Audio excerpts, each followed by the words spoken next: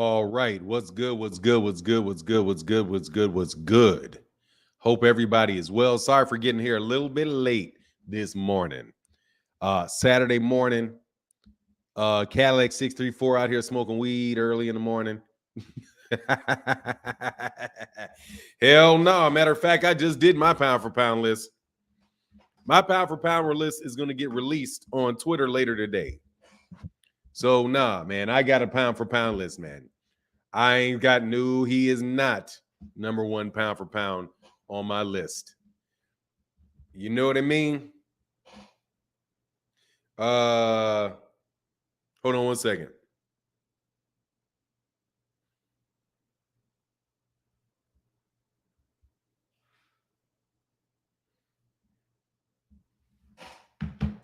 Yes, sir. What's going on? Will Wright in the building. What's going on? My guy, Ruben Shislam. What's happening with you, sir? God bless. What's going on, man? Cadillac 634 and Kenneth Thomas in the building. What's going on, Chillville? What's going on, Phi? You guys got it wrong, but Max, you okay? We'll get into that later. Kenneth Thomas in the building. What's happening, sir? Kevin Wells, what's going on, my man? Christopher Thomas, what's happening? Cal Coolit in the building. What's good? Mr. Jimenez, what's happening? Come on, Oz. I'm right here. What's going on, man? I was running a little late. What's going on? Malik Yachai in the building. Frequent flyer, as usual. Stop talking to me about Devin Haney. But nah, seriously, man. What's up? Frequent flyer. HMC in the building. What's going on, man? Kenneth Thompson says, smash the Crawford is duck hunting season. What's going on, Jay? Donald, the now 68-year-old Grant. What's going on to everybody? And if I miss you, I'm going to say what's up as we go. Yeah, I saw that. We'll talk about that. What's up with everybody, man? And we're going to put links in the chat today in case somebody wants to, got something to say. But look, man. I'm excited about this fight coming up. Spence all day, finally going to happen. Absolutely. I'm really happy that I was wrong. I'm glad that young man was right, and I'm glad that I was wrong. Because I said, move on, man. And he stayed with it. He stayed with it and got what he wanted. And at the end of the day, it really wasn't even that long. Gotta tell you. It compared to how long it took to make Floyd Mayweather Jr. Manny Pacquiao, that was a short wait. It was an anxious wait.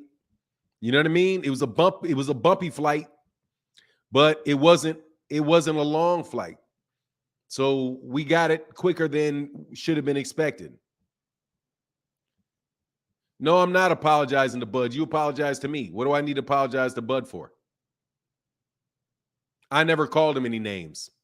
That's other people that called him names.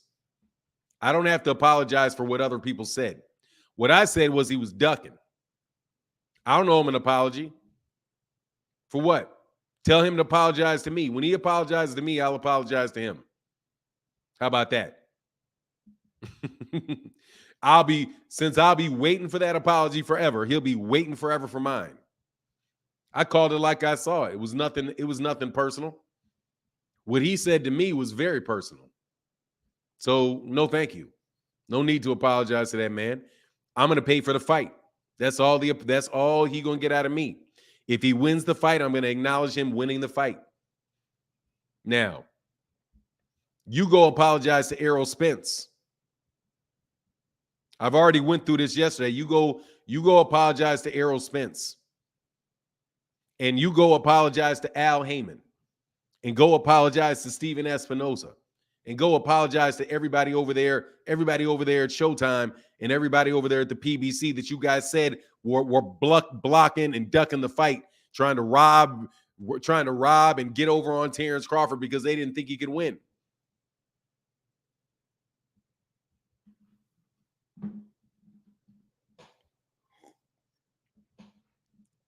You guys go apologize, or how about this? How about we just keep it pushing?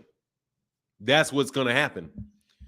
What's going on, Mill? Says Sloofanon in chat. First time for the best daggone boxing talk in the land. Team Spence. Haney ain't trying to see Loma. We know Crawford's still a duck. Well, he's going to show up to the fight. He ain't ducking anymore. He stopped ducking. Put it that way. But look, man, like I said, he made the fight. So for me, it's bygones be bygones. You know, it's it's let bygones be bygones. For me, I don't have to call them names. I don't have to do any of that. I do though want to. First of all, I'm gonna put the link in this chat. And again, anybody that supports the channel, you know we stuck here in YouTube jail. So thank you to anybody and everybody that supports the channel through the Cash App or through the Venmo. It's greatly appreciated. Keeps the lights on. So thank you guys very, very, very, very much. Yeah, Showtime was broke and all of that. Absolutely. They're broke. That's what these same people were saying. All of that stuff you guys were saying. What's going on? Love one down. Gaither in the building, man. But look, let me talk really briefly about what Kamal Oz said about the Devin Haney, Gervonta Davis thing. I got a video coming. I got something coming out about it, but I'll address it. I'll address it here. I'll say it. Let me address it here. If Devin Haney cannot make 135 pounds and he moves to 140, then I don't see him. I'm not going to criticize him. I'm not going to criticize him for doing that. I will call his boxing fans hypocrites though. But I won't call. But if you can't make the weight, you can't make the weight. And his fight lost money or barely broke even with Lomachenko the last time. So I don't know really what choices he has. I don't know what choices he has. You know? But if he doesn't fight, but trust me, me.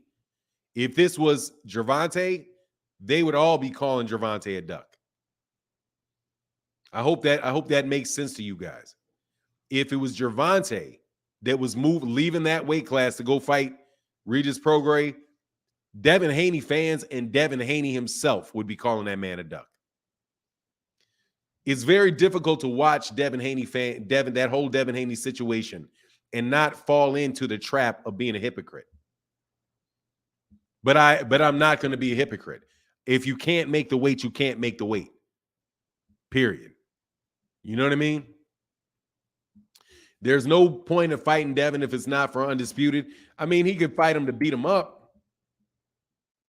He could fight him to beat him up because that's more than likely what's going to happen with Gervonta and Devin.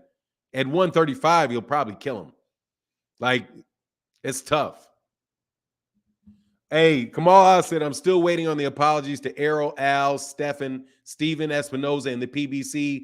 Where's the public eating of crow? Nowhere, and you're never going to see it. You're never going to see it. They're going to move on. They move on to the next. You're not going to see it. They just move on to the next. Without a doubt. You're just going to see him move on. You're just going to see him move on to the next. Nothing other than that. Nothing other than that. Hold on one second. I'm sorry.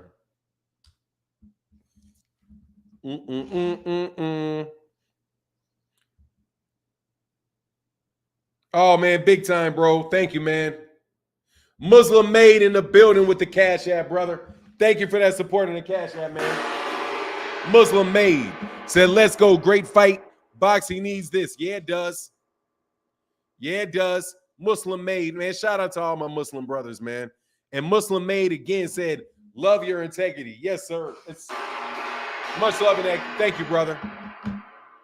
Hey, look, man, you gotta be, man. I would love to be able to consciously be to do what cats are doing. Not people are not bad people, but hey, my guy DH in the building, Mr. Hayes said, blessings, brother. EJ gonna wash Bud Crawford.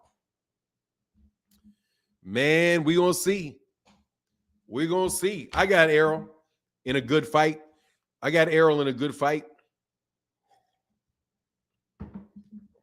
I'm gonna tell you right now, though. Errol respects Bud. Bud don't respect Errol.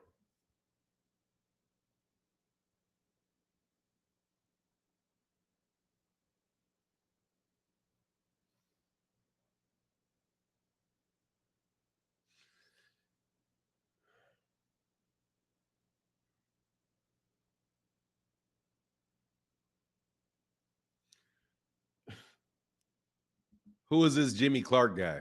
Hold on a second, man. Let me go over here real fast. Give me something. I don't understand why you book me in with a bunch of other people, man. If you got something to say about me, say something about me and leave them out of it. If you got something to say about them, go over there and leave me out of it. I know you think we all look alike. And I know you think that we all sound alike and think alike, but I guarantee you we do not. If you got something to say to me, say it to me. And ask for a link to say it. Sitting in your mama's basement, shooting shots at me is not impressive to anyone. This fight could not get made without Al Heyman. Al Heyman made the fight.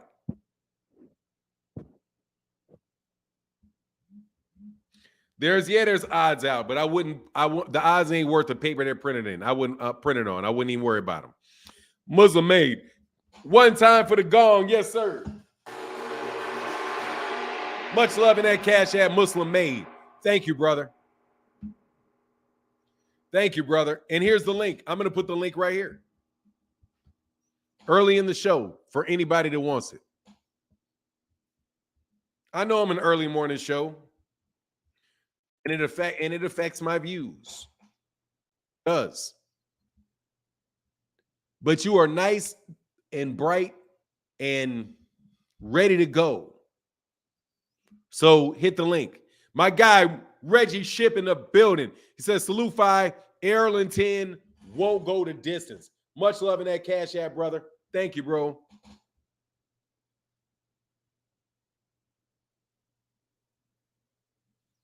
Fanon, did you see Gary capping for Rick Glazier? Gary who? Gary who? Hold on one second. I see you, Dean. Gary, hold on a second. Who? Gary who? No, I don't pay attention to Rick Glazier. I don't pay attention to Rick Glazier at all. What's going on, Dean? Fanon, what's up, man? How you doing, sir? Man, I can't complain about a thing. How you feeling, man? Man, I'm all right, man. Hey, man, for real, I wanted to call up and talk about the fight, but it was something I've been wanting to say. I wasn't able to. I've been so busy with my children and working and things like that. I've been watching your shows, liking everything you got. Even when I can't watch it, I'll like it. And just leave it out real quick. You know what I mean? I wanted to say, man, thank you, first of all, on some man stuff. I'm 31 years old. I got 5 children. And I got 3 of my own and 2 that I look after, even though me and her mother is not together. You know, I've been in his life for a while, you know. Yeah. And I wanted to say to you, man, you remind me a lot of my father. Rest in peace to him. So that's part of the reason why I watch you. Sometimes I look at you, light-skinned, bald-head guy. That's my family. You know what I mean? Oh, okay, yeah. And I just appreciate the way you handle controversy. Me being a young man, I know it's young guys that's behind me that look up to me. You know what I mean? Growing up in Philly and Chester is kind of crazy out here as far as the violence and things like that. So when I be hearing your shows and how you deal with confrontation, how you deal with people, just some of your viewpoints, I just try to incorporate that in my own life. You dig what I'm saying? When I hear you talk about your children, because they older than mine is still young. So I just wanted to tell you just on some man stuff. Little do you know, you helping a lot more than you think just outside of boxing, sir. Thank you, man. I appreciate that. It means a lot, man. On a different aspect, and I'm 31 years old, but I know I can still learn from older men. My father and my stepfather, they gone, and they think a lot like you did. They come from that era, not doing dumb stuff, standing on your word, being a man. Don't just be biased because you don't like somebody, and be fair. So I wanted to start off by saying that first, because I haven't been able to say that to you, but I just wanted you to know, coming from Philly all the way down there to Texas, I just appreciate you, and just on some man stuff. Forget the boxing stuff, just on some man stuff. You know, just learning lessons, you know, try to incorporate certain stuff in my own life. As far as the Bud Crawford and Spence thing, the only thing I don't like, Fanon, and I know you don't, I don't like that 1.5 years off, man. No matter how much I think Spence could beat Crawford, if he loses, I think, even though he's in great shape, But Terence Crawford is so elite. It's not just about the shape that you're in at that aspect. It's not just about that. And remember when Errol said he was rusty against Ugas, I didn't like that. Because now it's like Ugas, even though he beat Crawford, I think in the amateurs, if I'm not mistaken. Yeah, he did. But that's a long time ago. You know? Yeah. And I just feel like I still think Spence is going to win because I feel as though if Spence come in there with just his pure will, we could talk about skill all day, but what's beating inside your chest, there's no attribute for that in anything in sports. There's no way to quantify that. And I think that's where Errol feel like his backup against the wall. He's been through. He has a lot more things to dig down deep and to prove to the public. You understand? But because I think that Errol's going to win, and I think Bud been ducking, and Bud has took the easy route, and all of those things. But I also understand. See, this is what a lot of people don't do. I also understand how great of a fighter he is. I also understand what I'm watching when I watch him specifically. Right. So if Errol is able to withstand when they in close and them flurries that you know Crawford is going to do, he's going to try to get off. If Errol's able to withstand that and keep moving forward, keep Crawford on his back foot, he going to win. If Errol goes in and try to go to the body, and then once he does that, Crawford's going to try to throw his uppercuts, his straight, his jabs, similar to what Lomachenko was doing. He's going to try to attack him that way. I can see he has no other choice. There's no other way to attack Errol. So it's not this big rocket science thing on what Terence Crawford is going to do. He has no choice with somebody like Errol. That's the good thing about Errol putting pressure on fighters. Yeah. That's not going to change. He's going to keep moving forward. If he's able to withstand Crawford's power and them flurries, he's going to win the fight. If he goes up and tries to go to the body and Crawford is able to back him up, then now we dealing with a different situation.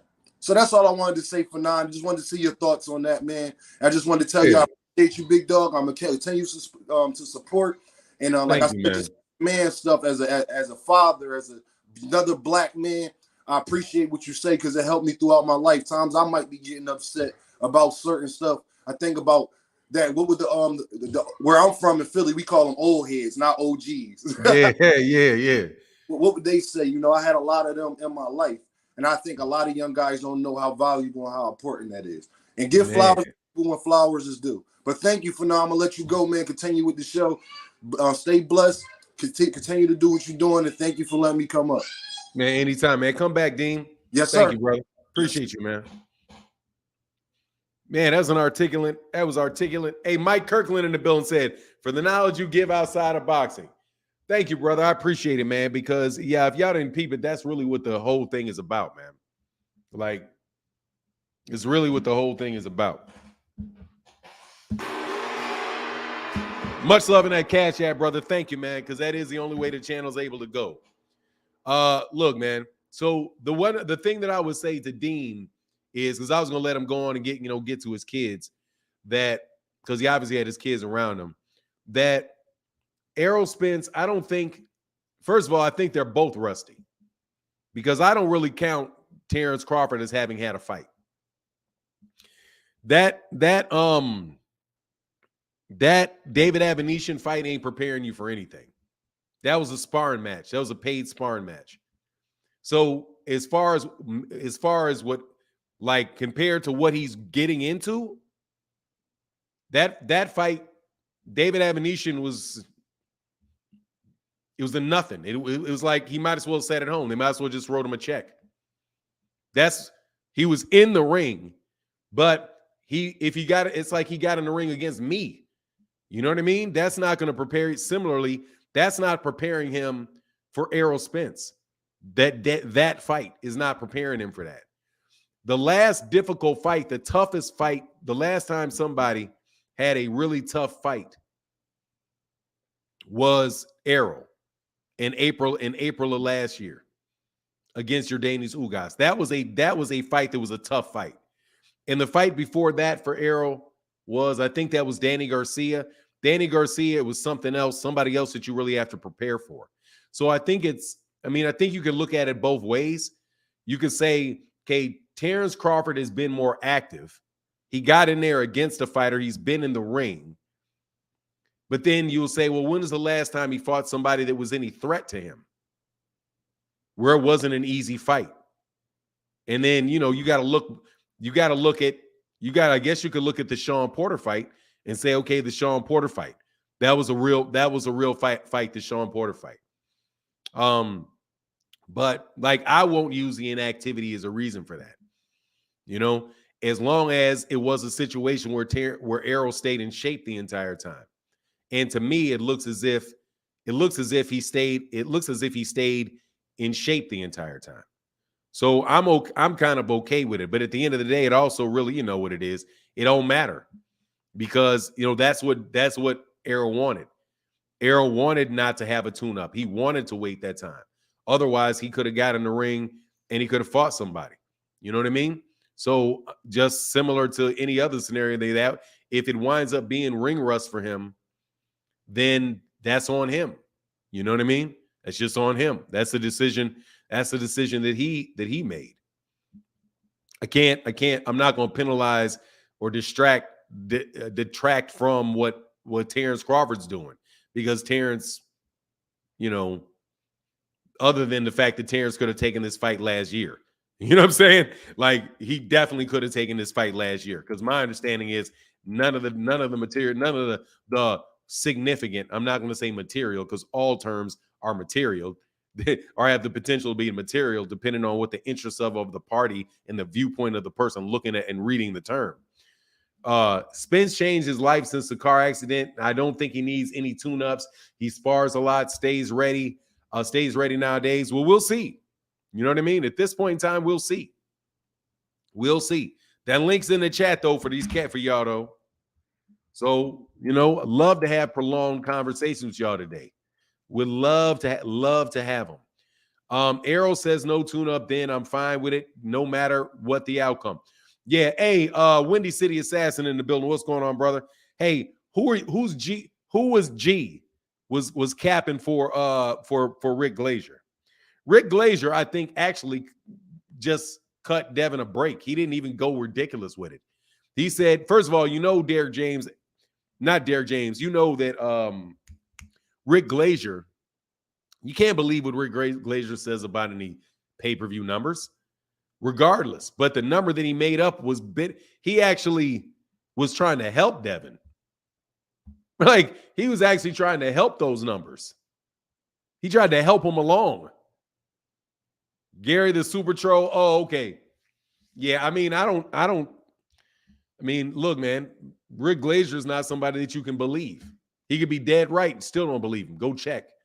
You know what I mean? Like, you know what I'm saying? Hey, those weak fights were to catch up on, are going to catch up on Bud. WBC dropped Shakur and put Lomachenko to number one. Yeah, I did a video on it yesterday. That's because Lomachenko's appeal. Lomachenko appealed to remain number one to become number one in the WBC. He's probably also going to become number one in the WBO, and he's probably also going to be number one in the WBA. Because there's public outrage. There's public outrage. Rick Glazier said he did 130K by. How's he lying? He's lying by saying things that are not true. Anthony Lamar, click the link, dude, or I'm going to throw you out, period.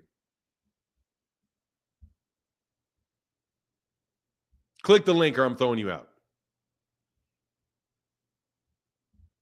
I'm not interested in that. He said 130. If I said he's lying, that's because he doesn't know. That's why, because he doesn't know. Raymond Stovall in the building. What's going on, man? What's up with your brother Fernand? How you doing there, Doc? Man, I can't complain. One of my best friends is Stovall out of Chicago. Oh, well, he's a good man. He's a good man. Yeah, brother. I just want to say, man, Crawford don't know about. I hope he got his medical insurance paid up because Spence is going eye socket hunting. Yeah, something like that. Well, we'll see, man. You know, I'm trying our best not to tick off all these newly returning Bud fans. Right. Yeah, cats went into disappearing for a while, but now they back. Right. Hey, why is it that you think Teddy Atlas is rolling with Crawford? He said because of his instincts, he got Crawford favorite for the, in that fight. I think that he just has always had. I think that he's always had Terence Crawford ranked very highly. I think that he's also seen Terence Crawford fight in person, where I don't know if he's ever like Terence. I mean, he first of all, he may just believe that. You know what I mean? He may just believe it, right? So I mean, it's fair enough that he may just believe it. Also, he called a lot of Terence Crawford's fights, similar to Roy Jones. You know, a lot of these guys, you know, because he was at ESPN. He was at ESPN when Terence Crawford first got to ESPN. Like Roy Jones when Terence Crawford was at HBO. Terence Crawford, he was ringside for a lot of his fights. But instincts are cool and all of that stuff. But hey, man, if your reflex is slow, your influence ain't helping you. You know what I mean? Like instincts is one thing. Reflexes, I think what he talked about, first of all, when he said his instinct, he talked about how he got hurt and he immediately shifted to orthodox to land this shot to knock out Yuriogas Gamboa. Oh, Yuriogas Gamboa was hurt before. But, you know, I mean, he may just believe what he believes. He's got, you know, he can look at something and see it and come up with his own opinion. I would say I think that Terence Crawford does have very good instincts. He's very highly skilled. The thing for me is, though, Errol Spence is more fundamentally sound. Yeah, that's what I believe. And then also, Errol Spence puts that pressure on you. I don't think Crawford has never fought nobody that puts that pressure and hits hard like Spence does. He's never had that.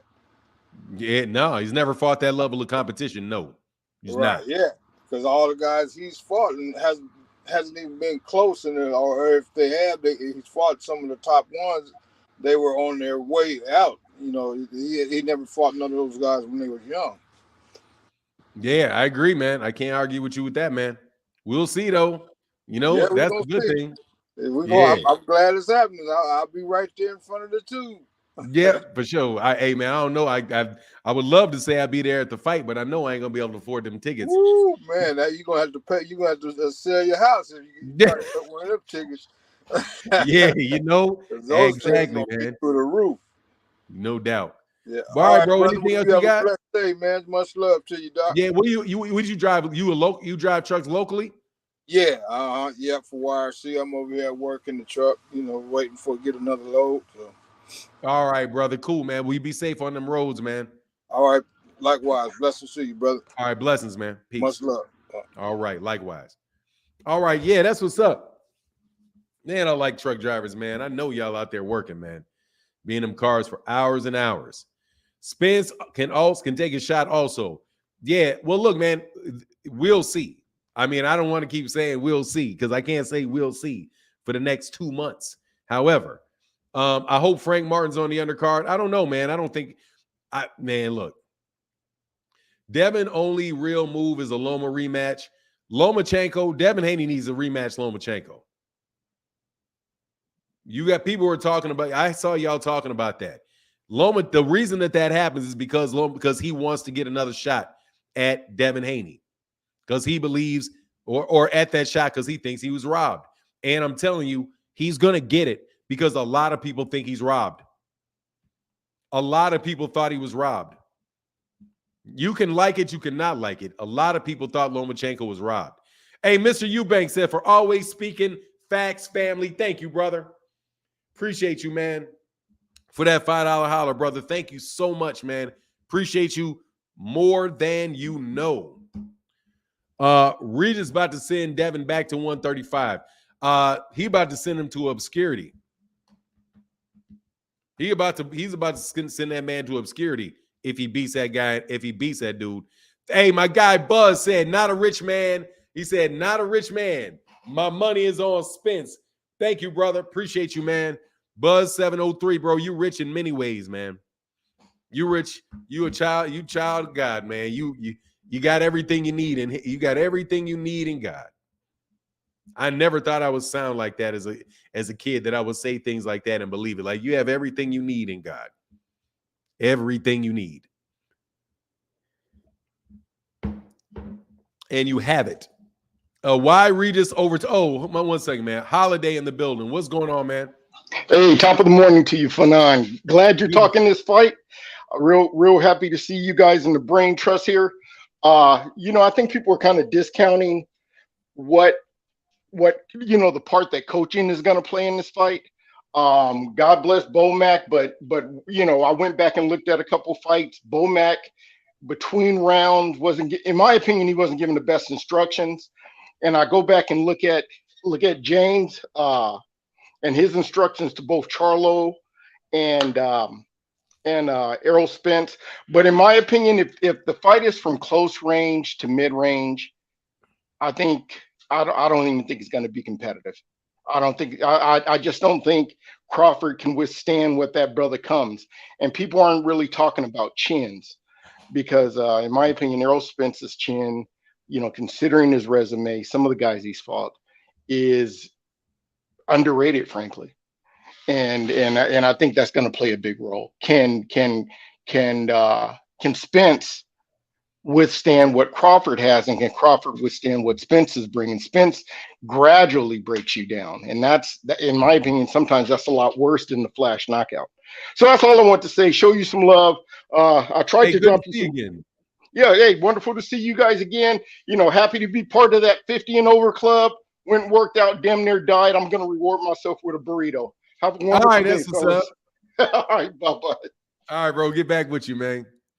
Yeah, man. You get the old head talk over here, man. Yeah, you do. Can't be anything but what I am, man. I have yet to hear anyone break the fight down on how Bud would win without alluding to a puncher's chance. Bud has to get a knockout. He's not going to outbox Errol. He's not going to outbox Errol, man. You guys, if you think he's going to be outboxing Errol, you are dipping. Okay? I don't see that avenue. If he was younger, that may have been an option. But man, if Errol can cut the ring off on him, he's going to need to catch him and stop him. He's going to need to catch him and stop him. And trust me, if he hits him once and they're not going to jump in there and wave it off. I'm going to tell you something else. Hey, Marco Savage, hit the link, man. Marco Savage, hit the link. There's a link right there for you. I'm crazy or you're a coward. Let's prove which one is what. DeMarco Savage. I'm crazy.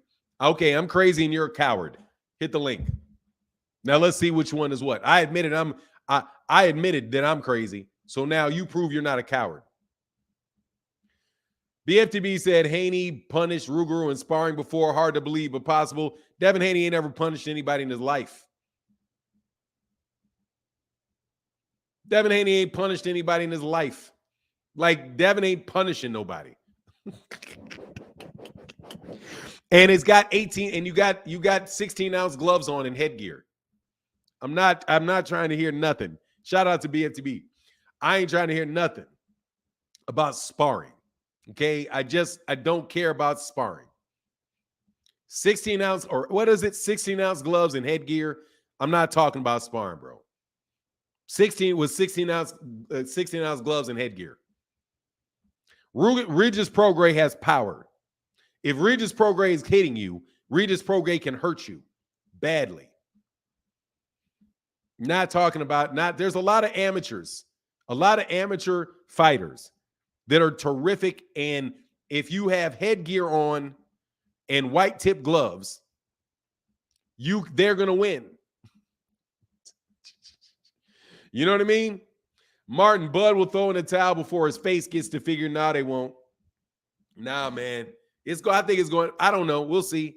I'm not reading that, G-Man, bro. You got to come with 5. Hey, I can't do it. John Boy in the building said, hey, only person Haney is punished is old people. Is old people we sleep. Yeah, man. Hey, man, you got to get. Hey, much love, John Boy in the Cash App, brother. Oh, let me read G-Man. I'll read him, man. Whatever. G-Man Doomsday. For 9, you be coming to the fish fry on July 30th in Omaha. No, there's not going to be a French fish fry in Omaha on July 30th. There's not going to be one. They'll still be in Vegas in the hospital. You know what I'm saying? He'll still be getting checked up. He's still under concussion protocol at that point in time. Okay? Watching Haney, old people sleep easy.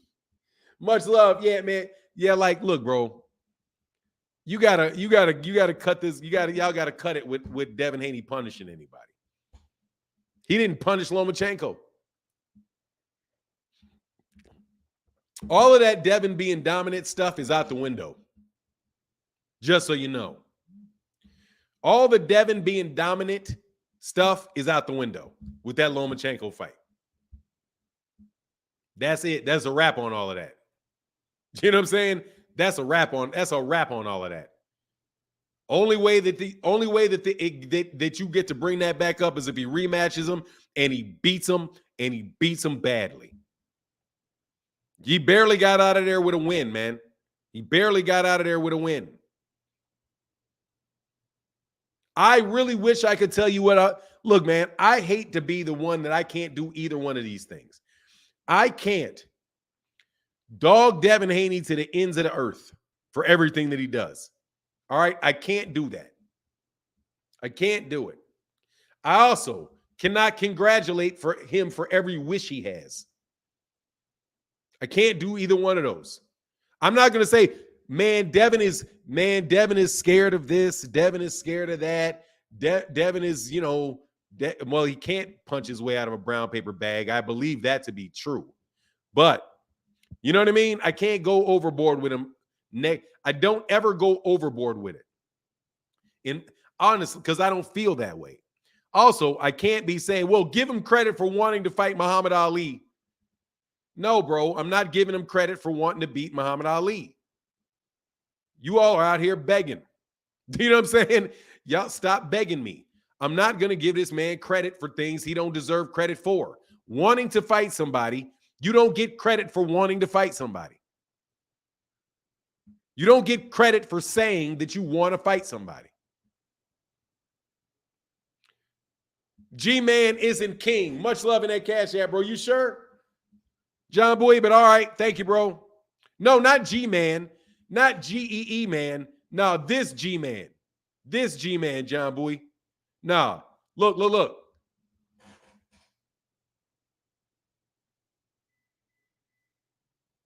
Can you see that? It's not coming into focus. G-M-A-N, not G-E-M-A-N.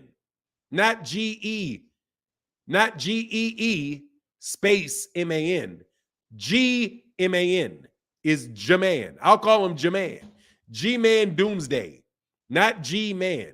He was being ridiculous by taking G-Man's name. G with no E-E.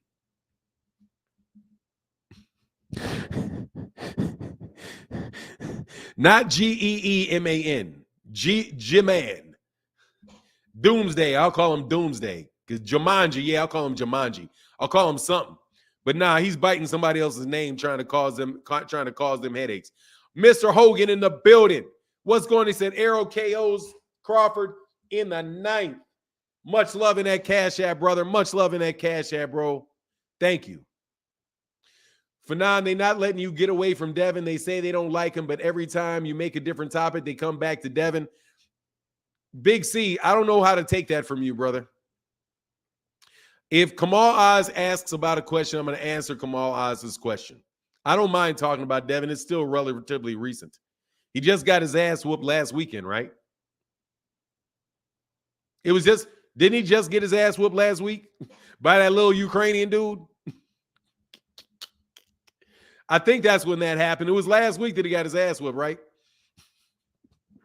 Because he definitely got his ass whooped.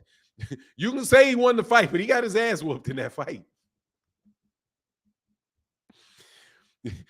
He got his ass whooped in that fight, bro. Got it, John Bowie said, got it, brother. Thank you, John Bowie. John Bowie, man, the saving grace of my channel, man. No joke. You can say what he want, but he got that ass whooped. Hey, he don't sound, said petty. I'm telling you the truth. He got his ass whooped. You know he did, too. You know he did, dog. You know that confidence is shook. Like a halfway crook. You know what I'm saying? That man's confidence is shook like a halfway crook. That's the biggest risk for him, is that confidence. Bro, he wasn't lifting. I can't believe that dude said them body shots was lifting him off the ground. Man, if you don't stop lying, Crawford will get destroyed by Spence. Pedro Torres in the building. What's going on, man? He never lose to a white boy. Look, man, hey, man, he didn't yet. He didn't yet. He won that fight. He won that fight. Bono's Fuego in the building. What's going on, man? What's going on, man? You could tell how Devin acted when they announced the win, too, that he knew he lost. Hey, dog, he was wondering if he lost. He was wondering if he lost. At the end of the day, though, you got to take that fight. You got to rematch him, man. You got to rematch him, man. Gabe in the middle said he surely did catch that ass beating. Yeah, he did. Hey, Derek Choice in the building says Sparring Ryan will not be enough to beat Bud. What does that got to do with anything? Derek Choice, you be saying some wild things, man. Derek Choice, much love in that cash app, bro. Thank you, man. I appreciate you, Derek. Y'all be saying some wild things, bro. I can't even lie. You be saying some wild things. Hold on one second. Wild things.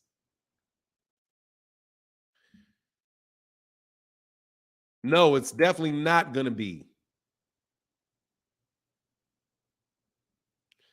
Man, cats be biting, bro. Yeah, I see y'all biting. It's bite free. It's 100% biting time. All right, though. We all snatch a little something from everybody, I guess. Y'all wild. Hold on a second.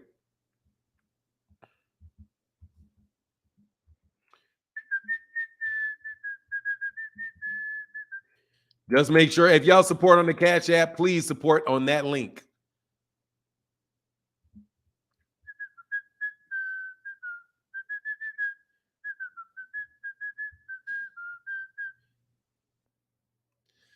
I don't care about Ring Magazine's pound for pound list. Ring Magazine's pound for pound list is trash. It's trash. It's trash. Ring Magazine is, man, that's why don't nobody buy y'all, man. Let me talk to Ring Magazine for a minute. I hope some of y'all listening. That's why nobody buys your garbage. That's why don't nobody want to hear what you have to say or respect your opinion. Okay? Because you insist on putting everybody in the world on there just because they're from outside the United States. Are you watching Roy Jones Jr. fight? No, I'm not watching Roy Jones Jr. fight. No, I'm not. No, that's why. Fanon, what were the results of Errol versus Bud poll?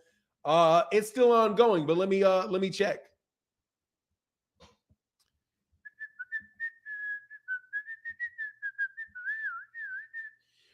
My poll is hold on one second. Let's go to the community. Oh, Errol's winning all the polls on YouTube. Just so you know, of 6,100 votes, we have 72% Errol Spence, 28% Terence Crawford. But let me tell you, I think that also has a lot to do with 78% of the people are Errol Spence Jr. fans, and only 28% of them are Terence Crawford fans. I would say that could have something to do with it. The fact that Errol's just got a lot more fans. It's not a scientific poll. You know what I mean? But people are going to rock with the people they're closer to. They don't believe in Bud. Look, man, dude, This is the hardest. This is a huge step-up fight for Bud. It's his first step-up fight, man. It's Bud's first step-up fight. It really is. It's his first step-up fight. So we're going to see what Bud is made of. It's his first one. It's his first time that he's ever fought an excellent top-tier fighter in their prime. It's the only one. It's the first time he's done it. First time. First time. It's a big step-up fight for Errol, for Terence, competition-wise. It is a step up, but it's not the first step up for Errol. Errol has fought better fighters than Terence Crawford has. And he's fought better fighters. Overall, he's fought better fighters, and he's fought them closer to their prime. So, yeah. Terence Crawford has to have a step up. This is a step up fight for him.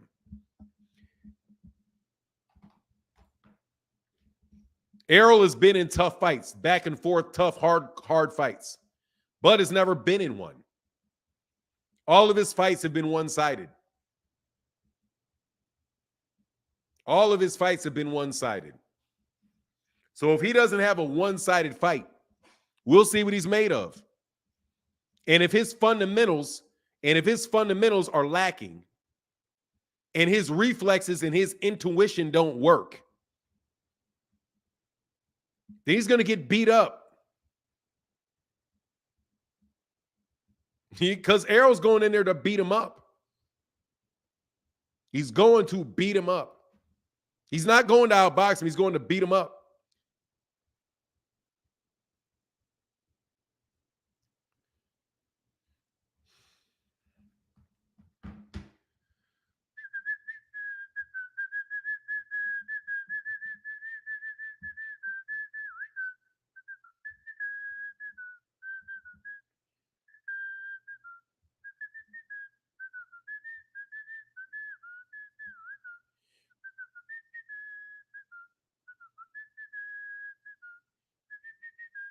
You're a liar. Why you lie so much, man? Bro, stop lying, man. Stop lying. God, dog, what's wrong with you, man? G-Man, what is wrong with you, man? Why do you lie so much, man? Will you stop lying? Will you stop lying and wasting my time? King, RuPaul, will you stop lying and wasting my time? This man says Crawford won the poll on the PBC page on Twitter. Really? Why will you stop lying, man? Will you stop lying? Stop lying. You just throw shit out there, man, to lie for no reason. Dude, what is wrong with you? What is wrong with you?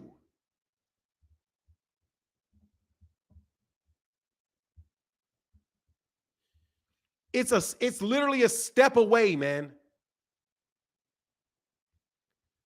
It takes 15 seconds to double check what you're saying. And there it is right there. Last time I checked, Spence is above Terence Crawford. Spence is above Terence Crawford.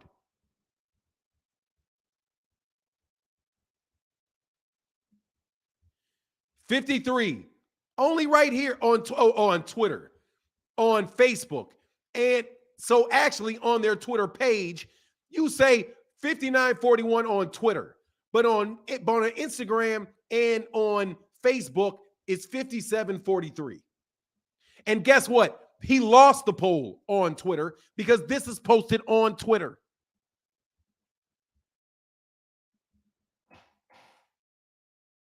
Go away, man. That is what they posted on Twitter, that he lost. 2 out of 3 polls.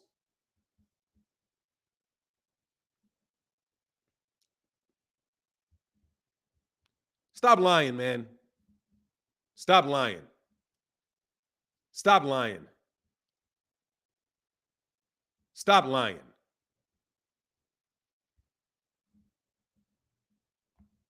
You got 3 polls they put up there, and Terence Crawford won them, and Errol won them. You got a 51-49 at the time that they did it. But you just keep lying, bro.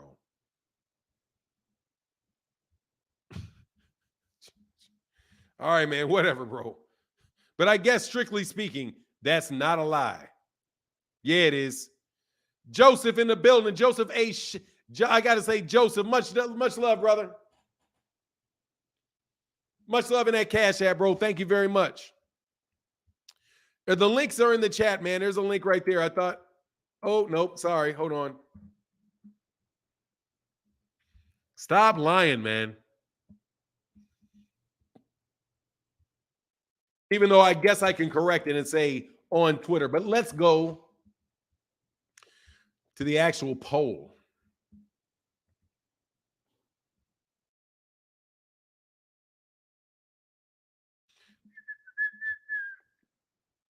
He won it on Twitter.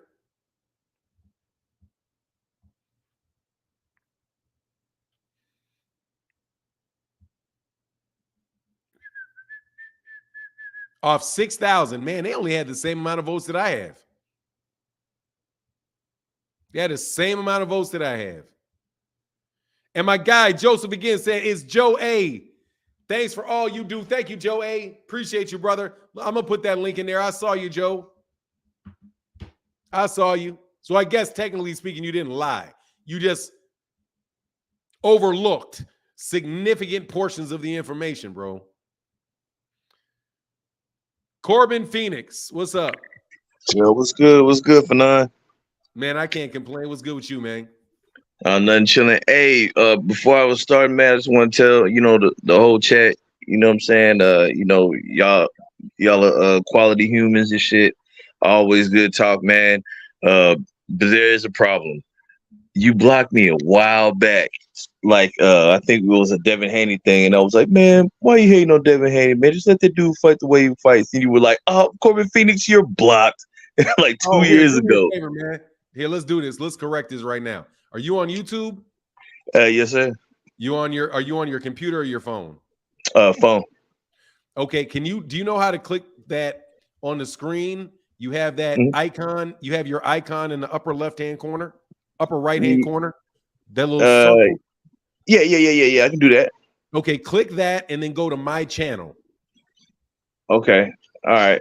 Right, let's do it now because we can correct it right now. Otherwise, it may not get corrected. So do that and go to my channel and then copy your URL. Okay. All right. Hold on. Give me 1 second. Yeah, no worries. Yeah, okay. Your channel.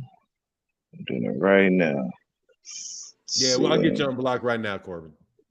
Okay, my bad. Yeah, I get block happy sometimes. No, that's all good. All right, so you said now go to the private chat. Wait a minute. Oh, wait, just give me 1 second. I went to it, but like I'm not getting the option to copy it. Let me see. Oh, share, right? Yeah, you can't copy and paste, like click it and copy and paste it.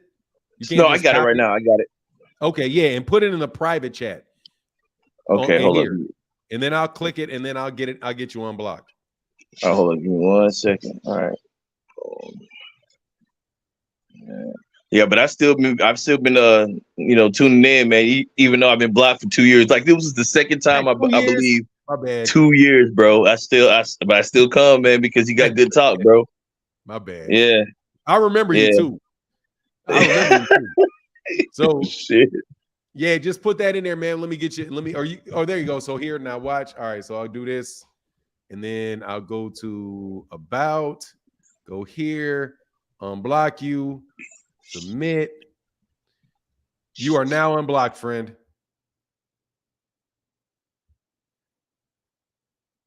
Yeah. All right. So we.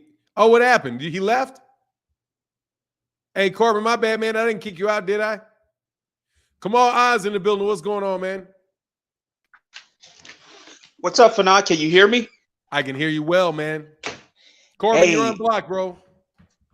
Hey, let me just say this about the Devin Haney fanboys that are out there. Fanon keeps it consistent. If Fanon's standard for Clinello is that he should have rematched Laura, he should have rematched Trout with that Trout open scoring atrocity, and he should have rematched his close fights, the lost to Bevo immediate rematch instead of fighting another Buckingham Palace guard. Why is he going to have a different stance for Devin Haney? The consistent stance is, regardless of the melanin in someone's skin, the standard stays the same, period.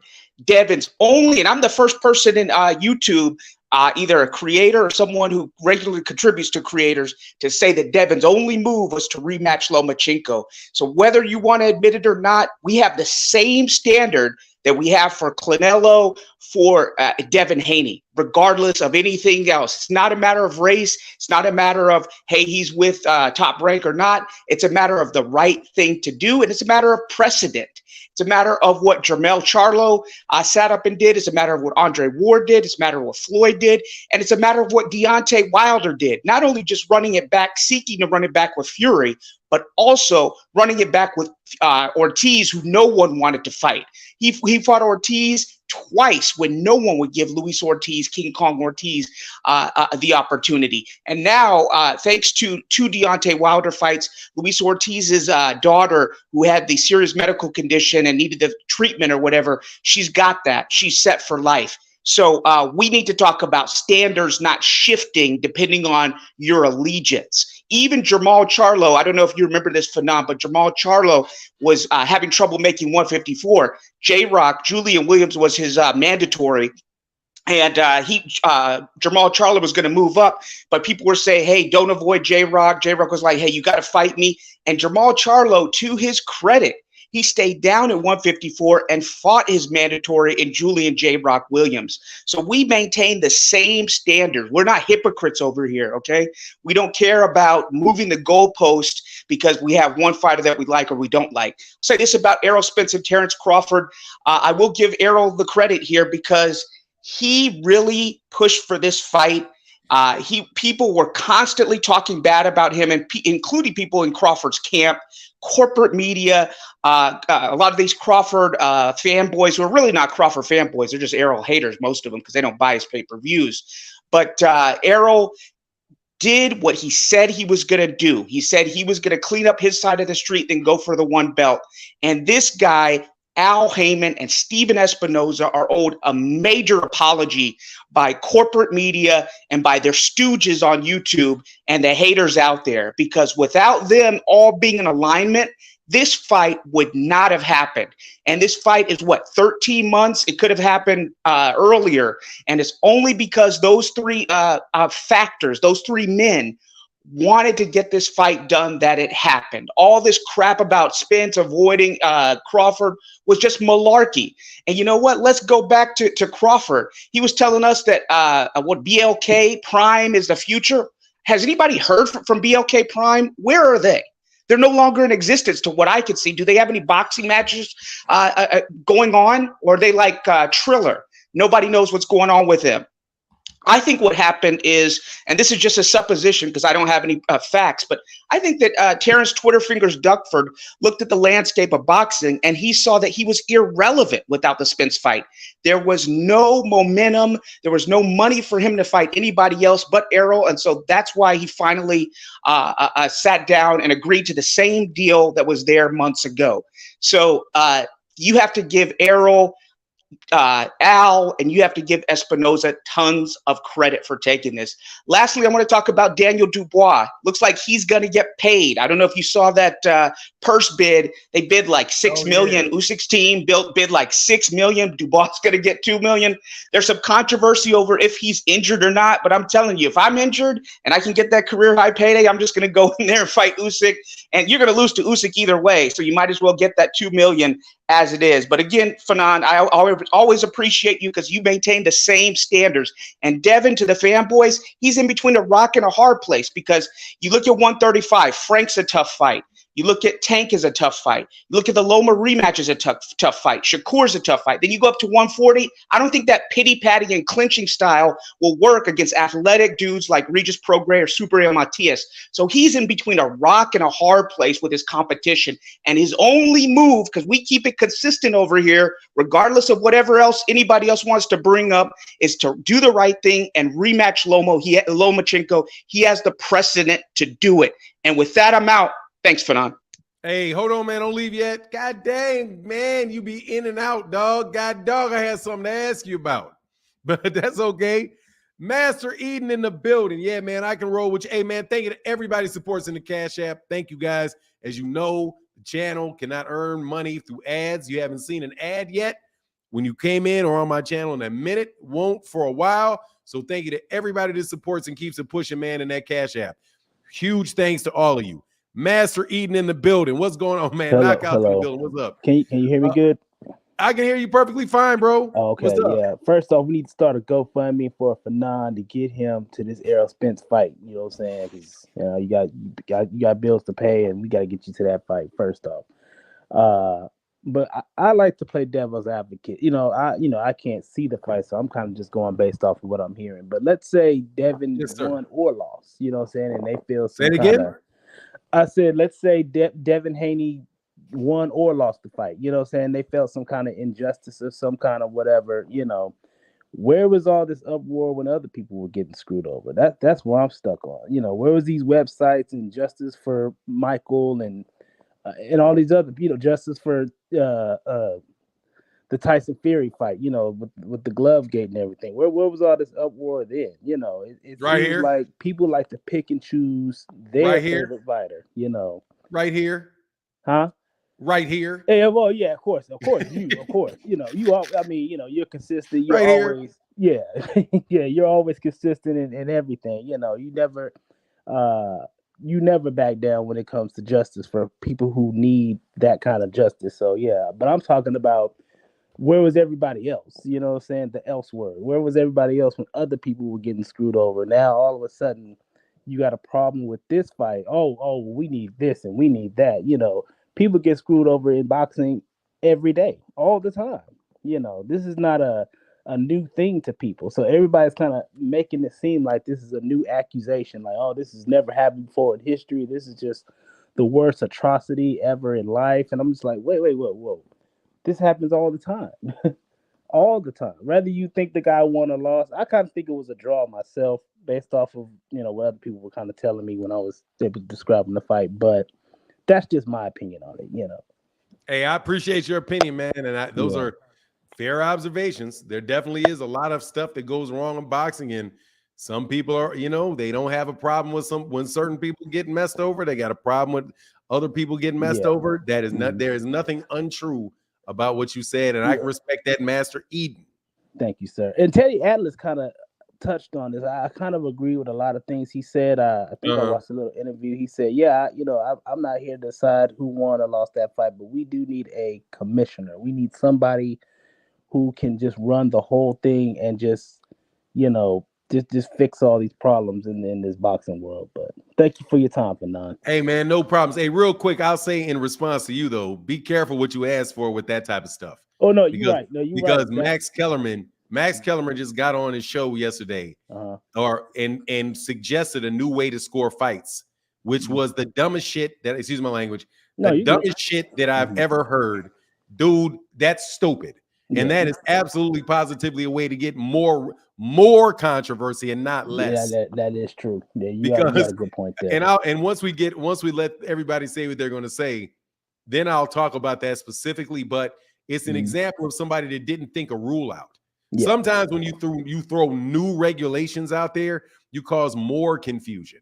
That's true. Adding a greater degree of subjectivity to a standard of judgment that is already too subjective. Yeah, it's literally throwing gas.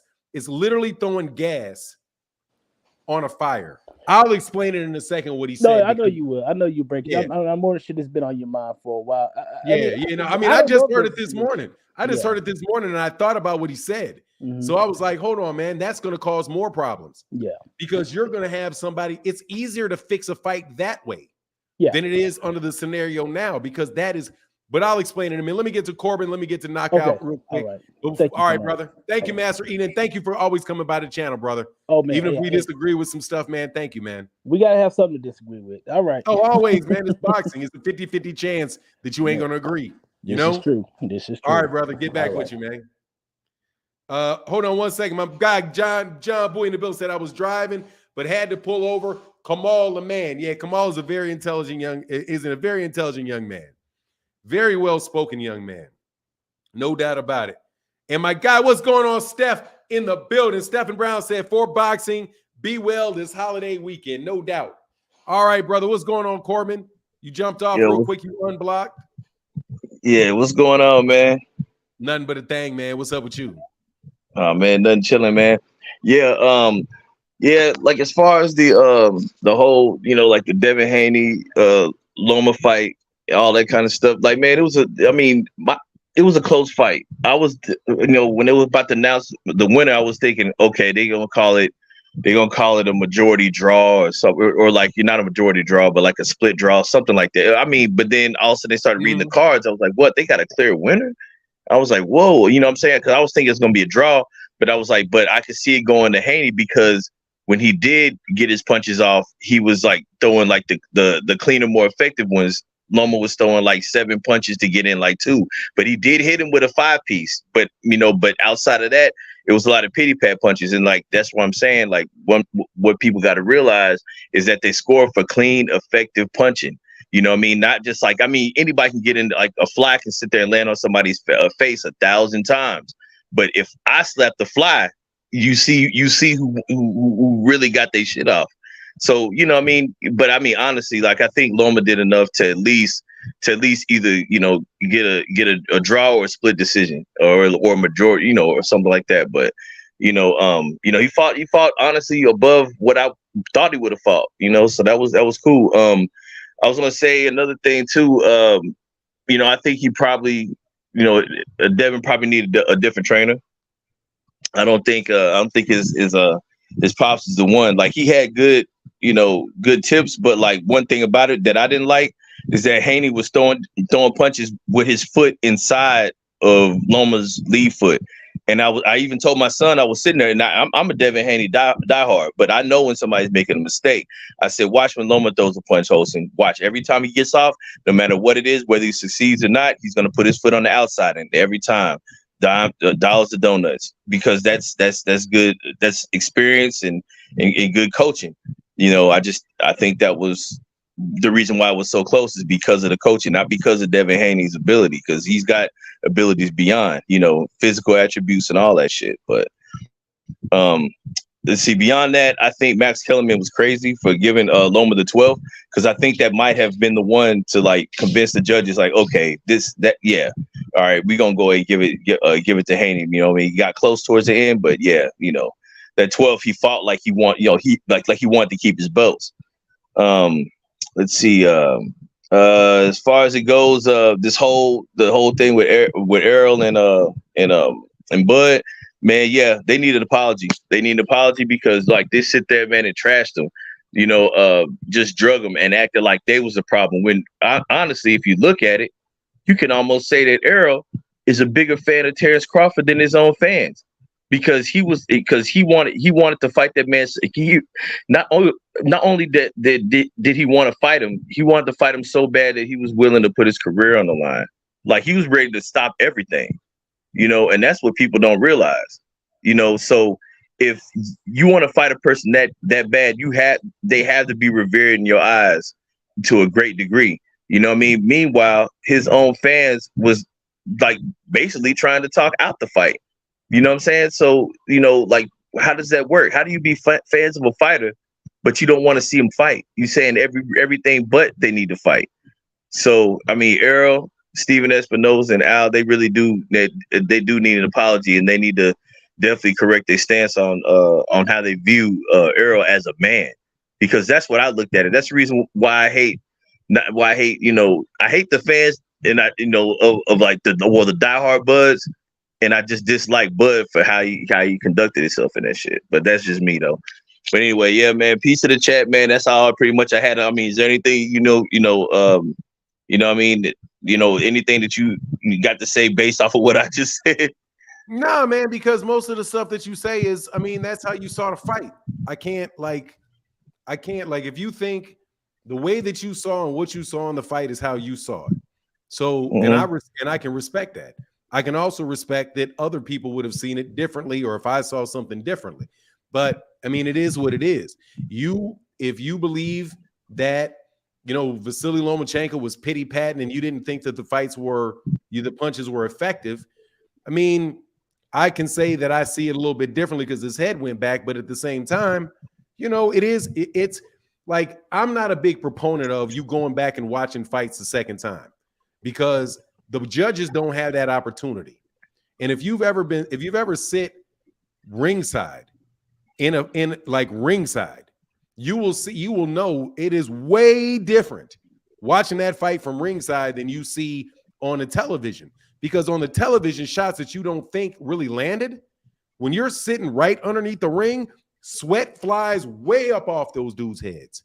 Like, because I can go back, I've seen fights like what's up, Knockout? Give me 1 second, man. I see you, brother. I'm gonna get through this. Like I went to the Roy Jones, the Jermaine Taylor Bernard Hopkins fight, and I was ringside for that fight. I'm telling you, Bernard Hopkins was hitting him with shit that was making that man's spine shiver. But when I rewatch it on HBO, you just can't see the effects of the punch. So I think that when we watch on TV and when we watch it on monitors and two-dimensional, we watching it two-dimensionally and we're watching it from this higher angle. And I don't believe all the judges are sitting on the same side either. So you got to judge on this side, you got to judge on this side, you got to judge on this side. And so I just think that there's a lot of components to it, but the judges never have the ability to say, let me stop that round, rewind it and watch it again. So it was a close fight. They scored it a close fight. I could agree or disagree with it, but at the end of the day, I think that it is close enough to where it needs a rematch. But I'm not going to say that I think that what you saying is unreasonable. You know what I mean? Because again, we're in the land of what's subjective. We are not, these are not objective truth. These are not an objective truth. Whether that is effective or not is asking it's like acting whether a girl is pretty or not. You may see a girl and be like, nah, that's a fucking booger bear. And somebody else be like, oh, she's beautiful. You know what I mean? And it's those beauties in the eye of the beholder. Nobody is actually taking the punch. But so no, man, I don't have any, like I said, man, when it comes to scoring fights and all of that, unless somebody, like it's something so blatant, like not scoring a 10-8 round for Gervonta when he knocks down Ryan, that's obviously peculiar. But as far as like who thinks they won the fight or that, I can say that it was a close fight. I think it was a close fight. And if you think Devin Haney won, I couldn't say that I didn't believe it. Well, I will say though is like when people start talking about like things outside of the ring related to Vasily Lomachenko somehow justifying or having an effect on what you require Devin Haney to do, that to me seems like you're talking about things that are not related. Look at Devin Haney, and if Devin Haney should give a rematch to Terence Crawford, if you look at the question and say, should Devin Haney give us a rematch to Vasily Lomachenko? The only thing that I think is relevant is what happened in that ring. I'm not thinking about whether or not Vasily Lomachenko got a shot at Orlando Salido too early in his career and immediately got another fight with Gary Russell. Like, that's my only question is, was the fight close enough where Lomachenko could rightfully walk away and say that he thinks he won the fight? Is the fight close enough where Devin Haney can walk away and think to himself, you know what, man, I barely got out of there with that. And in that case, you didn't settle who the better fighter is. The tie went to the champ. But that's my take. But again, that's just my take. Your take is yours, and I fully respect it. Yeah, for sure. That's what's up, man. Well, yeah, man. I mean, that's a pretty good analysis of it, man. And I was just gonna say one last thing. The reason why BLK Prime is the future is because maybe they just went farther into the future. That's the reason why. I looked it up. They got BOK Prime's got a fight coming up on June 6th. I just looked it up. They've got Tuesday night fights, and they have one listed for June 6th. And I think that'll probably be the first fight, at least what I can see on the website. But all right, brother, let me get to this next dude, man. Thank you. Hey, sorry for the misunderstanding, Corbin. And when you start commenting, man, I'm gonna give you a wrench so you don't get blocked again. So make sure. Oh man, yo, that means a lot, man. I appreciate that, man. Yeah. Peace to you, bro. Peace, in, fam. That don't happen to you again, brother. You a legitimate cat, man. I know you. I hear you, and now when I read you, I can hear your voice. When I read your comments, I'll hear your voice, so I'll know kind of the tone. I know the tone now that you have. All right, bro. Got you, man. All right, man. Peace, man. All right, peace. What's going on? Knockout Boxing 86 in the building. What's going on, brother? Hey, good morning, Fanon. How you doing this morning? Salute to everybody in the chat, man. I hope everything's well with you. And as always, I appreciate the logical, down-to-earth, common sense content that you drop on a consistent basis, man. Likewise, man. Yes, sir. Yes, sir. So just a couple of thoughts that I want to get your reaction to. A couple of things on Devin, and then I got something I want to say about Bud and Errol. So on Devin first, yes, here's the thing, bro, like that I don't understand. Like, boxing is such a great sport to where if you don't like that people are saying that you lost, or if you don't like that people think that it was a close fight, you have an opportunity to shut everybody up. You have an opportunity to just go in there and beat them worse to make it to where it's not controversial. So if you're confident and you're content with where you're at, if you're Devin Haney, then you wouldn't be responding the way that you are. You wouldn't have all this venom, all this animosity, and all this vitriol, but you have that because you know it was a close fight. So either A, accept your victory and go fight the fight that we want to see you fight with Tank Davis or another great opponent, or if you don't like what people are saying about Vasily Lomachenko beating you, or that you didn't look good, or that you got exposed, go do what your fanboys love to compare you to. They love to compare you to Floyd Mayweather, which I don't see the comparison, but that's a completely different topic. Go do what he did. People thought that he lost to Jose Luis Castillo. He rematched him. He said, okay, bet. I'm going to show y'all that he's not on my level. And he went in there and he did him worse the second time. People felt as though he lost to Marcos Maidana. He rematched him. he went in there and showed that, hey, I'll beat him again. Since y'all didn't like the first one, y'all are saying that I lost, I'll beat him again. So you have that opportunity to do that if you so choose. So I don't understand the crocodile tears and acting like people aren't giving you the respect that you deserve. At the end of the day, it was a close fight. I scored it exactly a draw. But if you got 7-5 Loma, or if you got 7-5 Devin, that's your prerogative. That I will debate almost anything in boxing. I'm not debating the outcome of that fight because it was a close fight. So that's my thoughts on that. The other thought that I have on Devin is I find it very, very, what's the word, hypocritical. I find it very, very funny to watch Tank Davis get held accountable to everything that he says from Devin Haney fans, or everything that he does. They look for any reason to try to point blame on Gervonta Tank Davis. But here we are, exactly a week removed from May 20th. Devin and Loma just fought on Saturday, and it's May 27th today. So far in this week, I've heard Tank Davis' team only talk about Devin Haney. I've heard them only talk about Shakur. I heard Kenny Ellis talk about, hey, the coin landed on Shakur. We going at Shakur. I'm hearing Calvin Ford say, no, we going to go after Devin. They're matching what Tank Davis said when he said, I want Devin, Loma, Shakur. Devin just got rid of Loma, so that only leaves Devin and Shakur. So I'm hearing that match up. On the other hand, all I'm hearing Devin Haney talk about is he done called Eddie Hearn on the phone talking about a fight with Regis Prograis. Him and Regis going back and forth about him moving up to 140, and he talking about going to New Orleans to go sit ringside at Regis' fight to talk about to potentially making that fight. So I don't understand all this energy that we had leading up to Devin's fight with Lomachenko and how he was going to do this to Tank, and oh, he's staying at 135. He has the 135-pound division on lock. I'm just wondering where all that energy went. And in my opinion, just my opinion, I think they saw the fight with Loma, and they'll never admit it.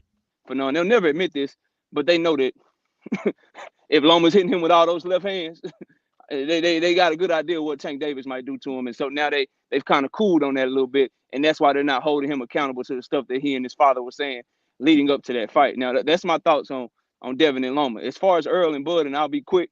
I think it's something you don't have to be quick if you don't have the time. Hold on 1 second, Knockout. Nah, you don't have to be quick if you have time. You can take your time. Okay. But let me do you. Yeah, you can take your time. I ain't sweating it, man. It's a pleasure to talk to you. But when you originally came on, you said you're going to get my impression on the first two, and then you were going to say Errol. So I'm just helping you keep kind of along what you said you wanted to do. As far as the rematch, go ahead. Yeah, go ahead. As the rematch, dude, that's just dude. If this was just real sports anywhere, then motherfucker run it back. Like that just goes back to run it back. Nah, man, I won, man, run it back. That's obvious. You know what I'm saying? That's obvious that you run it back. If it's a close fight and somebody thinks they won, the other person thinks that they're won, half the crowd thinks they won, the other people think it's half, it's easy money. You run it back. And if you run it back and you beat them, there you go. But what you're saying in the first point is definitely connected to the second point. They absolutely saw Devin Haney getting slapped up. Everybody saw Devin Haney getting slapped up. So no, they don't. So yes, if you have this protective instinct towards Devin Haney, which his fan base clearly does, I don't know if they know it consciously or they know it subconsciously. They don't want to see him go back in that because of the possibility that he could lose. And dude, Devin Haney that was not some scenario. That was him on the biggest stage he could be in. And where everybody said this is a one-sided fight, he is going to destroy this dude. And and Devin himself said, "Look, put him on. Give me my respect when I destroy this dude." Well, right there, he laid out the criteria for people to give him respect in the Lomachenko fight. It was for him to one-sidedly destroy the man, and he didn't. Whether you think he won or he lost, he didn't do it. And not doing it, and people are looking at this stuff going on with the WBA, the petition that he filed, where he said, "Look, man, you're going to put me number one as the WBC, number one as the WBA, number one the WBO, number one the IBF," and the WBC did it. So now you got a dude that's openly walking around with his fans saying he beat you. You got sanctioning bodies who may say they don't think it's a robbery, but they damn sure accepted what Lomachenko said to do.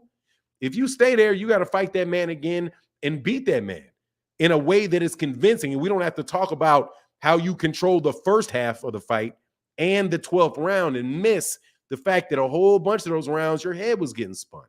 So yeah, I agree 100% with your viewpoint on that. Now go to the second. I just want to make sure we got those, and then your main point that you wanted to do. Knockout, you there? You're on mute. Knockout, you on mute. I don't think I muted him. Okay, there you go. Hello. Yeah, you're good now. You're good.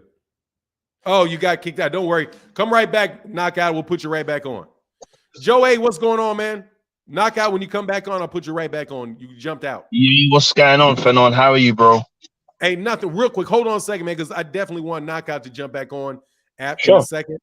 But let me read these super chats, these cash apps real quick, because that's how everything goes. William in the building said, "Will WS, just appreciating you. Thank you, brother, for that cash app, brother. Thank you for that support." All right, Knockout's back, man. Let me leave you on with Knockout. Okay, Joe. Go ahead, Knockout. Hey, yeah, sorry about that. Hopefully you can hear me now. Is my mic good? You're perfect. All right, cool. So on Errol and Bud, just real quick, one thing that I want to bring to everyone's attention that I think some people are missing, and we all know this as diehard boxing fans. Boxing is about mental and your confidence and your self-belief just as much as it is about your skills. And I think what people are missing the key point on when it comes to breaking down this fight or thinking about who you may have and the advantages that they may have, the confidence and the self-belief that Errol Spence showed by holding out and only going after Terence Bud Crawford and sticking to his word and doing what he said he would do, that type of resoluteness, it could go a long way to determining this fight, because Bud Crawford is the one that decided that he was okay with not fighting Errol. Between his quotes about the fight being past him and all the things that he said about being non-committal on the fight, the fact that he pulled away from negotiations to fight David Avanesian even as lately as a couple of months ago, he was visiting with Oscar De La Hoya about a fight with Virgil Ortiz or an Alexis Roach and things of that nature. So he showed that, you know, more so than Errol, and he said as much, more so than being undisputed again or going for his legacy with Errol. He showed basically for him it's about, is the money right for me? Meanwhile, Errol has held off everything that he could have done. He could have fought Keith Thurman. He could have exercised a mandatory against perhaps a Jerron Boots Ennis, but he was willing to sit out since April of last year and only go after this fight with Terence Bud Crawford. So when you look at this fight, you have two fighters that are very good fighters, could be great fighters. We'll see how their legacy plays out. But you got one guy that believed in himself to the point to where I don't want to fight anybody else. I'm not entertaining anybody else. I only want to go after you because that's what I said I was going to do next. And then you have another guy that was entertaining all these other options. And I need people to understand that as much as we break down skill set and styles makes fights and all the things, the cliche things that people say, just as important is your mindset, the way that you view yourself, and the self-belief that you have going into a fight. And I think if you look at the fighter's actions leading up to this point to finally getting this fight done, it's very clear to me that Errol has showed more self-belief, more self-confidence, and he's been more just eye on the prize, eye on the target. Whereas Bud Crawford has always showed me that whether the fight happens or it don't happen, he's good either way. As long as the money's right, he'll fight him. But it isn't a goal of his. It isn't something that he goes to bed thinking about, wakes up thinking about. It's getting those belts from Errol Spence. And to me, Errol Spence has showed the opposite. So I think that's something that could play a key part in determining the winner of that fight. And that's really all I wanted to come up here and say for now, man. Thank you so much for the great content and the motivation for younger and smaller channels like myself to keep going, man. Keep doing what you're doing, and I'm gonna do the same. And I can't wait to hear your thoughts in the chat, man. I appreciate you. All right, brother, man. Y'all make sure y'all go subscribe to Knockout. Hey, Knockout, you got a wrench, man. Put a link into the chat, man. So Cass go hit you up, okay? Put a link in the chat, and if y'all go subscribe, because Knockout TV has these great debate series over there on his channel. Very, very, very smart brother. Very fair, very analytical. You gotta love it, man, and respect it. You know what I mean? And ain't nothing. And by the way, man, Knockout, ain't nothing small about you, brother. Everybody know who you are. You know what I'm saying? Ain't nothing small about you. Believe it. Don't get it twisted, bro. You have what you call critical mass, and you're influential in your thought, which means a lot. You got influential thoughts because you're a very, very logical person. So you ain't nothing small about you, brother. You the same size as everybody else. Don't get it twisted. You know what I mean? And there's all kind of little tricks you can do, all kind of little tricks and gimmicks you can do to get your subscriber count up and to get your views count up. All kind of little different tricks you can use, man. But nah, man, trust me, everybody listens to you. They listening to BFTB. They're listening to cats like they're listening to a lot of these cats, man. They really know their boxing, and more importantly than just knowing your boxing, are gonna honestly tell you what they think. And you know, you gotta respect that, man. I gotta respect somebody who's gonna tell me what they think, you know, and have some type of fair and apply the same rules to everybody, you know. But anyway, hey, Joe A in the building. What's going on, bro? You're on mute. I muted you, brother. I'm sorry. I muted you. What's That's up, Joe? fine. Good morning to you, man. Good morning for non in the chat. Just a few things I wanted to just share. I'm super excited about this Spence fight, Bud. And I woke up. I'm a 5 a.m.er, so I woke up this morning, did my normal routine, and I put on some fights. And I put on the Kell Brook versus Spence fight. I've seen it before, but I wanted to see it again. Why is it significant today? Well, it's 7-year anniversary that Spence flew over to the United Kingdom and took the IBF belt from Kell Brook, 27th of May 2016.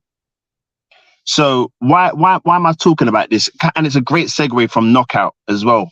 Mentality, like that's what Spence does, man. Like he went into the cauldron. He went into a stadium full up of all of these fans, and he beat the brakes off of Kell Brook, man. Like I watched the fight before, but I'm going through all the fights again, and just watching how he systemically approaches his fights. He sticks to the game plan. You can tell he's someone with a goal in mind. And a man with a goal in mind is unbeatable, period. Now, when I look at the PBC, I mentioned this because the PBC and Top Rank, right? And you've mentioned this as well, Fernand. You know, PBC, they're going to put you in tough fights. That's something that I've noticed. And Top Rank, they put you, they're kind of building you up. And you can see that with the resumes between Bud and Spence. When I was looking at Kell Brook, I was thinking, right, he's actually, Kell Brook looked about 190 on the night. His legs were thick. Did you see? You seen the fight, right? I've seen the fight. He's big. He's a big dude. And so yeah, like when I was watching that again, I was like, okay, you know, I just feel like Spence is built of a different material, man. And when I listen to a lot of these Terence Crawford fans saying about resume this, well, they say that, you know, Spence's resume isn't as good as Terence Crawford's because he's never been undisputed. It's just a weird psychosis that I pick up from that. I don't understand where their logic comes from. But when I look at Kell Brook, he would beat most guys on in Bud's 147 resume, whether it's Stanliosis, whatever his name is. He already beat Sean Porter because he took the IBF from Sean Porter. He beat Amir Khan. He would definitely have beaten Joel Benavidez. I just feel like Spence has definitely had the harder fights, and I don't see this fight being close. I just don't. I see Spence steamrolling this guy, and this is what my prediction is going to be. 8-round TKO. 8-round TKO, Spence. That's what I got to say, man. That's what I got to say. Bro. We'll see. All right, Joe. Thanks, man. Appreciate you. Oh, AJ gets knocked out by Wilder. Don't think I ain't gonna forget to tell you that, Joe. Always good to see you, Joe. And yeah, man, you're becoming a better extrovert. Give me 1 second. We got Bass, the great Bass Reeves coming up next, but I got to make sure I get y'all's cash apps. Thank y'all so much for your support. Said Steph Brown, said T. Wells, John Bowie, Chillville, Thomas, and Schmoot. Yes, sir, bro. Absolutely, man. All day. Hey, man, y'all got to stop. Hey, dude, if you insulting callers, brother, trust me, man, we're going to throw you out, dog. We looking for supporters around here, man. We're not looking for trolls. Just let you know. We trying to build a community of people that can talk with each other with respect, even when you disagree. Okay? If you're out here insulting people and I don't know you, you're going to get tossed. If you're insulting people and I know you, you're probably going to keep going. All right, because we know you. But if we don't know you and you coming out here just butt naked talking shit, more than likely we're gonna throw you out. All right. People want to know why Terry Schmoot can say what Terry Schmoot want to say, because I know Terry Schmoot. I know what's in his heart. I know what he believes. I know where he's coming from. Same thing for T. Orlando. Same thing for John Bowie. If they talking crazy, I'm gonna let them talk crazy because I know who they are. I know what they about. If you butt naked straight off the street, farting in the wind, nigga, you got to go, okay? So get people getting known, because we're not trying to have 5,000 people in here. We're trying to have the number of people that are in here be real supporters of the conversations that we have about boxing every day, and we can exist in a bubble, okay? We can exist in a bubble, and that's my guy, Knockout TV. Exist in a bubble. You know what I mean? Exist in a bubble. You got cats that talk to you about boxing every day that want to talk to you and want to talk to everybody around you. We don't care about the rest of these people all out there in the boondocks, dog. They can listen to whoever they want to listen to. Their numbers are not important. You know what I mean? Real quick, though, Bass, I know we got Rally behind you. Also for Zenith 360 with the $2 holler from my guy, Mr. Brown. I'm not going to let Bass just sit there though for a second. Give me a second, Bass Reeves. Let me finish this, and then we'll go, right? Give me 1 second, and we'll go, okay? Yes, sir. Because I had to thank you for your Cash App, bro. I had to thank you for your support. And my guy, Thomas Hill, said, hey, Bass Reeves, to get on again and show his dogs. Oh, yeah, they want to see your dogs, man. They was mad you didn't show your dogs last week. Hey, Thomas. Last Saturday. And then my guy, John Bowie in the building said, Cruz fan, Tank win, Tank run it back. Hey, I got a problem with Tank running it back. Cats do not want to see that fight, though. They want to see Devin Haney. Now that Devin Haney act like you don't want to fight all of a sudden. However, we can talk about that a little bit. And my guy, John Bowie, again with the $5 holler. Brother, thank you, man, so much for your support. And John Bowie again has said, I think Tank won. Yeah, I think Tank won as well. Tank did win. What's going on? Oh, there you go, Bass showing the dogs and the pool, all of that, kicking it in Cali. All right, so what's good? Hey, man, and again, thank you to everybody that supports in the Cash App. Thank you so much. It is the way we're able to continue this channel as long as I'm in this YouTube jail. So thank you very, very much for your support. It is not little and it is not unnecessary. What's going on, bet to the great Bass Reeves? Hey, what's going on, brother? Morning to you. I just want to, Thomas was asking me to cruise on. So just for you, Thomas, just for you, sir. What's that? Yeah, I'm going to pick off what Joe was saying. First off, man, we're here. We made it. That's what's up. And I was wrong. So to all the supporters in the chat, I was wrong. I did not think we were going to get this just based off actions and just fed up. But we are here, and my interest in the fight has not changed. This is history, guys. Ladies and gentlemen, this is history. We've never had an undisputed fight like this where you got one guy with 3 belts and one guy with 1 belt. So here we are. It's got all the hype, right? It's got all the on paper, it's the best of the best, right? But if you ask me, and I'm gonna piggyback off what Joe was saying, I think it's one-sided. And I haven't even finished watching that ESPN interview, but I know Big Fish said something along the lines of like, man, y'all come out and watch this one-sided beatdown. And what's impressive, and what's impressive is I was thinking about this because, the fight, we got wind of it Tuesday, Wednesday or something like that. So we've had some time to digress and or digest. And sorry, I'm watching these dogs, man. Again, what was impressive is that, Big Fish and Company, Al Heyman, his team, they were so quiet, Fanon. You go back in history and look at how this all went down dating back a year ago. I mean, Bud Crawford ducked and talked a gang of what and talked down and talked bad. Errol and company didn't say anything. We did all that talking. The fans and whomever, wherever sources were coming from. I was very impressed. He said nothing. And the reason why is because my brother gave me this nugget. They have the numbers. And I don't know if you remember, shout out to Chicken Talk, when I was asking Steven Espinoza person, I was like, how does all this work? How does it start? He said it starts with the numbers. It's not everything, but we're going to start and end there. So what I mean is they had Bud's numbers. Everybody's got his numbers. They don't really care about your accolades and 3-time champ and undisputed. No, they want to know where the money is and how it's coming in and what you're doing. So when he, talking about Bud again, when he did what he did, they weren't tripping. They were just chilling. They were like, all right, we gonna sit here and we gonna wait, and he'll be back. You fast forward to present day, no one will sign Bud because his numbers suck. And I remember when that whole Golden Boy thing went down. I mean, he tried everything. You can't pull another Avenesian, brother. You can't go sign and fight no bum. First of all, there's no bums left to fight.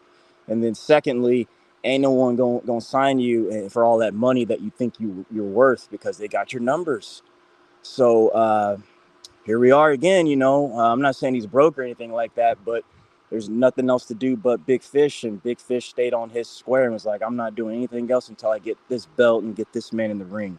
So, Errol, if you're listening, sir, man, congratulations, man. I can't wait. Texas is in the building, and hopefully I can get there, man. I know these tickets are going to be outlandish, man. They're going to be out there because the world is watching, Fanon.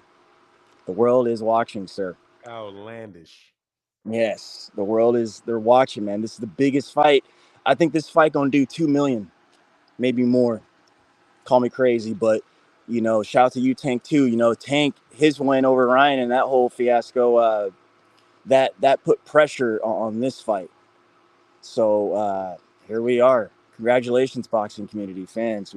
We won. Again, I think it's pretty one-sided. I think it's going to be similar to a Lamont Peterson beatdown. I think he just going to ramshack this dude. And coming back to what your last caller with Joe was saying, yeah, man, that's why I say things like, Bud's not built like that. He hadn't even been in there with high-priced competition. So, well, all of a sudden he going to start with big. Oh, man, you went away, bro. Hey, let me get these couple cash apps, man. T. Orlando said, dollar holler from Playback Beach. Yes, sir, brother. Thank you for that support, for that dollar holler, T. Orlando. Thank you, counselor. Greatly appreciated. And my guy said Lamont Peterson. And my guy Muslim May said, we keep it going, Cash App gang. Hey, man, he called out the Cash App gang. Who's in the Cash App gang? Appreciate you, brother, for that support, bro. Muslim May said we keep it at the Cash App gang. Thank you, brother. Hey, give me 1 second, then I'm going to have Rally, and I'm going to give Facts and Law podcast come on. Just give me 1 second. I'll be right back. Don't go nowhere. I'll be right back.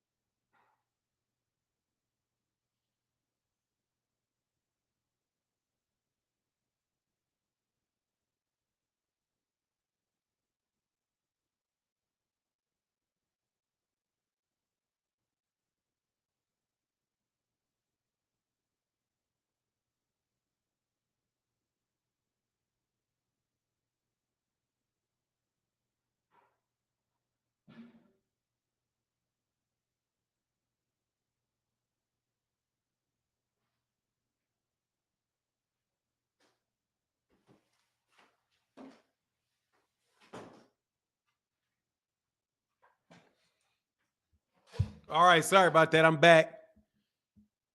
All right, Rally in the building. What's going on, man? Hey, what's up? What's up? Yeah, so I know I be in the chat a lot. I just want to hear my voice. I'm not a troll. I'm a Crawford fan. I'm a Devin Haney fan. So I kind of want to defend my guys here because they take a lot of beating. So let's start off with the Devin Haney fight. From my point of view, that was a draw. You know what I mean? When I was watching the fight, I'm not gonna lie, I was nervous when it came down to the decision. I thought they was gonna give it to Loma, but when I seen Devin won, I was kind of disappointed because I feel like they robbed us of a draw, of a rematch. So I hope that happens. You know what I'm saying? I think Devin, if they do rematch, I put my money on Devin. I think he'll show out and show the world. I think he hears all the talking. You know what I mean? So I think he's ready to show out. And let me go with this Crawford situation. People making it seem like Crawford is some type of pushover, or he's some type of this dude said Lamont Peterson. Man, that's crazy, man.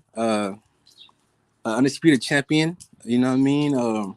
Knocking a 10 streak knockout. As far as the Spence fight goes, I don't personally think it was ever a doubt in Crawford's mind that he was gonna get that fight. Last year when he took that Avanesian, when he took that fight, he did say he wanted to fight in 2022. So and that's what he did. You know what I mean? He wanted to fight. He needed a fight, or he wanted to fight before the Spence fight. Spence, he's patient with it. He had his eye on the target. That's all he wanted to fight was Crawford. So he didn't need to take a fight. So what I mean? Salute to Spence, but I don't understand how people want to call Crawford a duck, or I understand. Before I was being patient with it. I was patient to call him a duck. If he didn't take the fight, if his next fight wasn't Spence after the Avanesian fight, it would have been a duck. But it was. So you know what I mean? How is that a duck? I don't get all that conversation. When I seen Crawford on First Take, You know what I mean? I seen Spence and Crawford. He didn't look nervous to me. Bro looked locked in. He looked, ready to fight Spence. I don't see where all this Duck or this Crawford scared or the psychoanalyzing of his mental. Nah, I don't see none of that. I see confidence in his eyes. You know what I'm saying? So I just kind of wanted to hop on here and defend my guys and give a different perspective onto Crawford and Haney. You know what I mean? We want to see that fight. Haney fans, we want to see Iran back. We want to see him beat Loma. We want to see him shut up all the haters. You know what I mean? Not just, we want to see that. Well, at least I do. And as far as switching trainers, or I think his dad is a good trainer. I just think he fought a really elite fighter. I think people a little bit underestimating Loma. Loma beat down Gary Russell. You know what I mean? And he handled Gary Russell. And we all think of Gary Russell as a really good fighter. And not somebody that Loma handled pretty easy. He handled Riggedy out. A lot of great fighters. Even in that Teofimo fight in the second half, Loma was giving him that work. So, we got to give Loma his respect. And Devin Haney ain't gonna just run through him. And I have another thing to say about this Devin Haney, because people keep bringing up Tank and Shakur, right?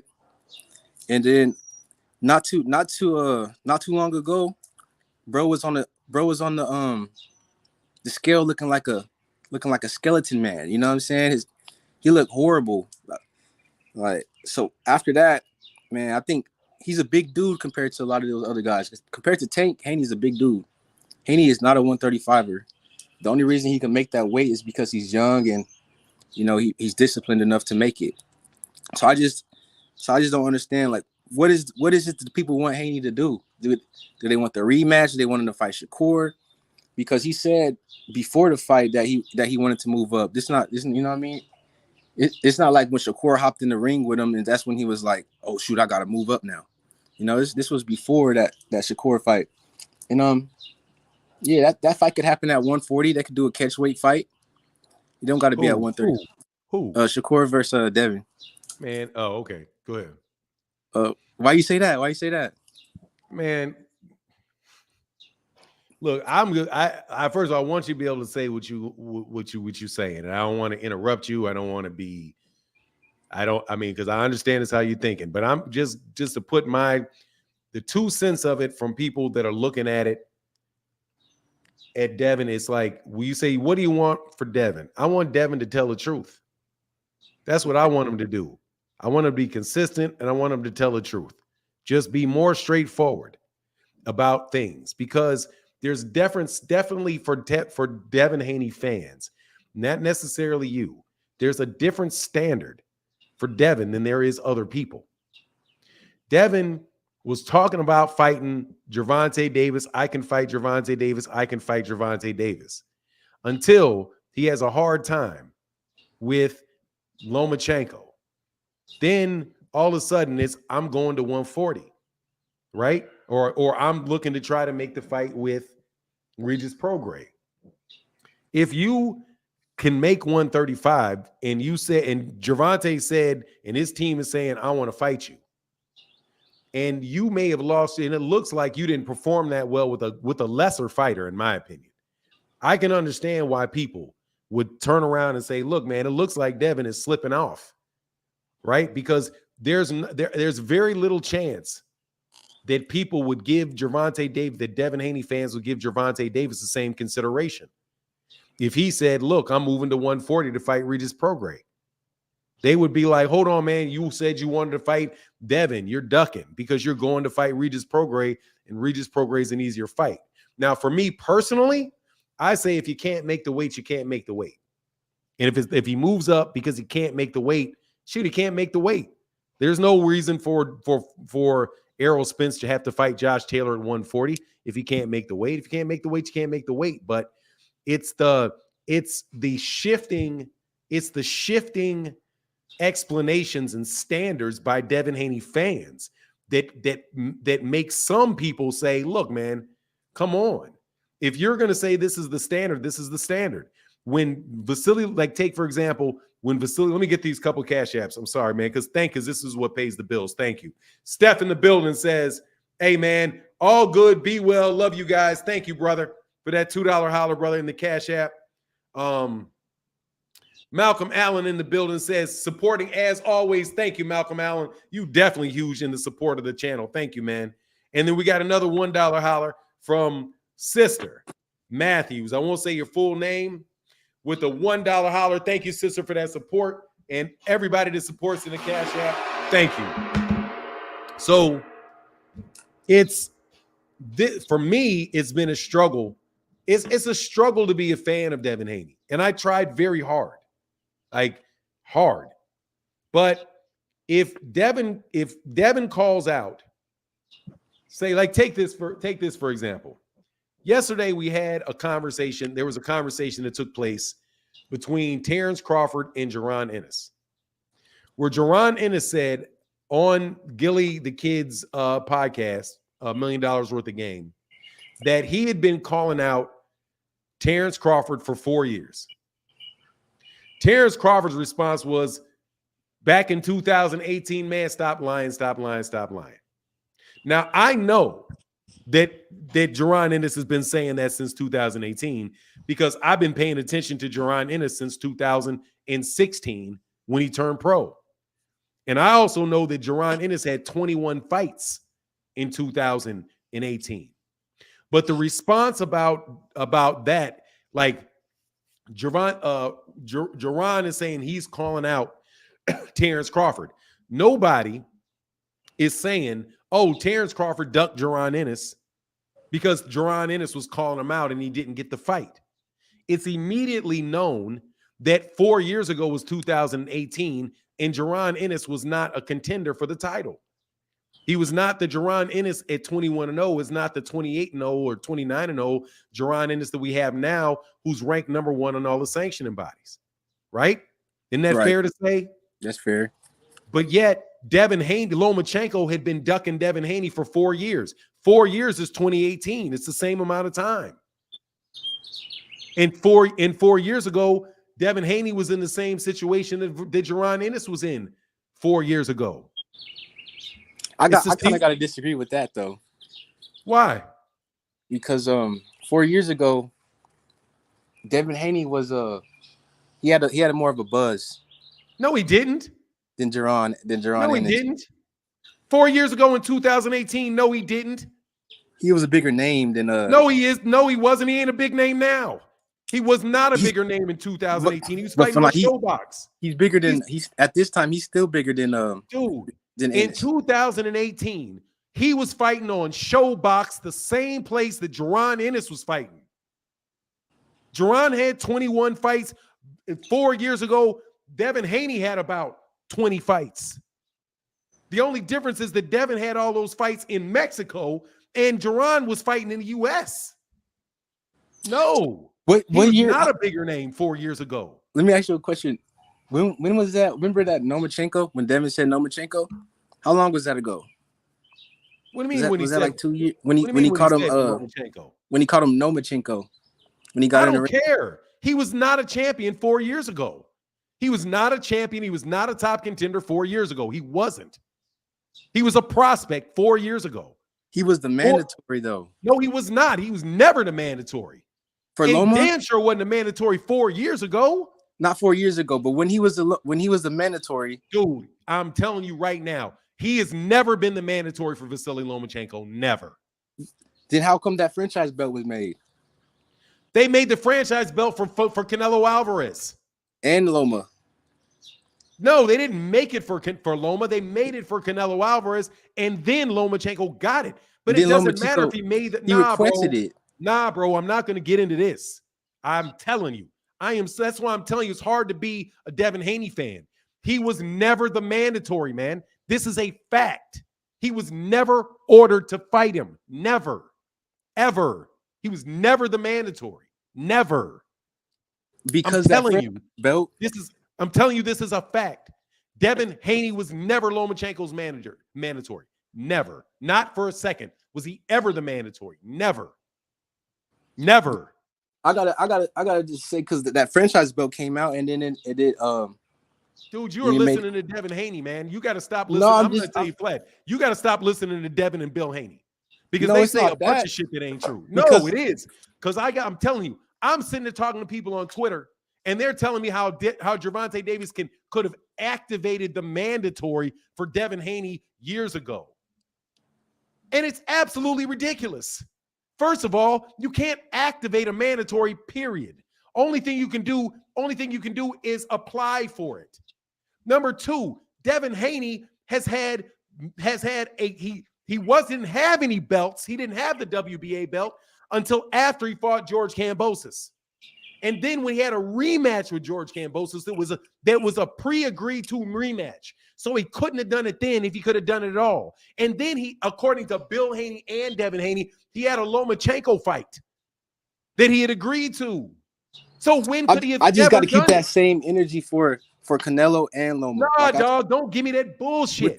With the French, I'm keeping the same energy for Canelo Alvarez. Don't switch me off on the Canelo. No, it's the same energy for both. I'm telling you, man. For the franchise belt. I'm running out of patience for that. Like I said, bro, I am not going to accept you telling me to keep the same energy with somebody I keep the same energy for. No, I'm saying I keep the same energy for Canelo and Loma. For Charlo and Haney, you know what I'm saying? What does that got to do with Devin? Lomachenko was never Devin's mandatory. Let's stick to the point. Let me get it out real quick. No, because you're changing the subject. I'm not changing the subject. Lomachenko was never Devin Haney was never Lomachenko's mandatory. Never. What I'm saying is this: if you got to create an imaginary belt or a fake belt, I'm get just for Charlo, the first time in history that this belt has ever been created. That's not even true. Because guess what? The WBA belt that Devin Haney has is the same thing. The franchise belt? The WBA Super is the exact same thing as the franchise belt, but it's with the WBA. It's the same thing. Well, this is the first time it ever happened for the WBC. So it's not. It's the first franchise time. Belt. It is the first time that it happened with Canelo, not Devin, not Lomachenko. But so what? He still was never his mandatory. They still never ordered the mandatory.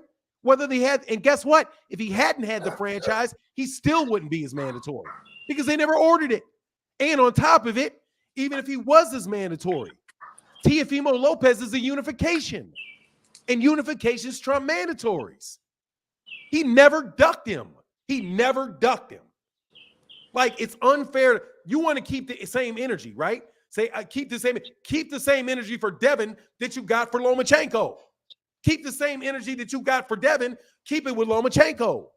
Lomachenko can fight a unification fight and not be ducking a mandatory. And Devin Haney was never his mandatory. Not once, not never.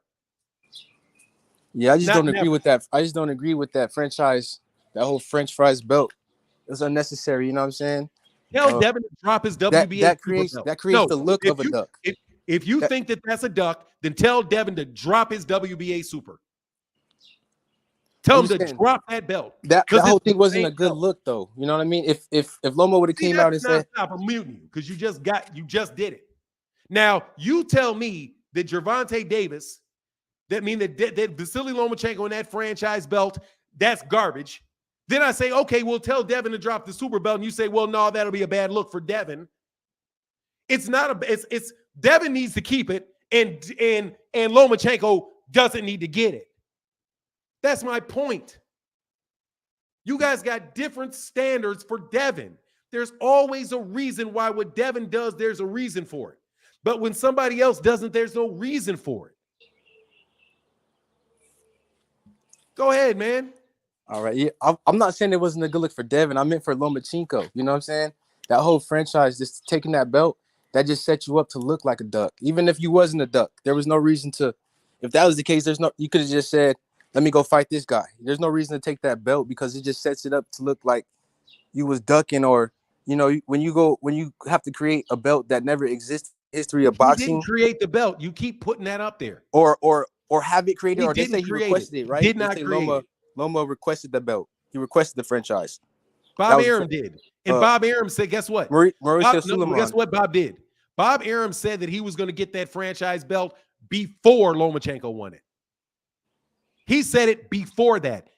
Bob Arum said, I like that franchise because that way we don't have to have a bunch of mandatory defenses.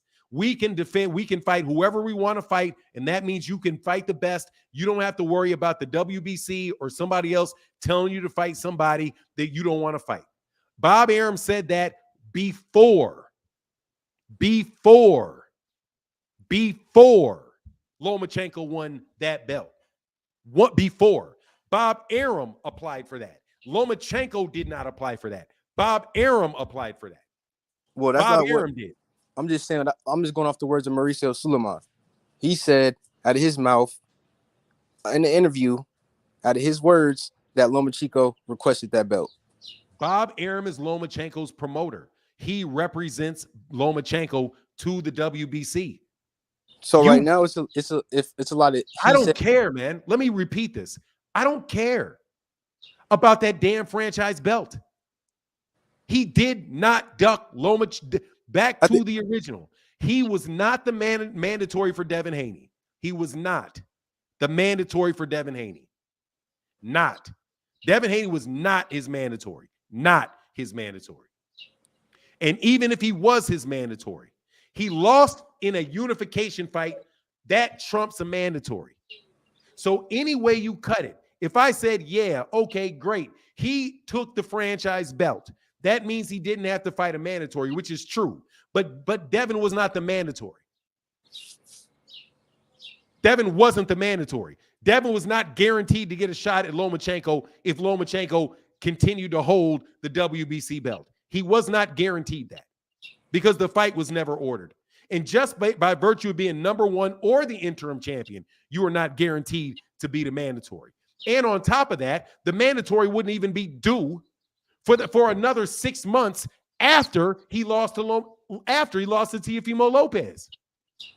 That's what I'm saying. That's what it makes it hard to be a Devin Haney fan. I could say, yeah, Devin Haney's a very good fighter. He definitely deserves a shot at the WBC belt against Vasily Lomachenko. He does. I can say that, but to say that he's the mandatory or to say that they made up the franchise belt for Lomachenko, even though the franchise belt was in existence before Lomachenko, those things are just not true. Also, to say that Lomachenko ducked Devin Haney, even if he was the mandatory, to fight a unification fight against Teofimo Lopez is not true. That's like saying Errol Spence Jr. That's like saying Errol Spence Jr. is ducking Jaron Ennis to fight Bud Crawford. It's just not true. Just say what you want. You want to see, not you, but you want to see Devin fight Lomachenko. You think, just like I want to see Jaron Ennis fight for a championship. Just because I'm from Philadelphia, and I want Jaron Ennis to fight Errol Spence Jr. next, that does not mean that Errol is ducking Jaron because he wants to fight Terence Crawford. You may not be a fan of Teofimo Lopez, but Teofimo Lopez was the IBF champion. Devin Haney was the WBC interim champion. Teofimo was an undefeated world champion, a young knockout artist, undefeated world champion, and Lomachenko chose to fight him. Why in the world would he be scared to fight Devin Haney and fight Teofimo Lopez at that time? And then as we see how it plays out, Lomachenko had no problem fighting him. None. There's no reason to believe 2 years ago that Lomachenko was not perfectly happy to fight that kid. Because he never hurt Lomachenko. And Lomachenko was scoring on him consistently. And so all of the talk that Devin Haney fans did before the Lomachenko fight about what he was going to do all fell flat in their face because he did not dominate that man. That was not a one-sided fight. It was a very competitive fight. Devin did not separate himself skill-wise from skill-wise. He didn't separate himself from a 35-year-old Lomachenko coming off of multiple shoulder surgeries and a subpar performance. That's why people be like, if you want to know why I get frustrated with it, it's that. Devin Haney is not Errol Spence Jr. He ain't that dude. He ain't putting on those type of performances. He's not walking in there, breaking people's eye sockets, beating people. If you don't break your eye socket, beating you halfway to death. He ain't out there like Gervonta Davis sending you into la la land where anybody needs to be afraid to fight him. He's a good fighter that gets more hype. Honestly, in my opinion, he gets more hype than he deserves from y'all. That's my take on it, though. Okay. I respect that take. You know. Hold on 1 second. Yeah. Facts is dying. Come on, Fanon. Come on, Fanon. You're reading my mind, bro. I was just getting kind of hyped. That's all. How you doing? Hey man, hey, hold on. Let me. I saw you, man. Hold on a second. Hey, Riley, hey, finish up though, Mr. Murray. I'm sorry, bro. I snapped on it because I get tired of that. No, it's just a matter of what you think or how you see it, opinion. You know what I'm saying? It's all opinions. That's how I see it. I mean, it is. I understand. I'm not this big Haney lover. I'm just saying I don't respect that franchise belt. I don't care if it's Canelo. I don't care if it's Lomachenko.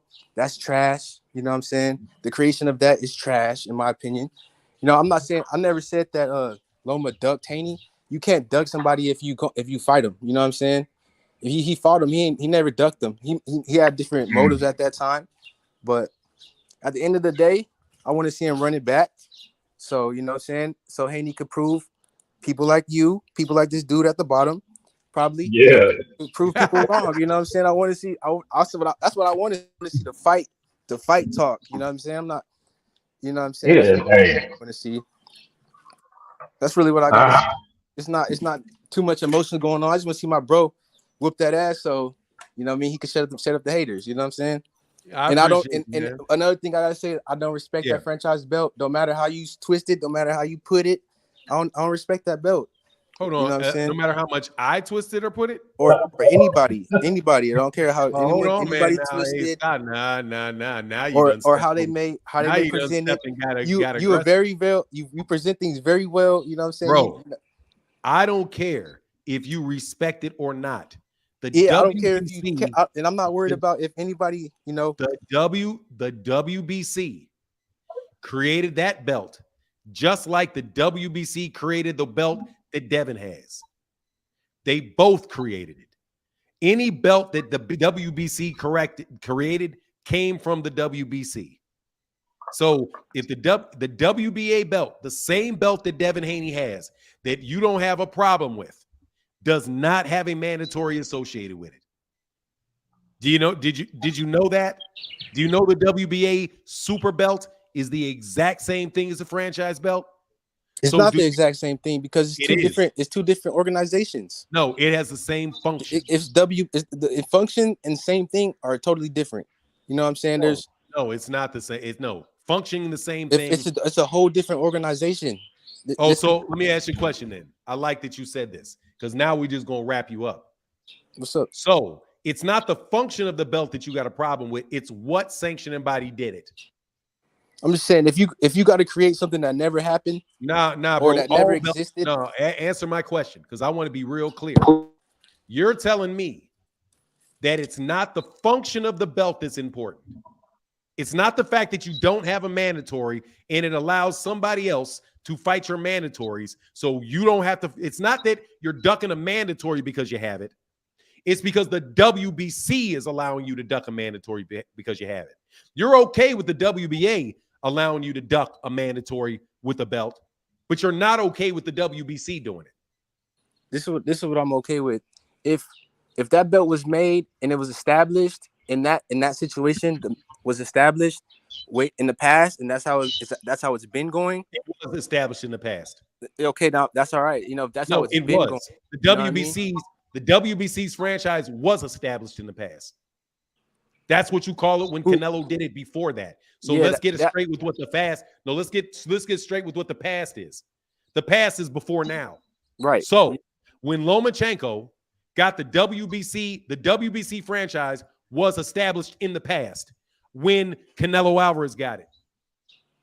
If it's the same function, but it's just two different divisions, do you know what I see? The only difference is that one is with Devin Haney and the other one is not with Devin Haney.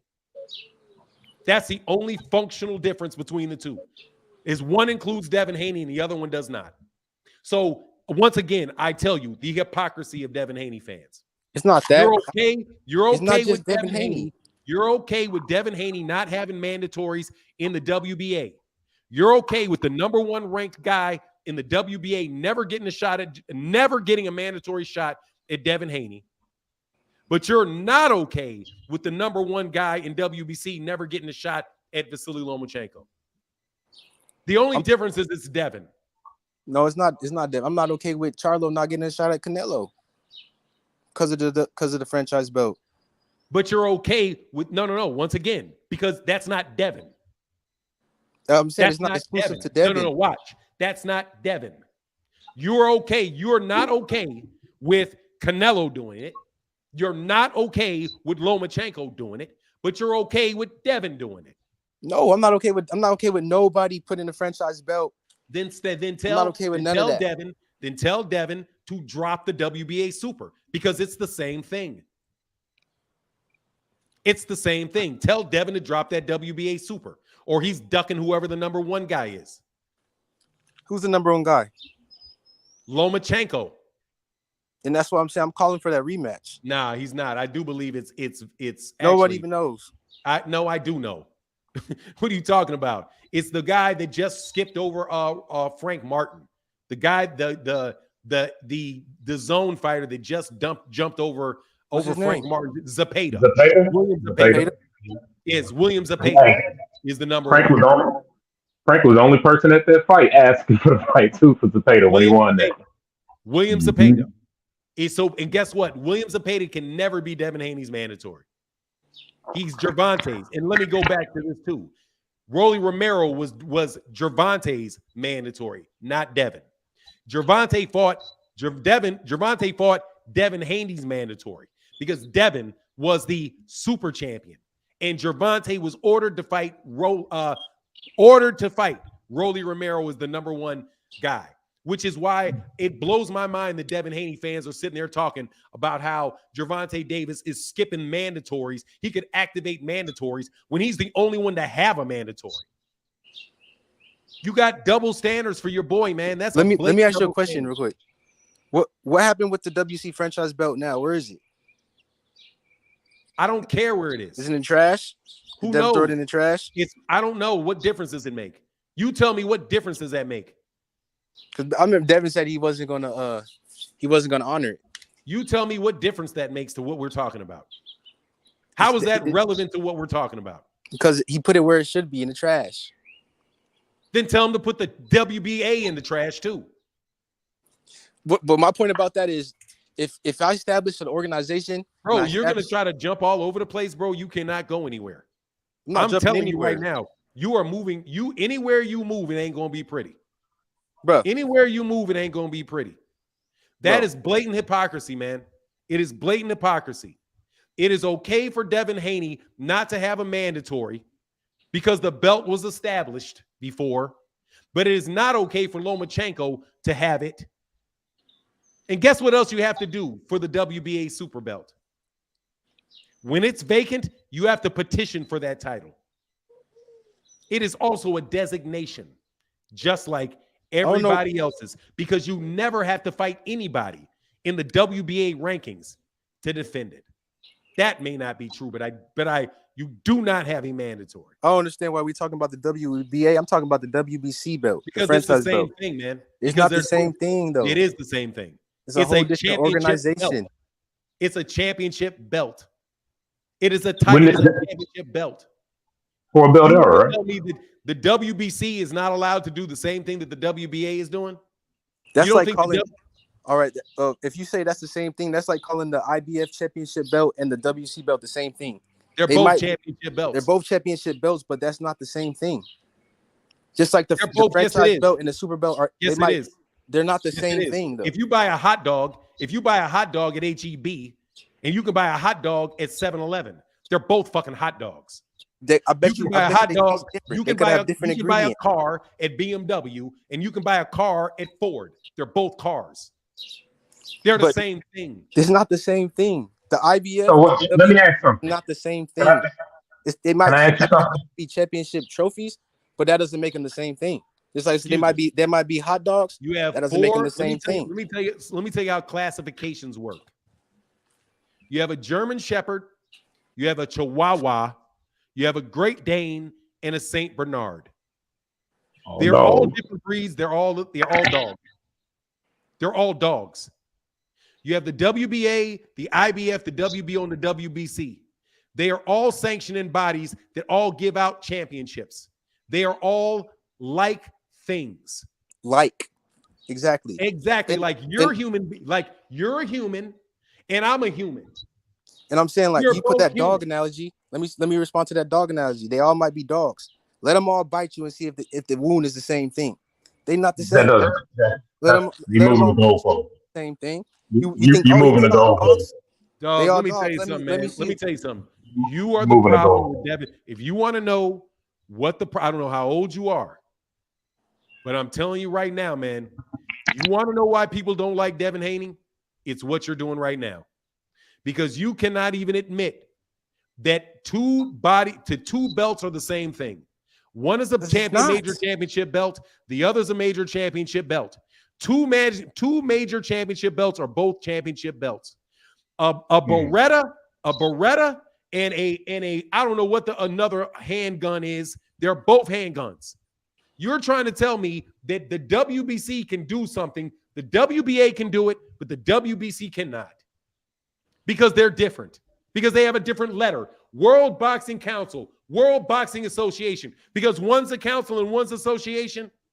Literally, one came from the other. Did you realize that? That the WBA was literally the WBC. And the WBC broke off and formed the WBC. They're literally from the same organization. It broke off and formed its own entity. That Therefore, doesn't mean that just separating like I can from the break off original on my and not brother being the same doesn't thing make me a anymore. Martian. You gotta go if you cannot be honest enough to admit that those are the same thing. You gotta go. That's the problem. I gotta go. Man. I'm not You're trying to find, bro. You are trying to find any reason to justify your guy not being wrong about it. If the WBC belt doesn't have a mandatory, and that's the problem, and the WBA Super doesn't have a mandatory, why isn't that a problem? Because they got a different name? You seriously think somebody's going to buy that, man? Come on. Is that a question? Come on, man. Don't do that to yourself. Have more respect for yourself.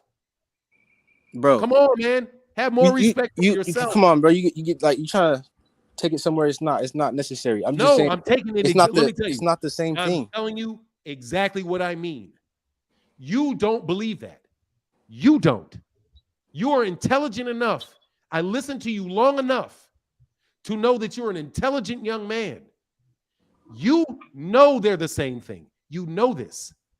You're just saying something different for the sake of doing it. I'm telling you to reflect the intelligence that I know you have by displaying it. You're trying to tell me to agree with you or how you describe it. This is not a matter and then of I see it different, and then that's what you're trying to tell me. No, you can't think that way. That's not right.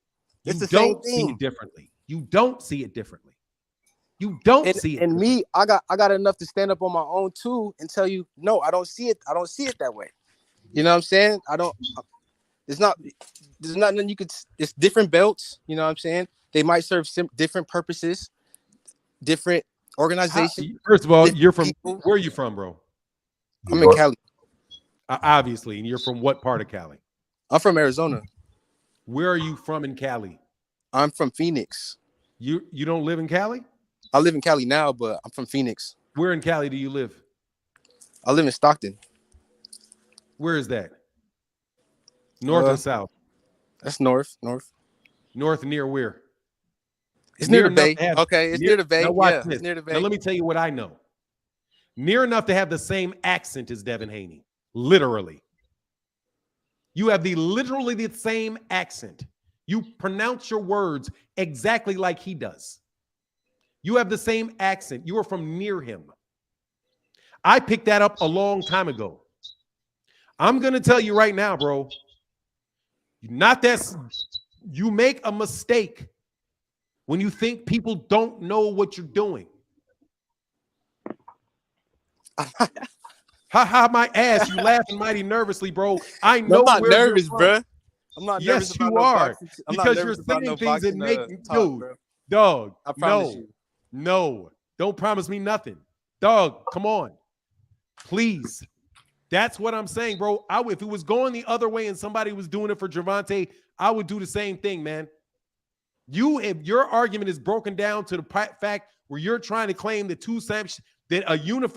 that the undisputed champion, which means he holds all 4 major championship belts, which means he owes 4 of the same things. That yet they can do the same thing for Devin when he holds them, but they're not the same thing when Devin doesn't hold them. This is logic. You can't get out of it.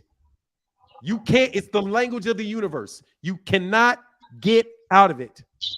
These are basic syllogisms. You can write them down on a piece of paper. You can't get out of it. Get out of what? Thinking that knowing that all the belts is the same? They are. They're all the same. They're all not. belts. But no, they not. Doesn't matter if they're the same. My thing is, if you want to be undisputed champion, right, and you're the best boxer, and you want to go get all 4 of the belts, why is one not worth the same thing?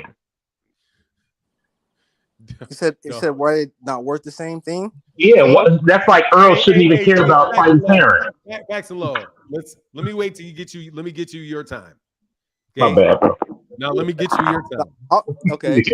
I'll answer your question. No. Mr. Murray. Mr. Murray, who is completely unconnected with the same town that Devin Haney is from, and I can hear it in your voice. It was nice speaking with you. It was nice. It was nice speaking with you. I'm sure you're completely unbiased in what you said. Take care, bro. I'll speak with you later. I'll be back. Be back, brother. Amen. My bad, man. Go ahead, man. What's going on, man? A couple things, man. I'm not the biggest Devin Haney fan. I'm not the biggest Loma fan. I really felt like that fight was the fight of the overrated. You know what I'm saying? Like, even though Devin had all those belts and Loma has this lore behind them, I feel like they still are like 4 and 5 in that division in 135. I don't think they beat Frank. I don't think they beat Tank or Shakur. Either one of them. I feel like Shakur beat both Haney and Loma. I feel like Tank destroys both Haney and Loma, and I think Frank Martin beat Haney and Loma. I mean, I've never really been that impressed with those two, and I feel like that's where that stands right now. Zepeda, I would like to see Frank Martin get that fight. Wish he could do it on the undercard of this fight that we actually gonna get. You know, big fish. You know, coming to eat up that Omaha duck. You know, what you think, man? I was surprised it happened. Oh man, I'm gonna let you say what you think, man. I'm trying to pull myself back off Devin Haney's cousin slipping up in here. Right. Like can't nobody hear it in your voice, bro? Dog, let me go on 1 second, man. Let me tell you what I think. Yeah. I think all of you kids under the 8, and I'm telling you, all of you kids really truly do think older people are stupid. Bro, we not. The longer you live, the more you see it. Man, don't come back doing that again, dog. Please don't come back doing that again, man. I was trying to be nice, and then he slipped it in. I don't care all this stuff that you doing, and he got aggressive. Don't stick your hand in a dog's mouth, bro. Let me get these double super chats, bro. Let me get these cash ads, man. Thank you to everybody, and you cost the channel money because nobody supports when that BS be flying, bro. I'm telling you, people just be stunned and sitting there listening to it. Hey, highly gifted Kendall said, "Hey, Fanon, you're actually talking to Devin Haney, dude. I think it's his cousin." I ain't gonna lie, bro. This man said, "You from Arizona?" Sounding, where you from? It's north. I'm from Stockton. It's north. Man, I know when you from. I can tell the difference when somebody is from Omaha, Nebraska. I can hear it in your voice if you're from Chicago. I can hear it in your voice if you're from New Orleans. I can hear it in your voice if you're from Dallas. I know if you're from any major area where black people are from, we all speak different. You can't hide. You can't hide. How long did it take y'all to figure out he was from Oakland?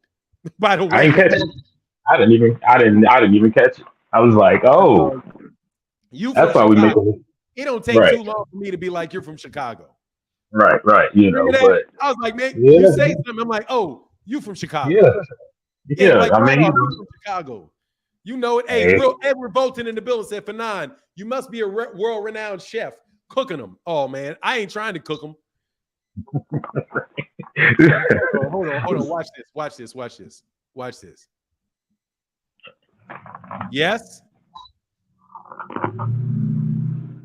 Hello? You're muted. Mr. Glazier, you're muted.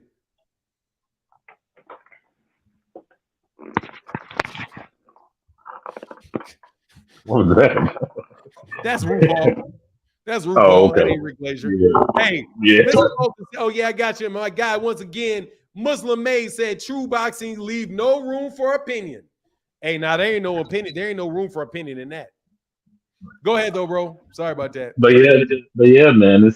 Twitter been driving me nuts. Right, we are right back where we were 5 months ago, or however long it was, man. It's like people were talking about, and I remember when they were saying it, the energy dying down, nobody cares about the fight. Man, listen, I have to put my phone down because I find myself on Twitter just going back and forth about this fight. And I agree with what was his name? Bass. I agree with Bass, man. I think it's gonna look a lot like the Spence Peterson fight.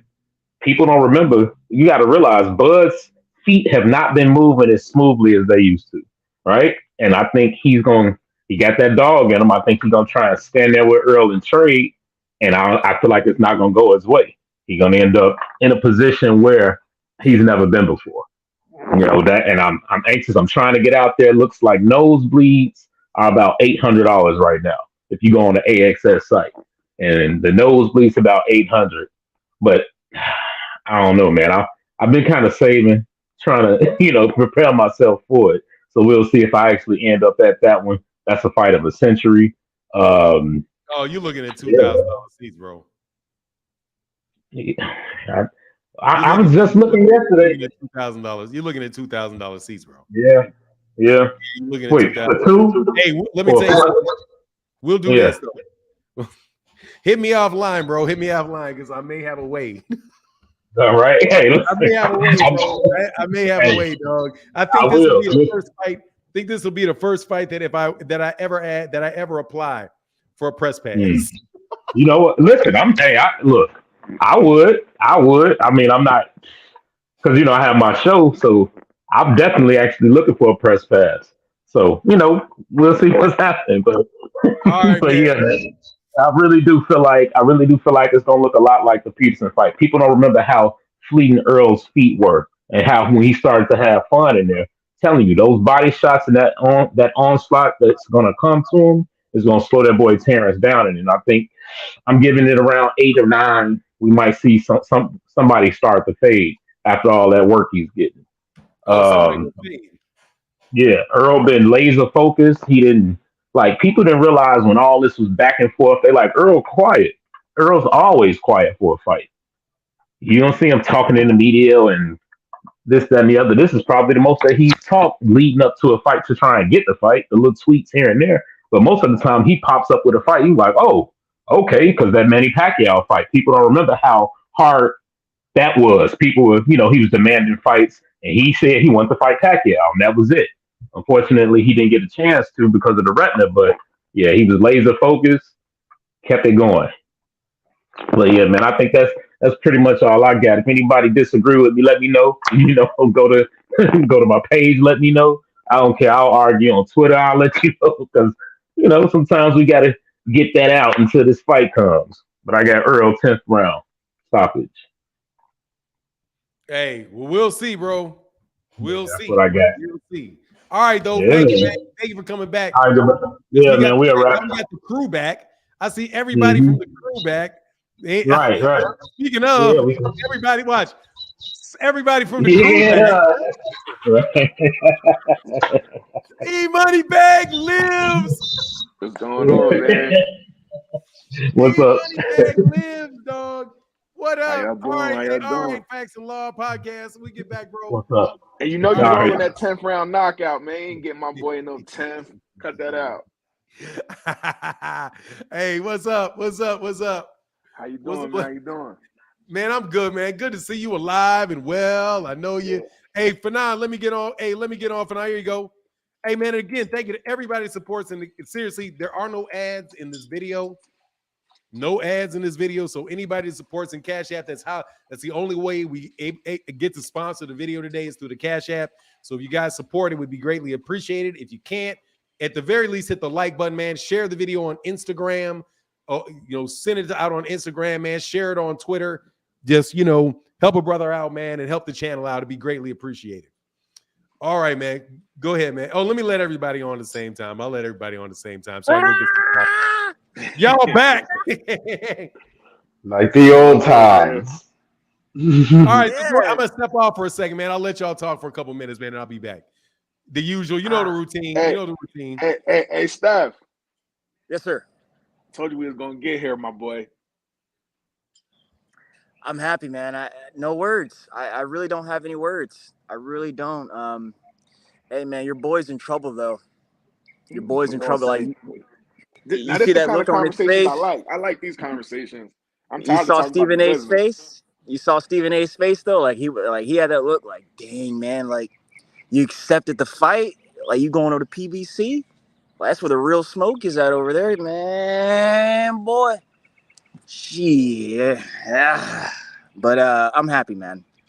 History in the making. I was on a little earlier, and this is history, man. Undisputed. You got one guy with 3 belts, the other guy with 1 belt. This is gonna be a big, big fight, man. The world will be watching. So I hope to be there, man. I know them Are you tickets trying to go out there? Yeah, I want to, man. But them tickets gonna be something else. Yeah, I'm scared to look at the prices because when I looked at those Tank and Ryan prices, I was like, Yeah. oh my God, that ain't gonna happen. I ain't even gonna act like it is. Yeah, I agree. I looked at them too, and I was like, man, I ain't about to break the bank like that. You think these You got to tickets think is gonna be more about. than Tank and You got to Ryan? pay for the host. Oh yeah, no. This fight's gonna be way bigger than that. Way Now bigger than that. remember when we first wasn't sure the fight was gonna happen. You was like, man, I don't see this doing no more than 300, 400. You know, you way off that margin now. Yeah, no, it's gonna do like 2. It's gonna do like 2. Told you, man. I told y'all this was gonna be big, man. That's why I'm glad he held out. You know what I mean? I don't know what the numbers of his business look like, but both these dudes is gonna be set after these 2 fights. And that's what it's really about. Like, because these dudes is gonna take a beating. They're gonna give each other a beat, especially if they fight in 2 fights. They're gonna give each other a beating. And when you fight these kind of legends, these 2 kind of legends fight each other, like y'all both should get financially set off these kind of fights. Like that's as much as the legacy, that's the point too, to like, because they're gonna both have to take some to get some. That's a fact. Yes, sir. Shout out to the chat fam too, man. We love you guys. We got it. Boxing community, we got it. It really hadn't hit me yet. Like, I still got to pinch myself. I'm not like in disbelief or anything. It just hadn't hit me yet. But I do. It hit I me can when see it. it hit me when Errol put on Instagram. Errol posted it and Bud commented. That's when I was like, okay, because Bud always be like, when they be like, what you mean? What you talking about? I don't what fight. Like, Bud play it close to the vest. But when he commented and responded, I said, yo, we locked in, man. This fight is gonna happen.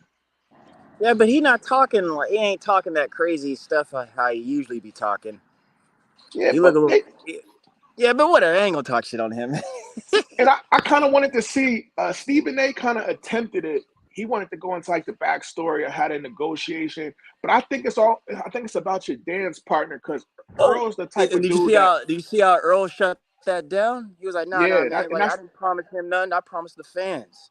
Yeah, and that's the point I was making. Earl's the kind of dude. He's not like, if he was like a jackass type of person, he would have been like, yo, he did this, he did that, he slowed this fight up, he did that, like all the stuff that y'all claiming he did. Earl would have some people would have co-signed it. Earl's not that type of guy, so he's not. That kind of energy is not going to match. But like, it don't seem like they got a personal feud. It seems like it's just about who's the best. And, you know, Bud's going to show the world that he's undoubtedly the best fighter in the world. It's not close. Hold Like on, that. I gotta say that Cal L. Coolidge, that comment that you just put, he said PBC going out of business with a bang. Oh yeah, remember Come on, that? Cal Remember L. people said that dumb shit? Come I on. remember that. Oh man, that's Come crazy. on, man. We got the crew here. Good morning, gentlemen. Good morning. How Oh, you what guys up? doing on the phone right now? All Oh, right, all right. yeah. Outlaw. What's up, fellas? What's up, Yo, brothers? What up, bro? can I ask y'all a question, man? Yeah, get Yo, on in. Get on in. What y'all think about how Shakur Stevenson basically said Lomachenko deserved the titles, and now he was. Lomachenko is the Devin's mandatory. Hold on, I got this. Listen, bro. We talking about Bud, man. This fight is made. We don't talk about no Haney, man. That's over. Dude, Haney is the. What are you talking about? Haney is the face of boxing right now, dude. I feel Haney you. runs boxing right now, man. You Just give me tripping, your bro? quick opinion. That's hilarious. The dream. Hey, listen, that's hilarious, man. So you Hey, want to but talk about Haney and Lomachenko? I had to throw his ass out of there for that. Don't, Yeah. don't you say, dog, don't have him hating on the yellow Negroes now. Don't misrepresent the yellow Negroes. Where'd he go? He left. Oh, he got tossed. Hey, that wasn't me. Come back, man. Real Mulatto, I was playing with you, man. He Is that his name, Real Mulatto? Yeah, that's his He name. got to go. He's holding it prime. Sorry, but go ahead, man. Hey, Real Mulatto, come on, man. I was only kidding. I Nah, was just man. kidding, brother. Jump back Nah, on, man. But Fanon, this is the real undisputed fight right here. Well, we ain't worried about Haney. I like Haney, love Haney, but we ain't worried about him. We're talking about Big Fish and we're talking about Terence Bud Crawford. That's where it's at. July 29th. I know y'all not trying to go here because we putting the cart before the horse. But if Bud was to beat Errol twice and then beat Jamel, no is he way, a top sir. 10 fighter all time if he does both of them? Hell Yes. no. Yeah, because that would be. We know that's not going to happen. Twice and then goes up and takes Jamel's belt. He's a top 10 fighter all time. Oh, he'd be top 5. You could call him a top 5. 3-time undisputed. He might be. You would have to put him in the likes of Henry Armstrong. You would have to. Hey man, for real, you're gonna waste it. You're gonna get this man to leave for bringing up Devin Haney, and you're gonna say some bullshit like that. Right. What you saying? It's not possible. Watch this. Man, I don't want to talk about what's possible. Who just jumped? Somebody just jumped off too. Hey, Fanon. What? We here, man. I don't believe in that. I don't believe in that. Here, I'm not about to. In my mind's eye, picture him beating Errol Spence Jr. twice. I ain't about to do it. Picture that. Don't nobody want to picture that, but we about to freeze the frame. Okay, so you answer my question first. If Errol Spence Jr. beats Terence Crawford, he's a hype job. If Errol beats Terence, he's a hype job. Yeah, since we doing imaginary shit. That's not an imaginary thing. No, it is. He's a hype job. You said he's the greatest of all time. If he wins, is he a hype job if he loses? I didn't say that. I said, would he be a top 10 greatest? Would he be on the top 10 list if he wins those? I know, fights? and I'm asking you, will he be a hype job if he loses? Oh no. Okay, then no is the other way. Then no, how you how you think just because you say something is true? That's two totally different things. You can't take his resume away. You're right. I'm playing, bro. I'm playing. Hey, Fanon, I love you, bro. But one thing I'm gonna say. Listen, you got a unique talent to slowly walk stuff back and act like it never happened, bro. I'm so happy that God put me here for you. My shifts changed. I'm back on first. I'm Your here shift for never you. changed, big bro. The whole world brought me back around for you. Listen, man. Ain't it amazing? That's an amazing coincidence that your shift changed right after Terence Crawford stopped ducking that fight. No, remember? Hold. Time out. Man, you ain't lying. The universe. Sam Show did like it.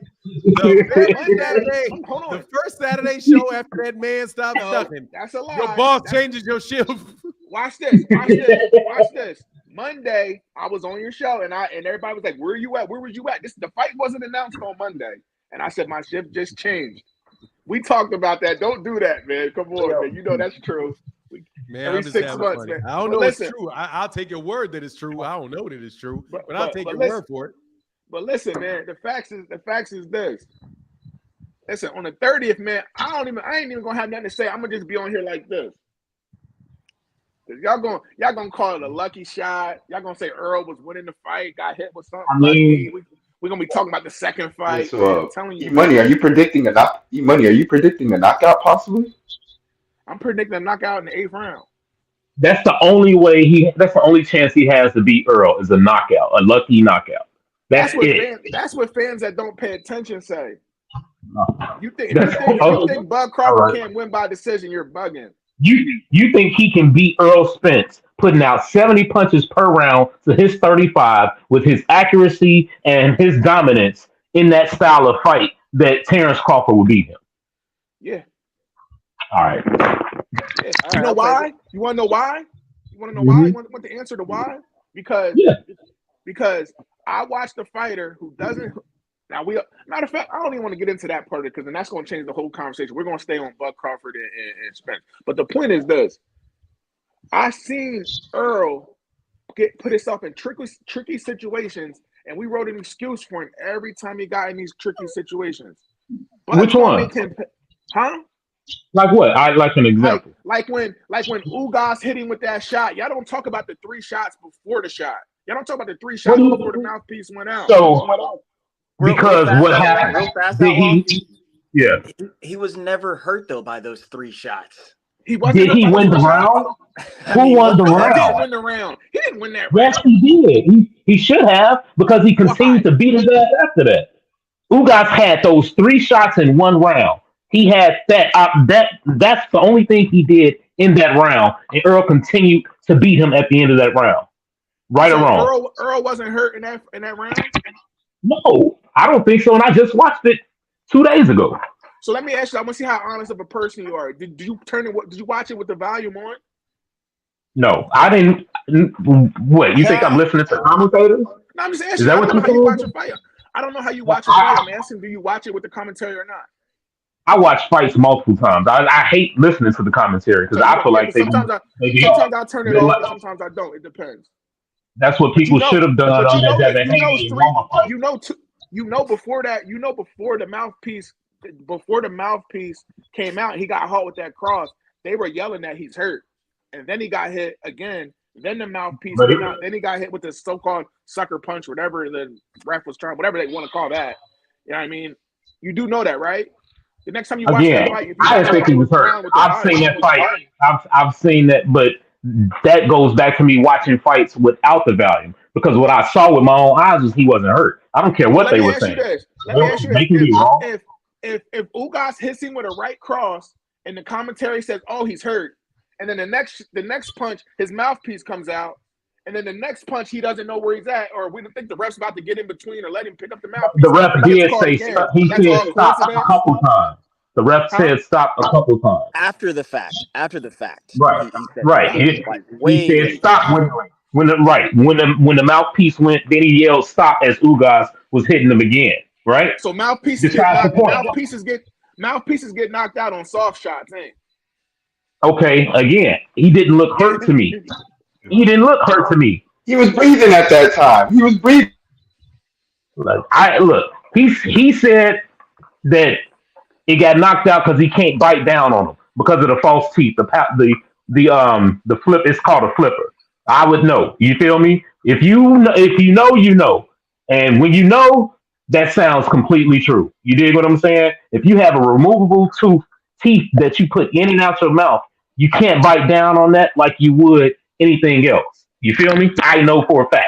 You dig? So I can understand how it can slip out. You like, damn. And as he said, he thought his teeth were in the mouthpiece. You know what I'm saying? Because they come in and out at night. Makes sense to me because that's what it looks like I saw. Now, if he was hurt, he would have danced around the ring at the end of the round, tried to avoid him. What did he do? Continue to beat that boy Step right ass. through. You know what I'm Step right saying? Come on, man. Like, call it what it is. You just they trying to find an equal opportunity to when people bring up that meme machine get dropped. So Okay, so that's what they let's do keep in that. their back pocket. I'm That's glad you said they that. put in their back pocket I'm glad you when said they that. know somebody bring When that Mean up. Machine, so Hey, when E-Money. God dang. E-Money, That, real hold on, real fast. quick. When Bud got up against Mean Machine, which they didn't even count a knockdown, it was a knockdown. I considered it a knockdown, they didn't count it. When he got up, did he start whooping Mean Machine's ass? Yeah. Okay, Yeah. okay, that's all. That's all. Okay, but what I'm saying is he also got dropped by a much lesser puncher, right?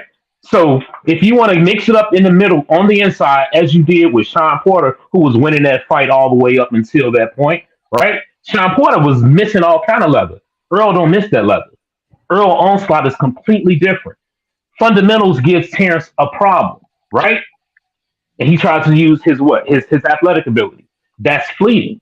What I'm saying is it's going to be a much harder fight, and I think it's going to look just like the Lamont Peterson beatdown. I'm gonna keep it real with you. Yo, get him I'm out of here. telling you. Look like the what Hey, beat down? the Look like Lamont the Peterson. Lamont Peterson Yes. beat. Yes. Golly. Talk to him, Bass.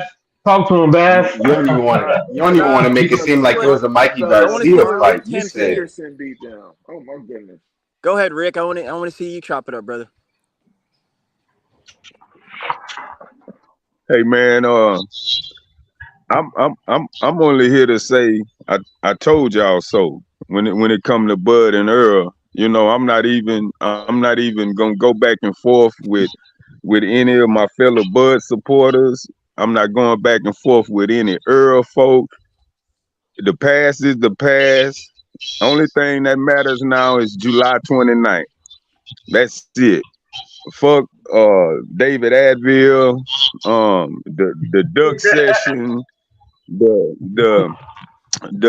iffy behavior out of Bud, man, all that's the past. The fight is here, the fight is coming, and we about to get really, really blessed.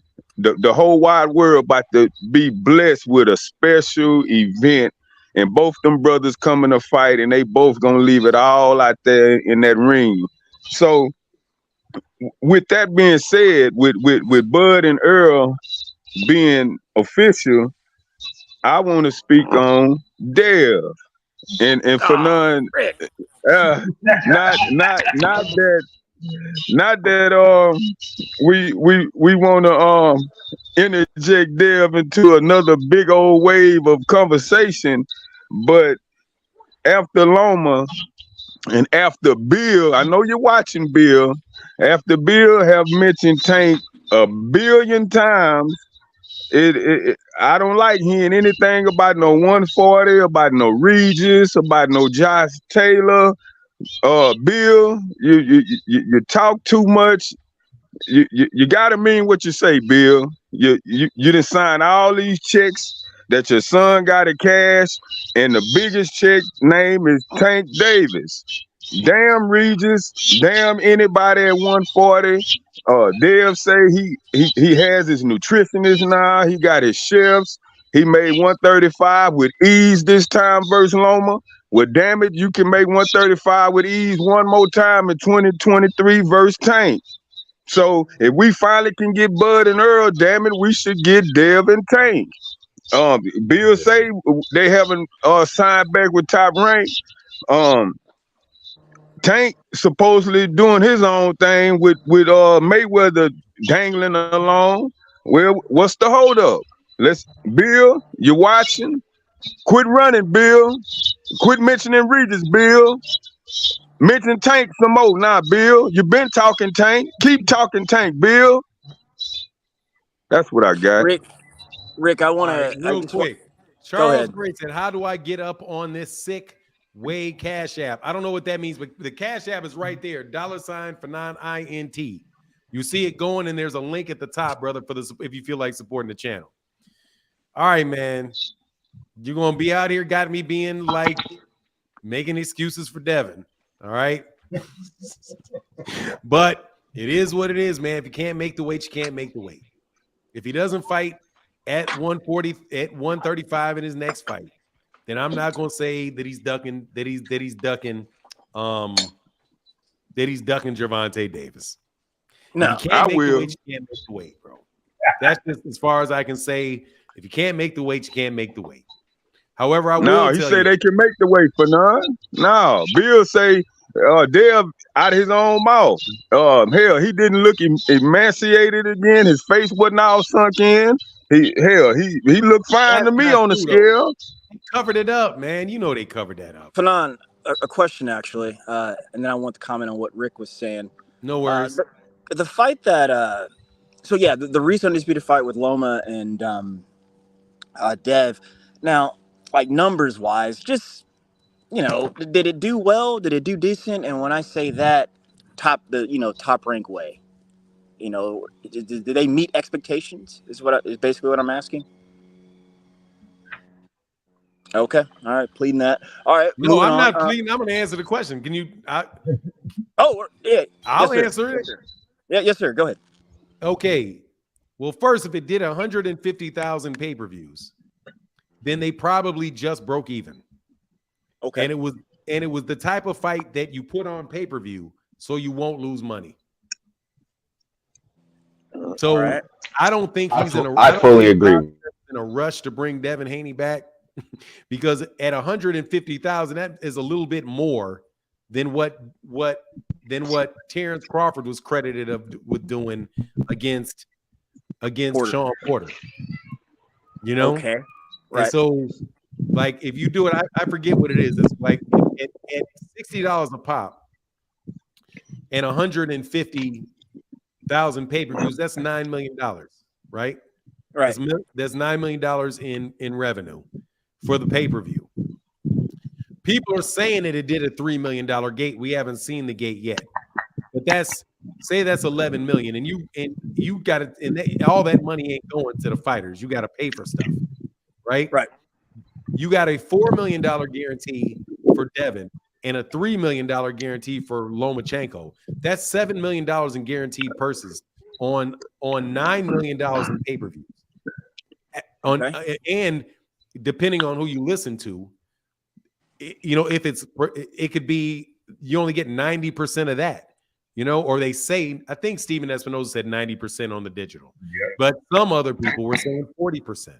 So really what it winds up being is it's just a bunch of money out of their budget and they don't make any money off the fight. So you also have another thing that got missed that not a lot of people are talking about is that Eddie Hearn said Devin Haney's expensive. I would give him the Regis fight, but he said Devin Haney's expensive. Now watch. If this was Gervonta Davis going over there talking about DAZN, have you ever heard him call Canelo Alvarez expensive? You ever heard him say, "Oh, Gervonta Davis is expensive"? No, you say expensive when you don't think the value is worth what you're paying for. So Devin did not excel. His pay-per-views were not some overwhelming success. And who knows what people are going to do as far as getting in a fight, fighting them. I'm telling you, man, it's funny business. I see. Gosh, well, it gives me Terence Crawford vibes. But what I was gonna say back to Rick was like, because us fans, we want that. We expect that to be next.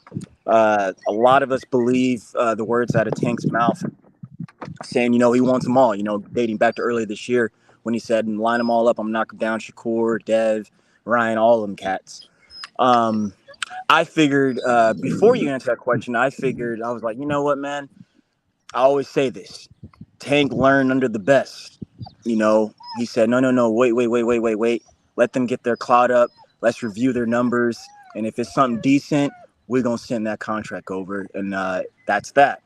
But shoot, the way you just phrase it then, I don't know, man. But it just goes back to the similar storyline where, Bill and Dev, they change up their wording all the time.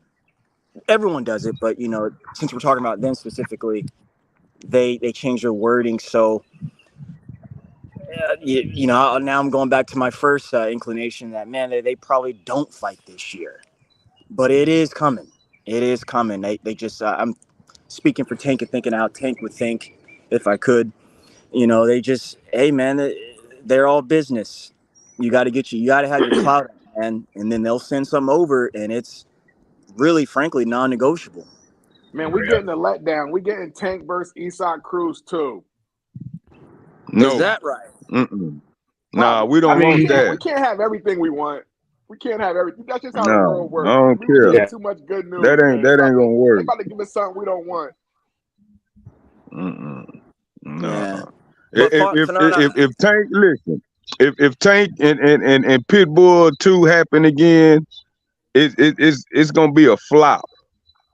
The rabid Mexican You think fan so? base that love You the think hell so? out of Pitbull, they gonna be happy. But the real full-fledged people, the real boxing folk out here know that's bullshit, and that fight won't do well. So Calvin can be throwing Pitbull name out there when Tank really not throwing Pitbull's name out there. Tank need to take control like Errol took control. They tried to shove Keith down Earl's throat, and Errol wouldn't allow it. Well, damn it, if they try to shove Pitbull back down Tank throat again, Tank need to stand on his square and say, "Man, I'm good on that."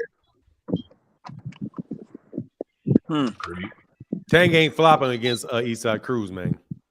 Tank ain't flopping against Fanon. Nah, he ain't flopping, bro. I'm gonna tell you right now, he ain't flopping, bro. That man just did 200. He did 300, 250, 300,000 against Hector Garcia, a Dominican that nobody ever heard of, and he still did that and did a $5 million gate. And that's see, this is what I be trying to tell. This is my viewpoint on it. Why Devin need a knockout, like needs knockouts, because you gonna wait. People are gonna go see a knockout, man.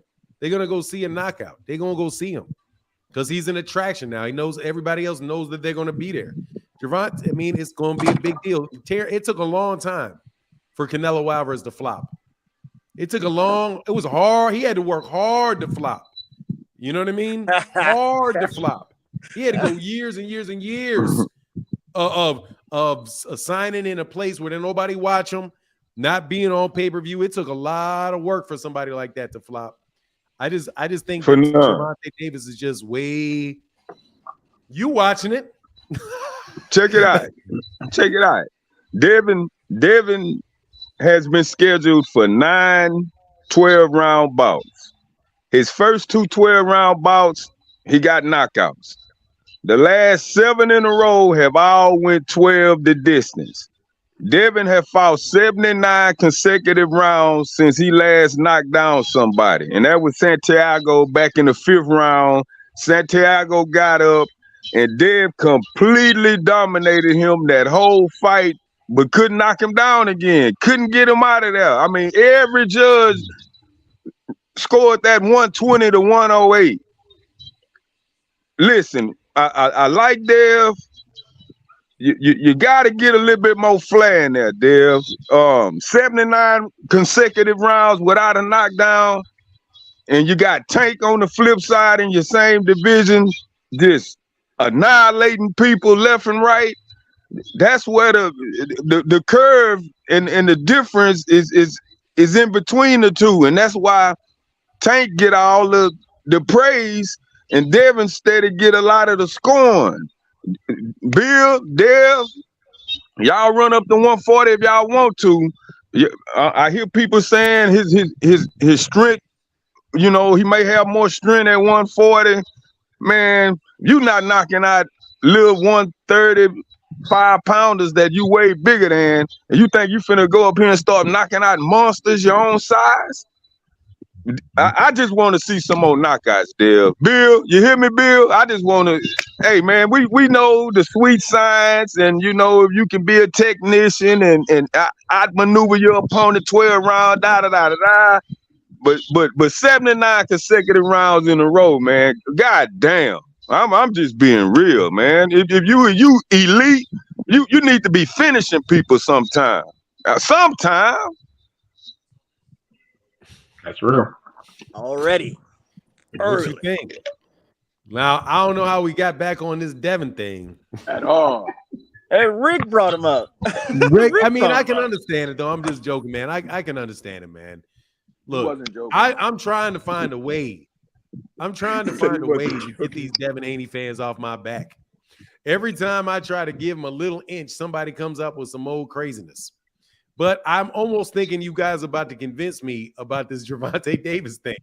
But at the same time, man, you can't make the weight. You can't make the weight. But I'm 100% behind. Hold on one second. I'm 100% behind.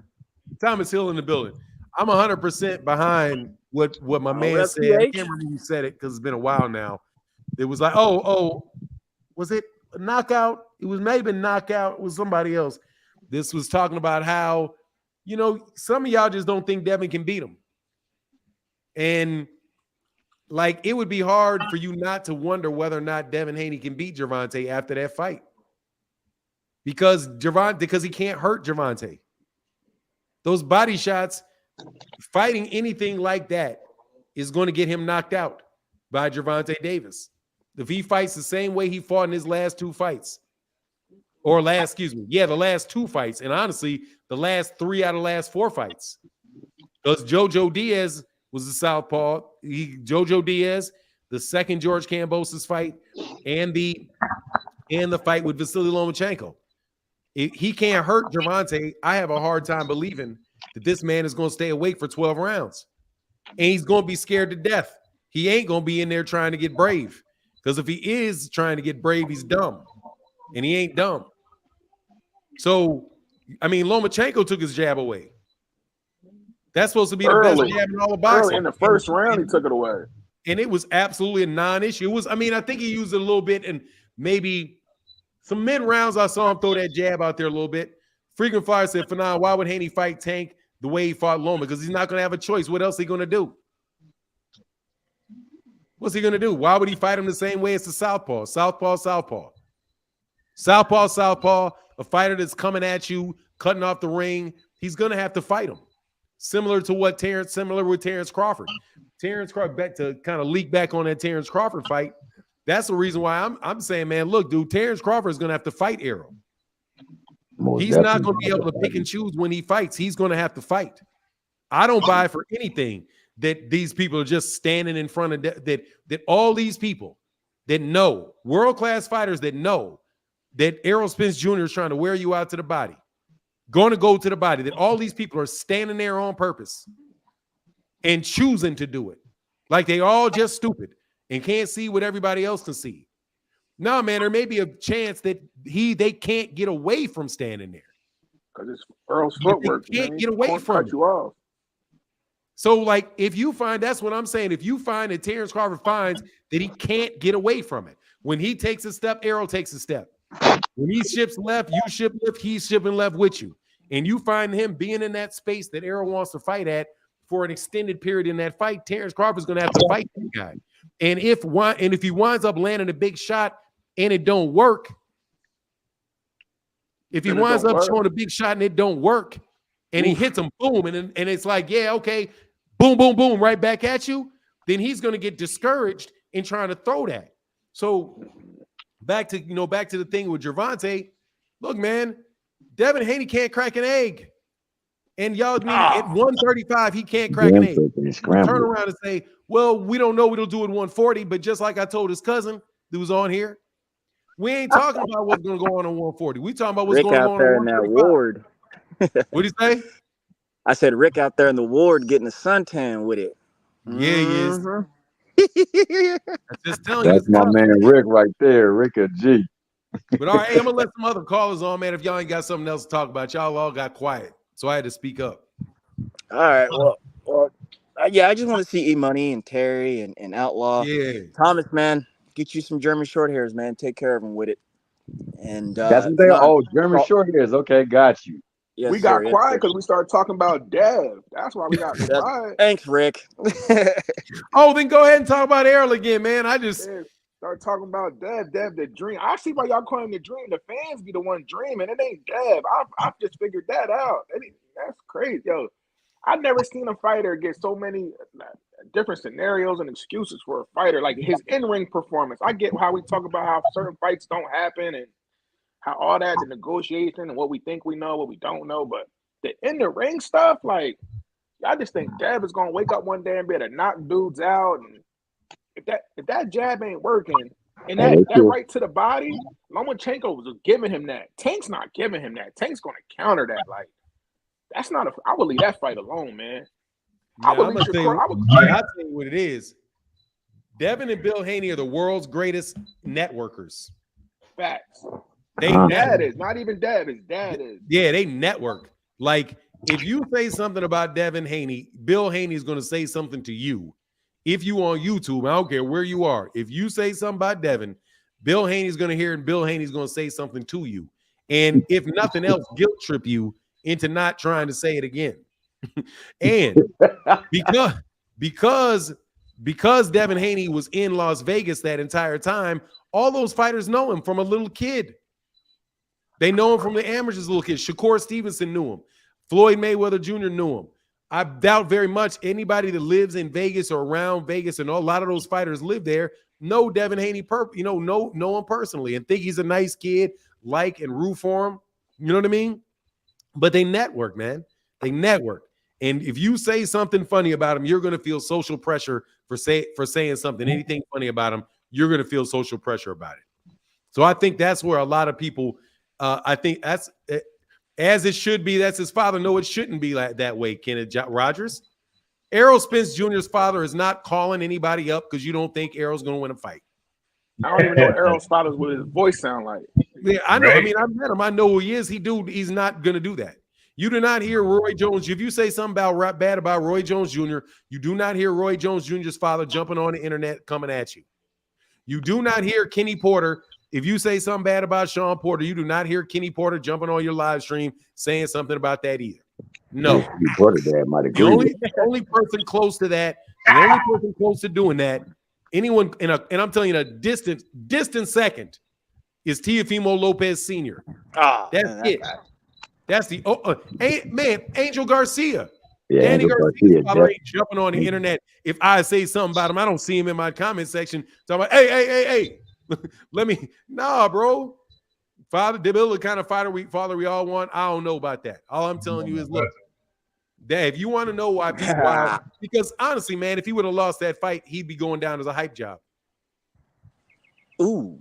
Yeah, they saved him on that one for now. You right? I'm telling you. If he loses that close of a fight, you think he would have been a hype job? If he would have lost that fight, people would be saying he's a hype job. It's what Kamal said. They, they overpromise, undersell, underdeliver. I mean, so yeah, I mean, Fanana's spot on with that. And on top of that, they speak narratives a lot. They paint brushes like Picasso with it. I mean, they're talking about he's searching for his man strength. He done found his man strength. This, that. Rick Tim said it's been 79 straight rounds since he's ever put somebody on the canvas. I think watching Shakur is giving people some hope.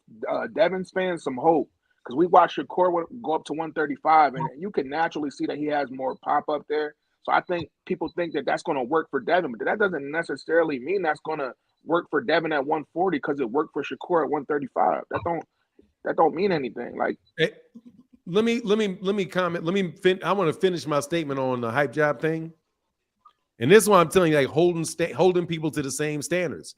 Remember, Vasily Lomachenko is a hype job to these people. Why is Vasily Lomachenko a hype job? Because people are saying that he's the #1 pound for pound fighter in the world, even though he had losses. He's never won. He's never beaten anybody.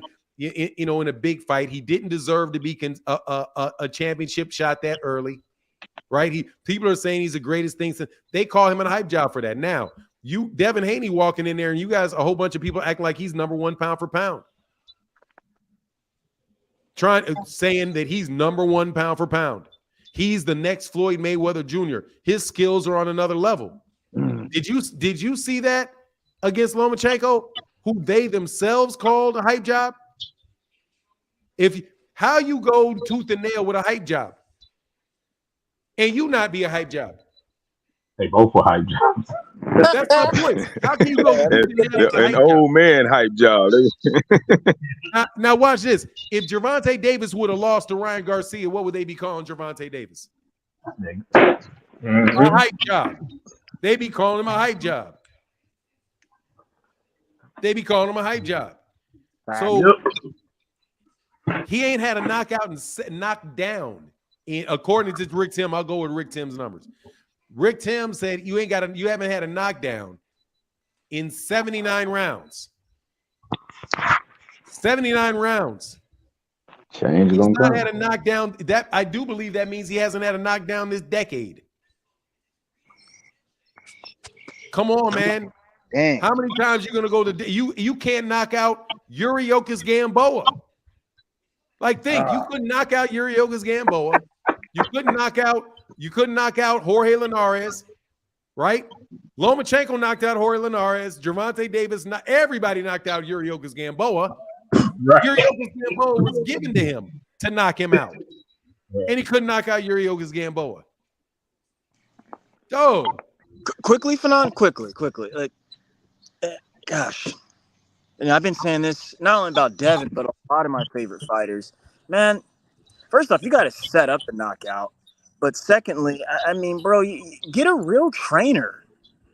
Get someone who can teach you what your strengths and weaknesses are. That's why we're sitting here having a conversation.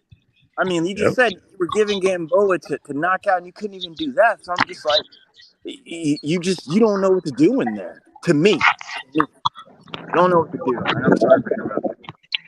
I mean, listening in the corner, his dad gives him good advice. I mean, his dad seems pretty sharp. I don't know about teaching him how to sit down on punches, but I do say, like, when he's not cutting weight and you watching him hit like the mitts and stuff, he does seem to have like way more pop. But I just feel like I don't think going up to 140, there is a chance he gets some pop at 140, but the money's at 135. You're trying to make fights at 135, and this is what you have at 135. You got that jab and not much else. And but E-Money, you see, his dad is teaching him what they're normally good at, which is keeping the jab up and to pretty much stay away from it. And that's kind of what I feel what Rick is saying, where he's getting tired of it. This guy is not. I said this a while back on the show. Like, he's not finishing his punches. He's very elusive, and he won't finish the 3s, 4s, and 5s because he's too busy trying to get out of there. Bro. I think that is, bro, because his chin is garbage. Hey, Frequent Flyer. What's up, Frequent Flyer? Let's get some Frequent Flyer. What's up, Fanon? Salute to you, bro. What's up, man? What's up? They say you Bill Haney, dog. You don't sound like him. Yo, for some reason I'm hearing everybody talking all at once. I don't know what I gotta do for now. Nothing. You gotta talk. I will say now. I saw you. So I'm like, go ahead, Frequent Flyer. You might have to close his window. Close the window in the back. Oh, I'm sorry. Yeah, close the window in the back. Yeah. Mute your YouTube.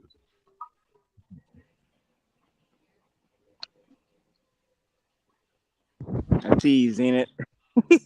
He does need a new trainer, bro. I've been saying that. He's not the only one, though. He's not the only one.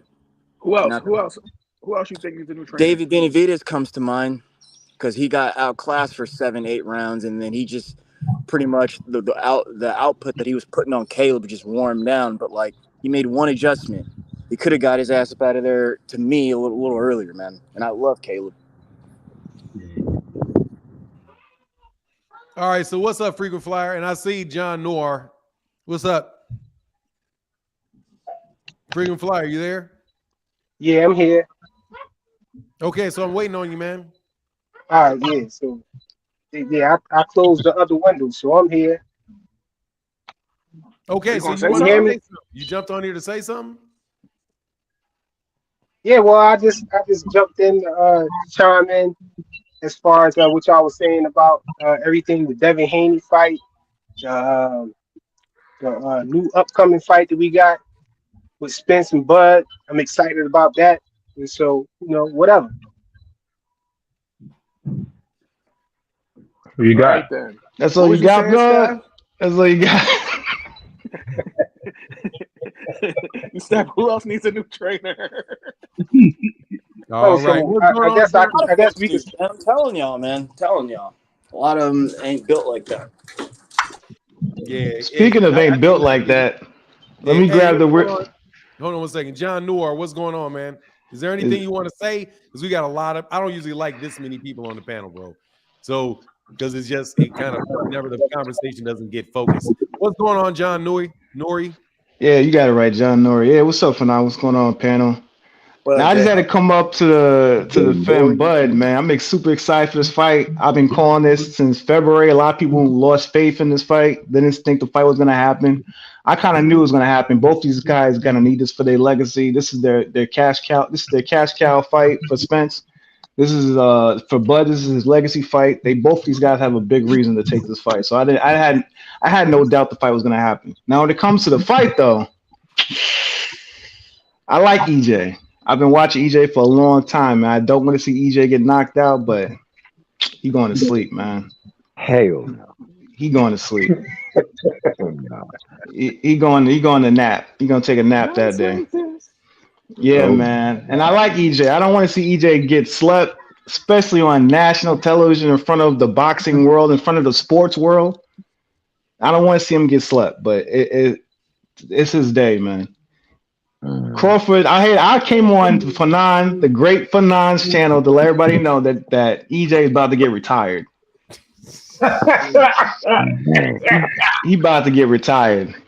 I find it real hard to picture EJ going to sleep. Keep that energy. And I know y'all got a lot of faith in that. I know y'all got a lot of faith in the jab, but EJ don't even fight like a traditional southpaw. Most boxers don't want to fight southpaws because they're slick, like Crawford is. EJ's he got heavy feet. He's strong, but he's only like strong for a welterweight. If he goes to 154, I don't really see him taking all that strength up there. Them guys will probably push him around anyway. And this is it, man. Once you go up to 154, I don't really see you beating Mel. Maybe you could beat Mel 2 years ago, but undisputed Mel, nah, I don't see that happening for you. You really should knock out Crawford if you can. And I don't think if he couldn't knock out little Mikey Garcia, 140-pounder Mikey Garcia, he couldn't knock him out. I don't see how he's gonna knock out Crawford. If he couldn't knock out Porter, the guy he said fights like a linebacker, the guy he said when you fight you swimming, it looks like you're swimming when you fight. He couldn't knock him out. He was getting outboxed by him. The first 7 rounds, getting outboxed by Sean Porter. They got better chins than Bud. Maybe, but we'll never find out. I know that to be true. For now, I don't do that. No, I'll give him that. I'll give him that. I'm gonna be very flexible. Mikey Garcia has a better chin than Terence Crawford. That's not proven. Facts. Have you ever seen Mikey Garcia take a clean shot and get wobbled like Terence Crawford did against Gilles Gamboa? Just because somebody gets wobbled doesn't mean they don't have that person has a better chin. But if somebody never gets wobbled, stop. If somebody never gets wobbled, it means they do have a chin. I've never seen Mikey Garcia wobbled by anybody. He's been wobbled before. I forgot which fight it was, but he got wobbled before. I remember that. He definitely got hurt hit before. The ground before. Mikey's been knocked down. Yeah. I forgot which fight it was. I forgot the guy's name, but he definitely got wobbled by right. He fought him twice. I forget his name, but he fought him twice. Yeah. He got dropped. He did get dropped with a flash knockdown, but he wasn't wobbled. That's the thing. He jumped up. It was a flash. But I see Fanon's point though. Mikey got a beard. Stop doing it, man. We got to stop talking to each other. That's why I don't like these large panels. I don't like the talking over each other. I really don't. Like, because nobody can understand what anybody's saying if somebody's talking over somebody else. Sorry to get funky like that. Terence Crawford's chin is suspect. I have seen Terence Crawford get wobbled by one shot by Yuriokis Gamboa. I've seen him get wobbled and I've seen him get dropped by Igas Kalvanakis. I don't believe that Terence Crawford has the greatest chin in the world. I don't. And it's southpaw, and he's a southpaw. I just don't see what he's going to do in the southpaw stance with Errol because he can't be defensive. And I think he hides his chin in the southpaw stance.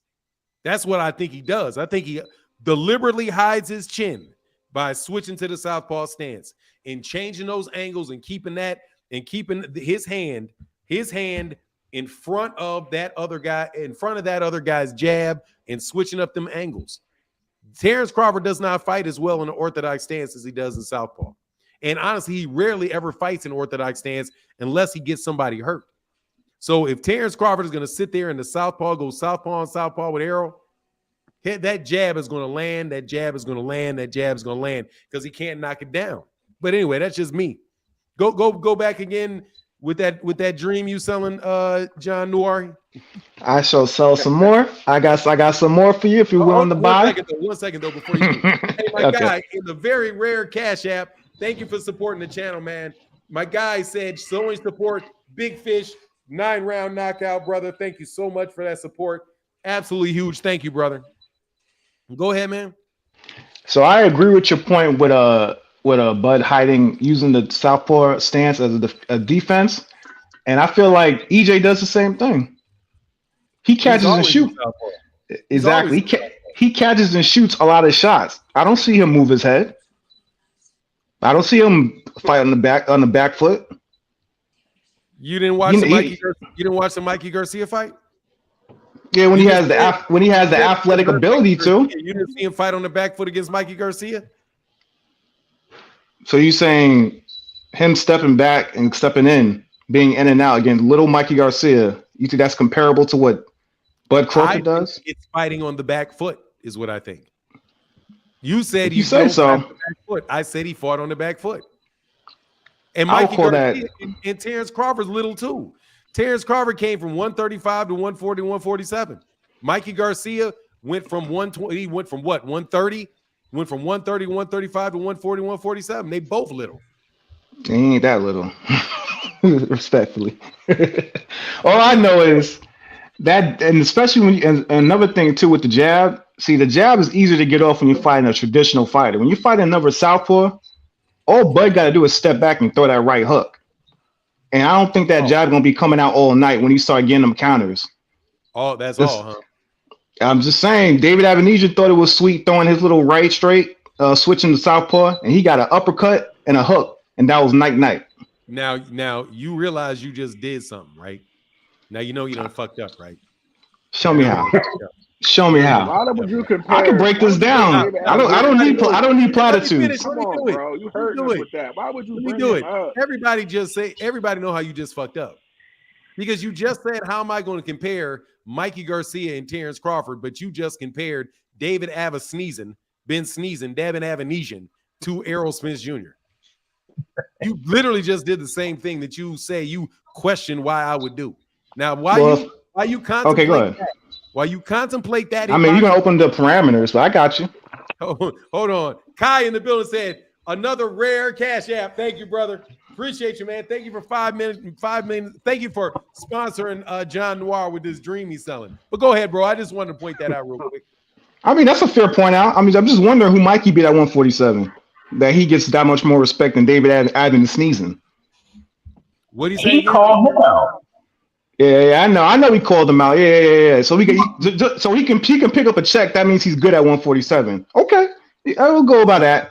All I know is when Spence starts throwing that jab and he starts getting countered, that jab's gonna go right back in his pocket the same way Porter put that jab back in his pocket. He was trying to use that jab and he was too slow to keep it up, and Porter was going all around the ring. He was the one throwing the jab, popping his head back, eating them joints like Skittles all night. So all I know is when somebody got some foot speed, that jab go back in the holster. Let me ask you a question. So you say Mikey Garcia. What's he going to do with Mikey Garcia, right? How many fighters, 135-pounders, has Errol Spence Jr. fought? 135-pounders? I don't think he's fought anyone other than Mikey. 135. How many guys has he fought that fought at 135? I think 2. Yeah, like maybe 2. I think I probably somebody missing. Peterson like 140. So I don't know. 1. You fought Mikey Garcia. I think it's just 1, right? Yeah, I think it's just 1. How many 135-pounders does Terence Crawford have on his resume? At least 7, I think. A grip. How many 140-pounders does he have on his resume? A grip. So a lot of what you're talking about with Terence Crawford and Terence Crawford's abilities were done at one with guys that were smaller, as small or smaller than Mikey Garcia was. Everybody until you get to Jeff Horn. And Jeff Horn is what you call in the, a technical term for Jeff Horn is trash. Oh, yeah. Trash. Okay. He's trash. All right. Then you got Peg Leg Benavidez. You got Peg Leg Benavidez and went 12 rounds with him. Was Peg Leg Benavidez fighting on the back foot? He didn't even have a back foot. He got his knee shot out. So that man literally didn't even have a back foot. Then, hey, at least he throws wide shots. Come on, man. Bud throws wide shots. I don't know about Errol. Now then who do we go to? Amir Khan got knocked out at 135 pounds and 140 pounds. Man, Bud ain't, you know what I mean? If you want to discount Mikey Garcia because he's small, then you got to discount everybody that Terence Crawford fought before he got to 147 pounds, because that's where all his major fights were against But guys smaller that's than not, you Mikey kind of Wilson. cheating a little bit, because No, he's not cheating. That's fair. That's fair. No, it's not fair. It's not fair. No, it is. I'll tell you why it's fair, because he's discounting Mikey Garcia because Mikey Garcia is small and unproven at 147. At least Jeff Horn beat Manny Pacquiao. You know, that old Manny Pacquiao did beat Keith Thurman, and Spence pretty much only beat Keith Thurman's leftovers. So that makes sense. Yeah, that makes sense. Hey, I'm sorry. Your Danny's, see, now you just fell into it, because your Danny's Ugas also beat Manny Pacquiao. And Errol just removed that man's eyeball in his last fight. So, and John Terence does not Crawford, speak for let the me see how many congregation. Terence Crawford left. How many leftovers does Terence Crawford have? He's got Kell Brook, that's Errol's leftovers. Sean Porter, that's Errol's leftovers. Amir Khan is Lamont Peterson's leftovers. Hey, Jeff Horn just trash. Jose Benavidez is a shotgun's leftovers. Because the man got. I mean, come on, man. Let's be fair, dog. We can take crap on. Here's the thing, though. Bud got them. He got them straps. Y'all want all the respect for beating Sean Porter He got and Ugas. Y'all want some fear factor going into this fight. I don't see how you got fear factor beating Sean Porter and Ugas. He got that's my point. So how are you gonna have a fear factor beating Sean Porter and Igis Kalvanakis? 10 knockouts. That's how. 10 knockouts against people that you said wouldn't count. Comparable. We just went through it. It's comparable competition. That's not comparable. Yes, it is. You just said it. You couldn't even get that straight. No, I did not say it was comparable.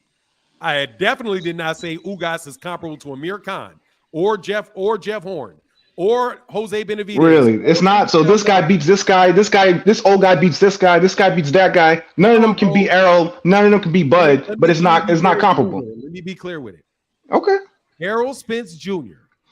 took the belt off of Kell Brook. He is a reigning world champion and the #1 ranked welterweight at the time. Errol Spence Jr. broke his eyeball and stopped him over there in the UK. And he was not favored to win the fight. If he was, I think he was a slight underdog. Favored to win the fight. Maybe a slight, maybe by a little. It was minimal though. I do believe he was favored, but it was minimal. He was favored. So I love this conversation. Good shit. All I'm trying to say is, John, how did you get us here, bro? y'all You control setting with us me. back with this conversation, bro. What? Trying to have a little fun, John man. setting us back It's with this Saturday. conversation. What But now you Saturday. keep walking him down Come on. that damn quicksand with this conversation. No, it's not. I'm setting the precedent after Bud gets the win. We gotta get all the credit we need. I don't want to hear no excuses now. Bro, we don't need to go in the past, bro. Bud's resume is not better than Spence's, bro. We know this. Come on, man. You setting us back with this bullshit. Oh man, let me sell, brother. Let me sell. It's Saturday. Nah, I'm bro. trying to get all the credit I need, man. I don't want to hear no excuses. Man, Bud gonna get the credit if he wins the fight. He gonna get the credit. He probably gonna have surgery though after the fight anyway. It cuts. So We'll see. He ain't been getting credit for nothing so far. We'll see. yes, yeah. Look, man. I think Bud's an excellent fighter. I'm glad he took the fight. It's all fun, man. It's better than talking about. Bud deserves a lot of credit for what he's done because ain't nobody ever come close to beating him like they did Devin Haney. Ain't that right, Devin Haney fans? You ain't seen Yeah, Bud. I'm not. Yet? I ain't that good of Are a you salesman. Devin fan? I'm not that good of a salesman. I like Devin, but I'm not that good. That's just the Devin fans is something different. I don't know what to do with them. You said it right, though. Came close to beating them. I said you had it right though. He came close to beating them. Oh, he But did. then Yeah, he no beat him. doubt. He came. Well, I mean, you know what it is, man. Look, Devin won the fight. If he's gonna stay at 135, he need to rematch that man. If he doesn't stay at 135 and he goes up to 140, good luck, bro. Because honestly, man, I think it's gonna be dog. Y'all better be hoping he go back to sticking and moving, dog. For Better hope now, he all goes back jokes to aside, sticking and if you moving. can barely make Hey, 135, you're gonna waste making that weight again on a rematch. Yeah, fuck a rematch. No, Right. Loma It's either Tank or don't Shakur. deserve You're no not wasting rematch. that weight on a rematch. He gonna get one. No, Tank Loma don't don't really do deserve no rematches. rematch. Loma Yeah, was privileged enough to get the WBC to skip him all the way back to the top of the line instead of putting him to the back WBC of the can be line. bought. We all know So that. let him go that route then. I don't think he should get a rematch. If the He WBC already hears the he name already Tank Davis, they benefited ain't from gonna care too about much nobody's privilege. rematch. Yeah. I No, don't think he would. man. I don't think Loma, Loma would do that great in a rematch. To be honest with you, I don't. He might lose some more stock if he loses to Devin Haney twice. No, but we might get a fight that everybody probably want to see. If they skip Loma up to the top, Shakur is at the top too, so those two will have to fight. I'd So rather I see think the that's a Shakur fight fight. that everybody would be interested in. I know I would be. Nah, yeah, take him off the Loma. list. that'll Give me the work. Shakur fight. Take his ass off the list. Hey, my Go guy on, T go on Wells in the vacation. chat there, bro. T Wells said, finally done with accounts. Salute to the panel. Hey, brother, thank you for the support, man. Appreciate you, man. Yeah, man. Yeah. All right, but look, man, we about 3.5 hours, man. I'm about to wrap up, man. But do like a nice little half hour, man. Let me let y'all all say what y'all gonna say. Then I'm gonna stay on for a few more minutes. I'm not gonna get off right away. But man, y'all make sure y'all come back next Saturday, man. Please. Yeah, it's been fun. It's been Bud and fun, man. eight. That's Y'all all I enjoy gotta the say. weekend. Bud and eight. I Bud and like that. I like that. I don't believe that, but I like that. You a I Bud give fan? Yo, I these give him guys 10. killing me. I give him 10. You gotta come on now. You can't knock him out that fast. You gotta carry him a little bit, you know? Eight. Good Yeah. fans of service. We waited 4 or 5 years for this. Don't knock him out in 8. Come on now. Eight. Good luck, fellas, with that one. Good. I see it Hey, yes, going sir. I 10 Hey, think my if rounds. guy I think Dwayne. if Hey, Bud can't hurt Rally. Thanks, Spence Rally. early, then it's going to be a problem. Rally in the building said intellectually took Fanon's head and it ain't crack. Hey, yeah, all right. Rally, appreciate you, brother, for that support, man. Thank you, Rally. Devin Haney's cousin dropped $5 in the Venmo.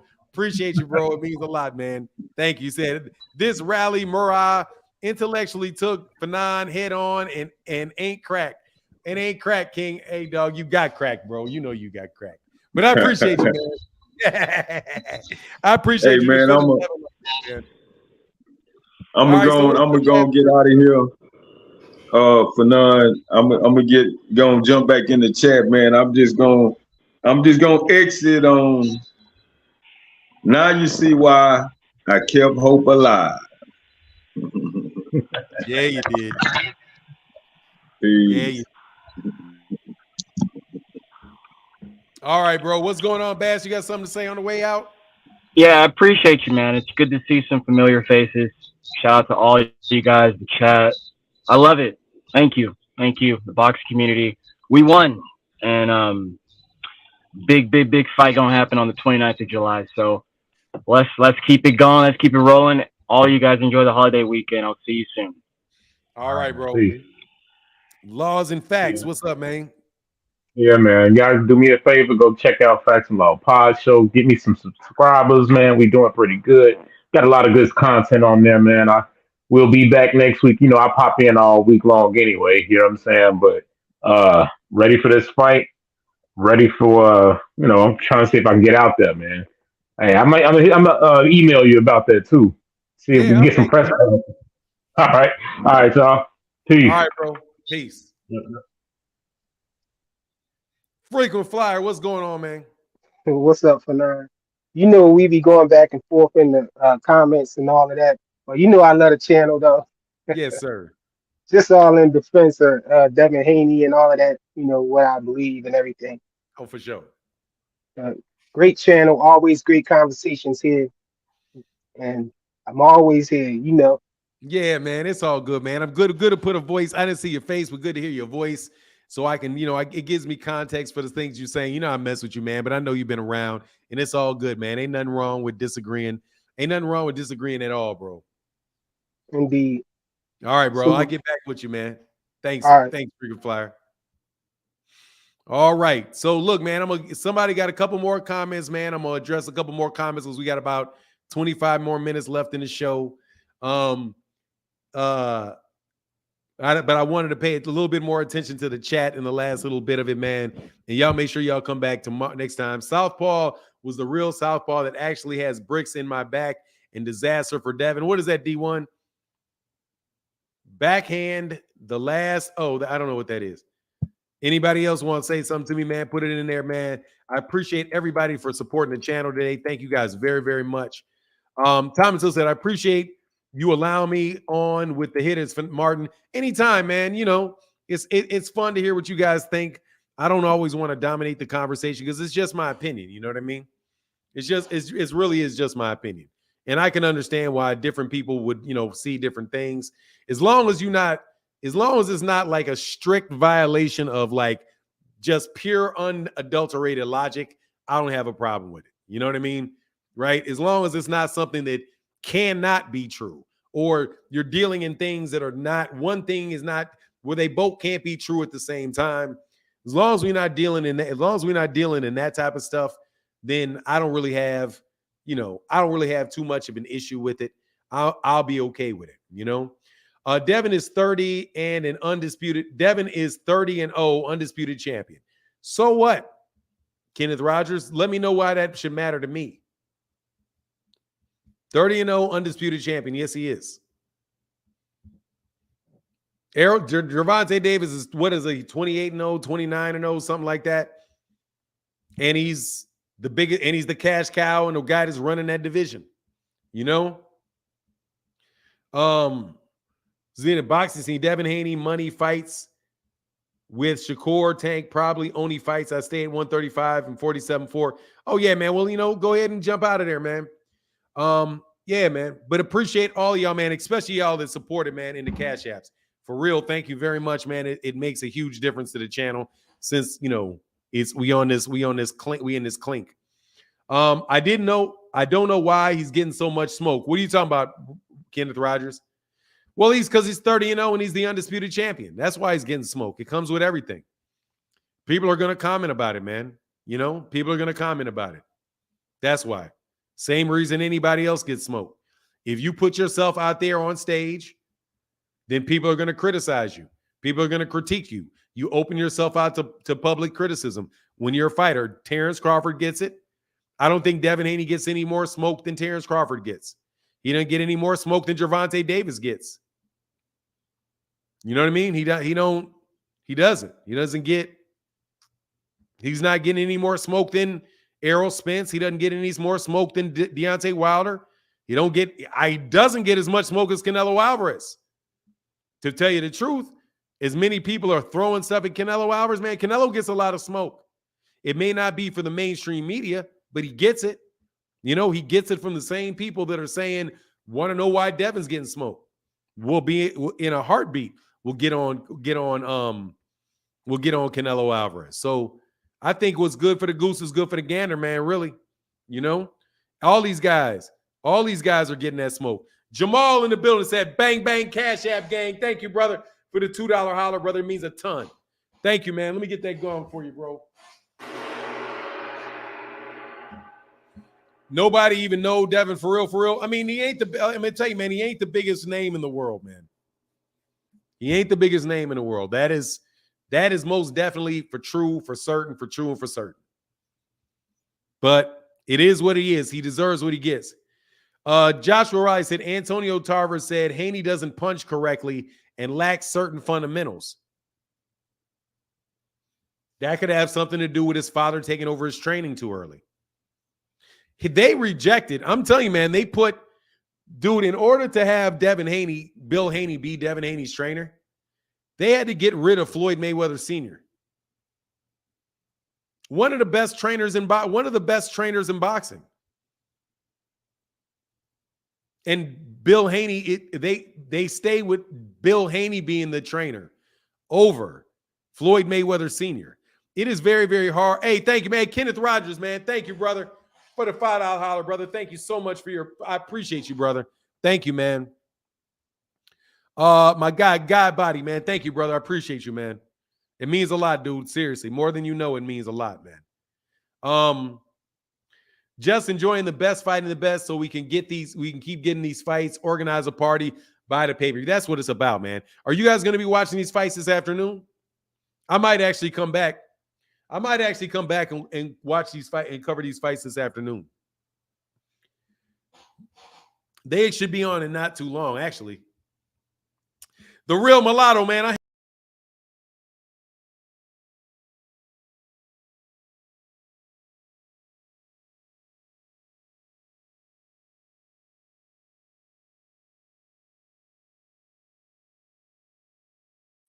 Oops, I hit the wrong button, man. I hit the wrong button. Zenith 360 said that's the first mistake. That was the first mistake Devin Haney Promotions made, firing Floyd Sr. and not signing with Floyd. Yeah, hey, that's what's up, Kenneth Rogers. I appreciate you, man. Everybody gets the smoke, man. You know, everybody gets it. Everybody in box, all these guys get a lot of people complaining and crying about it. Teofimo Lopez gets a lot of smoke. All of them do, man. Tyson Fury, not really though. Only guy that I would say the only person I really think does not get their fair due amount of criticism is Tyson Fury. Tyson Fury is probably the only one because most people don't care about him, and the other people that do care about him just ignores a lot of the stuff. Hey, Rickton said I blame Bill for that glitch. Nah, that's me, man. I put my hands. That was my fault, bro. That was me. I did that. Bill didn't do that. But yeah, man, I don't understand why you would get rid of Floyd Sr. for Bill Haney. Yeah, Bill Haney and Floyd Sr. had a falling out. Yeah. Like, probably like, look, man, we got to like, I don't know, man. I think that is an issue for him. But as far as the big fight that's taking place, man, I'm amped up about it, man. I'm amped up about it. Yeah, Bill Haney and Floyd Sr. had a fallout. I'll get you back. What do you mean, Charles? Great. What you talking about? I'll get you back. What you talking about, Charles? You know, anyway, it is what it is, though, man. It is what it is, man. So if y'all ain't got anybody else who want to hit me, I'm gonna put a link in for one more dude because I really do like the one. Only one, like one makes it easy, and I think everybody that was on that panel got it off their chest. We'll leave it a little bit longer if anybody else wants to say one more cat wants to say anything, but then we'll wrap it up. Kid is always gonna choose his dad over anyone else. Yeah, no doubt. But see, the issue is not whether or not Devin Haney did it or not. It's the issue is Bill.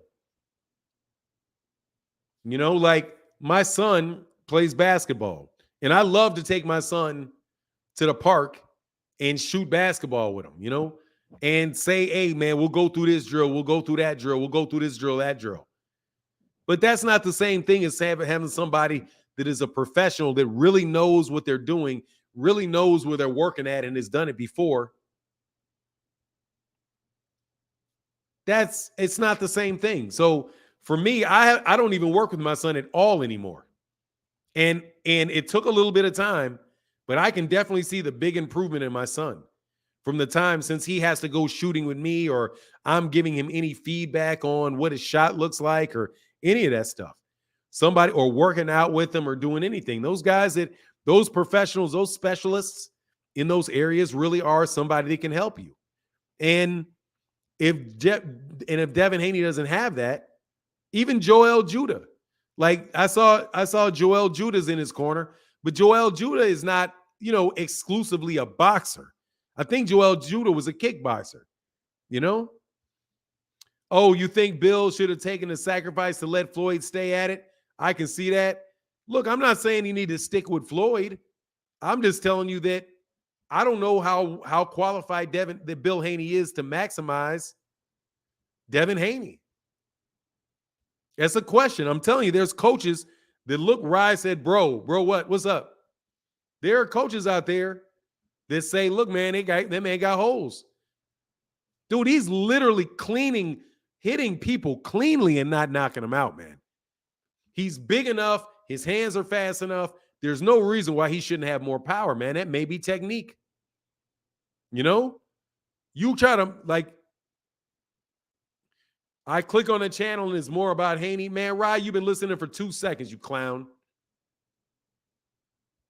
You listen, we had a 3 hour and 40-minute live stream. You listen to 2 minutes and you're talking about Haney. How about you don't click, bro? Or you hit the link here. What do you want to talk about? Yeah, the fights on today, yeah. I think on DAZN. Laywood is fighting, and who else is fighting? Mick Conlon is fighting for a championship belt. The two of those guys are fighting. And they just did a whole section on Spence and Bud. Been doing it the whole time. Been talking about Spence Bud the entire time. But, feel free to hit the link, bro, instead of crying. Timothy Sotomayor said, I don't think William Haney is the legit coach for the elite level competition. Devin better hire someone to help or will end ugly for him. I mean, we'll see, man. Hey, man, he may get through with it. For now, you my guy, but what's your problem with Haney? That's all. Do you listen to what I said, Ray? Right? What did you look? Let me ask you a question, man. Have I been unclear in my opinion? Have I been unclear in what I think and why I think that? I don't think I can be any more crystal clear than what I've said. What confuses you? I have spoken and I've said it exactly. I'm not hiding my opinion. You said, what's my problem? You tell me what's my problem is. I don't think I have one. I'm telling you exactly what I think about the scenario. You're asking me what my problem is. You tell me what you don't understand. I'm being crystal clear for months on end. I've been crystal clear for months on end, bro. Months on end. But look, man, I'm going to get out of here, man. I'm going to cut out earlier because I can't go that way. You know what I'm saying? I can't go that way, bro. I can't do it. Unless you're willing to hit the link, bro. I can't do that. I'm crystal clear about what I think. Did not pull any punches or anything. A said, Fanon is crazy. What's going on, Rise? Said, Fanon is crazy. All these guys are commenting, are recommending get better coaches, but Team GTD don't get credit they deserve for the results that they get. Dog. Those are excellent, excellent coaches. You know why they don't do it? I'm going to tell you why, Rise. They don't say y'all need new coaches.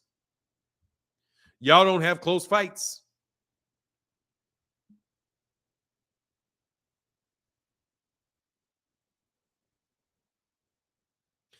Hey, my guy, Charles Gray, much love in that $2 holler on that Cash App, bro. Thank you very much, man. Thank you, brother. That's because you don't have close fights. He said, Fanon, there's no smoke for you. Rally was cool earlier. Oh, he was cool for a second. Then he tried to sneak in there when he don't care about it. You know how they get nasty at the end. They try to be polite. You listen to them long enough, and then they get nasty at the end. Man, you know what I mean? Nah, there ain't no smoke. I know, man. It ain't never no smoke. It's a bunch of people who want to talk like it, bro, but they don't want to do it. Incel said Kambosos, Lomachenko, and Linares. What about them? What about them? Anyway, nobody says that they need a new coach because Gervonta Davis hasn't come close to losing a fight. What do you need to change? Gervonta Davis is one of the top 3 fighters in all of boxing. Easy. And I'm talking about pound for pound. Top 3 fighters in boxing, easy. Better than Monster Inoue. Easily better than Monster Inoue. Easily better than Monster Inoue. Do not have any idea how you can look at Monster Inoue. Think that Monster Inoue is number 1 pound for pound, but do not think Gervonta Davis is not better than him. There is nothing that Monster Inoue does that he does as well as Gervonta Davis does. Gervonta Davis is better than Monster Inoue easily. In every single solitary fashion, he's better. He's better defensively. He's better in ring generalship. He's better at a clean and effective punching, and he's better at effective aggression. He's better than Monster Inoue in every way. But you can see it in him, but you can't see it in that guy. That's why I don't know. That's why he don't need a new trainer. That's why he don't need a new trainer. I mean, he don't fight top competition at 135. Who has? Ryan Garcia was a top guy at 135 until Gervonta Davis beats him. Ryan Garcia knocked out Luke Campbell, who was a top guy at 135. So why isn't Ryan a top guy at 135? You all have revisionist history. Eastside Cruz is the top guy at 135.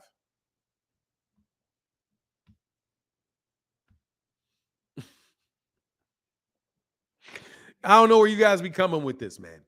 I don't know where you come with this. But like I said, you know, the link is in there for the last little bit of time that we got left here. Little bit of time that we got left here. But we put in the work over here, man. You know, we putting in the work. Timothy Stoudemire Sr. is coming for show. Team GTD will get the credit sooner or later. They will have no choice but to get the proper credit. They got the credit. That man's driving a Maybach. He said Cruz, paha. No, I mean, I think Cruz is a top lightweight. He's a top 10 lightweight. I'll put him right below Frank Martin. I would say the top lightweights for me are Errol. Are Gervonta, no particular order. Gervonta, Devin, Shakur, Lomachenko, Frank Martin. Now you got 5 more. I think Eastside Cruz makes that top 5, that second 5. You know what I mean? I'm not going to put him over Comey. Like, who else would you put above him other than the people that I named? You want to say Zapata? Who's Zapata? Put okay, say throw Zapata in there. Who else is after that? I didn't know the name of the guy that Frank Martin's fighting. I think those guys are top lightweights. I think Eastside Cruz is a top lightweight. Top 10, he's a top 10 lightweight. He may not be top 5. I'll put him below Frank Martin. And obviously the top 4 or 5 guys in the division. But you know what I mean? If you got to say who the top 10 guys, how are you going to say it? I mean, I'll put him above Jermaine Ortiz. But you can put Jermaine Ortiz and Zapata down there as well. I might throw Chris Colbert in there in the top 10 lightweight, seeing as he beat Rayo, even though he's going back down in weight. You know, I would say I would put those guys near that. Yeah, I got you. But look, man, I'm gonna get out of here, man. Much love to everybody in the chat, everybody in the super chat. Thank y'all guys so much for chopping it up with me for so long today. And with that, Fanon, Cruz and Loma, who wins? Fanon, I'd have to say Loma. I'll take Lomachenko over Cruz. Floyd the Dream Stevenson, I would take Lomachenko over Cruz.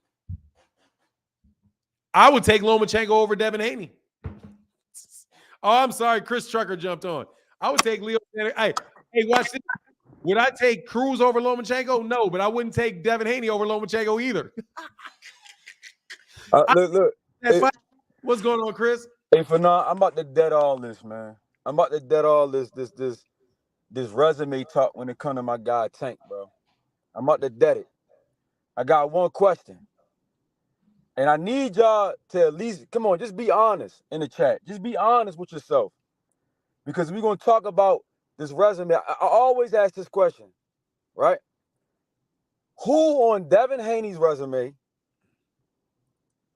who on Shakur Stevenson's resume, or whoever resume at 135 can go up to 140? You know where I'm going with it, Fanon. Can go up to 140 and stop a champion at 140. Specifically Mario Barrios. That's what I'm saying. Yeah, but just say specifically Mario Barrios. Yeah, Mario Barrios. Who? That's what I mean. That's what none of them. None of them. And you know how many are going to beat him? Who could not just beat him? Knock him out. None of them. Who going up to 140 on any of these guys' resume and folding Mario Barrios with a body shot and none of them. Huh? None of them. Okay, so we can dead the resume talk because Tank got one person on his resume that can beat everybody on all their resumes, including them. Hey, okay, so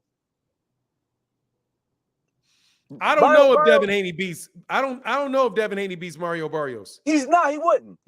He's not. He can't crack an egg with a hammer.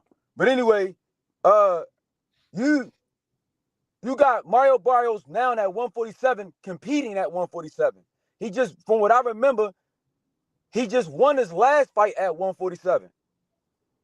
He competed and went the distance with somebody who's a veteran at 147.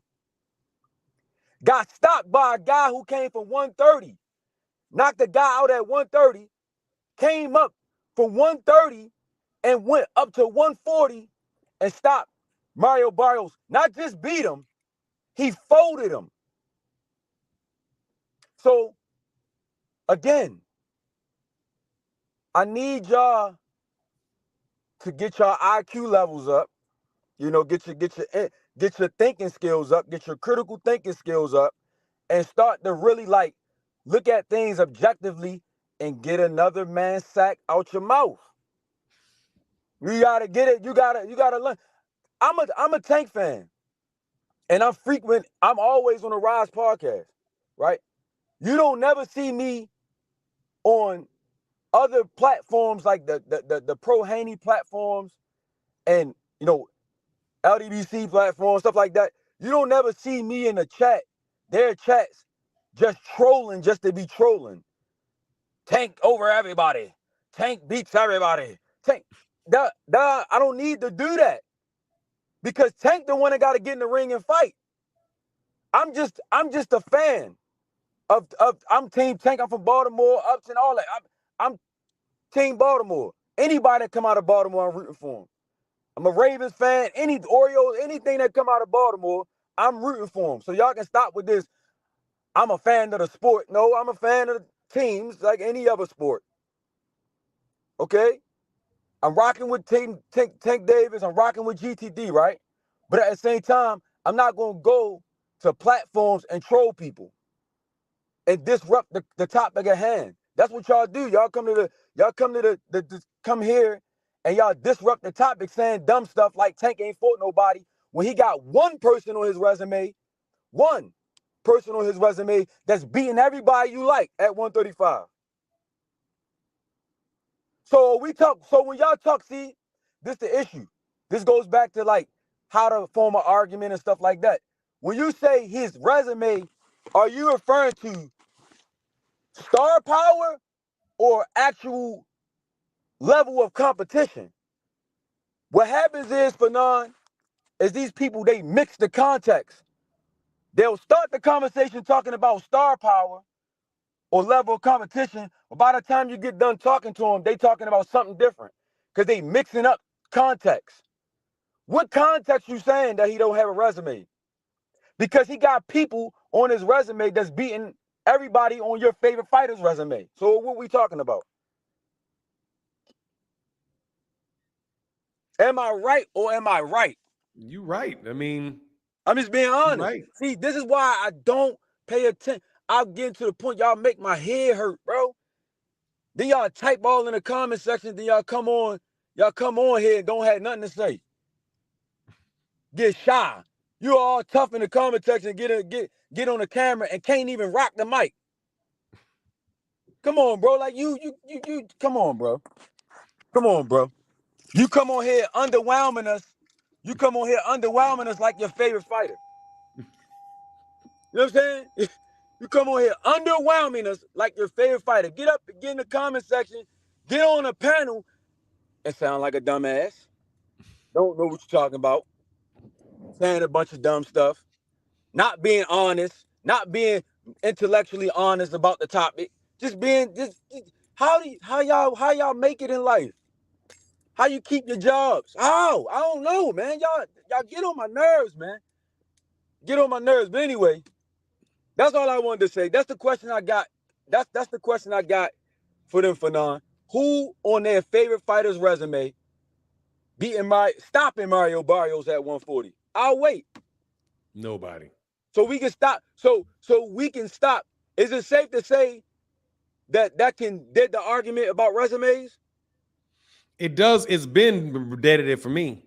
If we talking in context of competition level, not names, not this person got a bigger name than that person. I'm talking about if we talking in a context, because context is what keeps us understanding the topic at hand, what we talking about. Context of level of competition, Tank has beaten one person that can beat everybody on your favorite fighter's resume. It's plain and simple. I mean, at the end of the day, that shouldn't be an issue for you because you're a fan of the sport, right? Y'all fans of the sport. That's the first thing one of these dudes to get up here and say, I'm not a fan of a fighter. I'm a fan of the sport. That's the first thing you're gonna say. That's the first thing you're gonna say. But then when I say something like that, you're gonna come in the comment section and say something dumb. Like, well, Tank still didn't fight this guy. Hey, come on, bro. Like you that's what I'm saying. You're not honest. You're not honest, man. And that's the problem I had with Team Haney. Disingenuous, bro. You disingenuous, intellectually dishonest. This is what I got. That's why I got a problem with them. They did all that talking, bro. They did all that talking, bringing up a sparring match that happened 5 years ago, every chance they could. Well, Haney, Haney touched Tank up in the sparring match in 2015. Bro, it's 2023. Tank available, you available, but we hearing rumors of Haney versus Prograis. What type of stuff is that? Let's get busy. Let's get it. Let's get this fight on so we can get done talking about this sparring match that happened years ago at Floyd Mayweather's gym that we don't have the footage of, that we keep getting two back and forth stories about. Let's see what's up with that. With them 8-ounce gloves and no headgear. Let's see what it really is. Let's see what it is. Come on, bro. Now they quiet. Now I see a lot less Haney fans coming in the comment section and talking about Tank ducking Haney, Tank afraid of Haney. You still get one idiot every now and again. But it's the energy changed. Am I right? Am I wrong? The energy changed for now. I mean, it's hard for me to see a little bit from my vantage point because I'm always talking, but I'm getting a sense. I'm a little bit behind sometimes on that. Right. But like, for me, like, I don't like when I see that Devin is now talking about fighting Regis Prograis. Yeah. It took me a second, man, to really kind of catch on that it's like, hold on, man. Now I see what people are saying. They're saying, like, now that why you all of a sudden wanting to fight the energy Regis Prograis when you said you wanted Gervonta this entire time, and Gervonta's team is saying we want you, but now you looking at Prograis.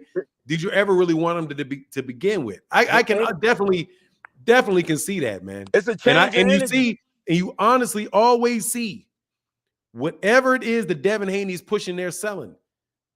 It's like this. It's the example of like we go to school together, and I really don't. I don't even have an issue with you, but every day you like meet me in the schoolyard at 3 o'clock. I'm gonna beat you up. But I'm like, you know what? I don't even when we fight. I don't want to fight you. Listen, man, I want to go home. But one day, I say, you know what? I see you there because you getting on my nerves. And then you start making excuses not to show up. You've been calling me out. I've been trying to be a peaceful, civilized individual for a month. And every day you saying you're going to meet me in the schoolyard to beat me up. And you're going to knock me out. Even your daddy saying what you're going to do to me. And then when I say, all right, you know what? You ain't going to, you know what? You next. All right, me and you, 3 o'clock, schoolyard. Let's get it on. I come to the schoolyard, and now you and your pop's pulling you away from the schoolyard. Like, nah, let's go. Nah, we ain't fighting no more. I mean, come on, Fanon. We gotta be honest with people, man. Haney's a great fighter. I know that's what y'all want me to say, and I believe that. Haney's a great fighter, but the energy looking a little shaky, baby. The energy looking bro, a little you ran out. shaky. Yeah, no doubt. It's You ran out. looking a That little thing was shaky. Shakur. The That energy thing was looking Shakur. right. It's looking a little shaky, baby. All that energy y'all had, man, for 5 years, man. I've been waiting for Tank to get his hands on Haney, bro. I swear, like, I'm like, yo, you know what? I can't wait until he get in the ring with that dude. Now he talking about fighting Regis Prograis. Okay, and then you got Haney fans talking about he dying to be great. Let Tank do something like that. They still saying Tank ducked Loma for 5 years ago.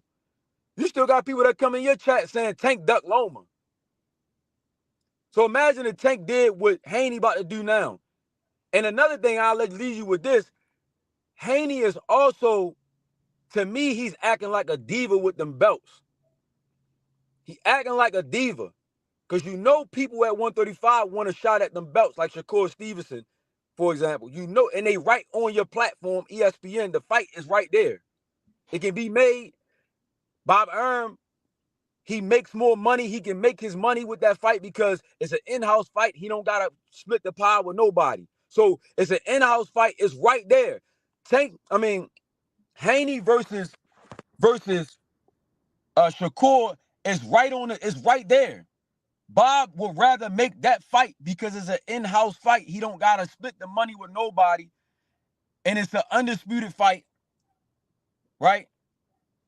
But now Haney talking about going to 140 and keeping the belts and then coming back to 135. That sound like some diva talk. You know people want you. So why are you talking about what you're going to do with you're going to keep the belts at 135, fight Regis Prograis at 140, and then double back? No, you're not. No, you're not. You got problems making the weight. Why don't you just be honest and say, I got problems making the weight. I'm not fighting Tank. I got problems. I respect that more. I respect it more if they would just say, listen, man, we struggling making this 135. I would love to give y'all that Tank fight, but maybe we can do it at 140. Because I can't make the 135 weight. You get what I'm saying? Yeah, you dead what they on, trying man. to do is use plausible deniability. That's what they're trying to do. They're trying to use plausible deniability, meaning they're going to say two things and leave it up to you to figure out what they're going to do. We might go to 140 and we might stay at 135. You figure out what we're going to do. That's up to y'all. That's up to the fans. That's plausible deniability. You figure it. That way I can deny whatever you assume whenever I feel like it. You know what I'm saying? I can deny You got whatever. that right. I can say two things so I can deny either one when it works. Okay, so when it's time to talk trash about Tank, we're going to talk about the Tank fight. But then when I want to talk about the weight cut, I might move up 140. I don't know. You know what I'm saying? You leave people guessing. That's why these fans, like, they go back and forth, because you got people playing games with context and terminology and things like that, and people really don't know what the truth is. You get what I'm saying? Yeah, That's what they're doing. They using a strategy called plausible deniability.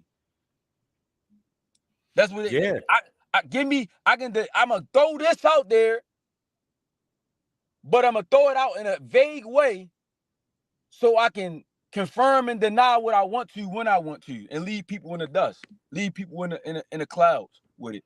That's what they doing. Yeah, I can't make the weight. So if you go up, you can say, I told you I didn't make the weight. If you can call out and say you want that fight. So if you stay, you can want that fight. Yeah, it's wild, man. But hey, I gotta bounce a little bit, brother. All right, man. All right, Fanon. Thanks for having me on, bro. Hey, man, anytime, man. You're a bright young man, dog. So make sure you come back. I like listening to you talk. Like how you think, man. I appreciate it, man. Appreciate it. All right, bro. Get back. Hey, frequent flyer, brother. I gotta bounce out of here, man. You had a chance. You had your chance. Don't get excited now. Oh man, you ain't let me add a man. The bat signal went up. Man, come on, man. Bad signal, smack signal, man. You was on there. You had your chance to say something. You ain't saying. Because nobody wasn't talking, man. Come on, man. Come on, man. You had your shot, man. All right. I'm 4 hours and 18 minutes, dog. You know what I mean? Yeah. Hey, my guy Daniel Taylor. Hey, my guy. Sorry, I messed it up. Monster J in the building said, Cash App Squad. Sorry, I'm in a tree. Hey, thank you, brother. I appreciate you, man, for that support, bro. Thank you for the support in the Cash App. But look, man, I've been on here 4 hours. The show has got to end at this point in time. We will be back. We'll be doing. Make sure you check out the videos we do later. Check out the channel, man. Be back tomorrow. And with that, I'm out. Deuces.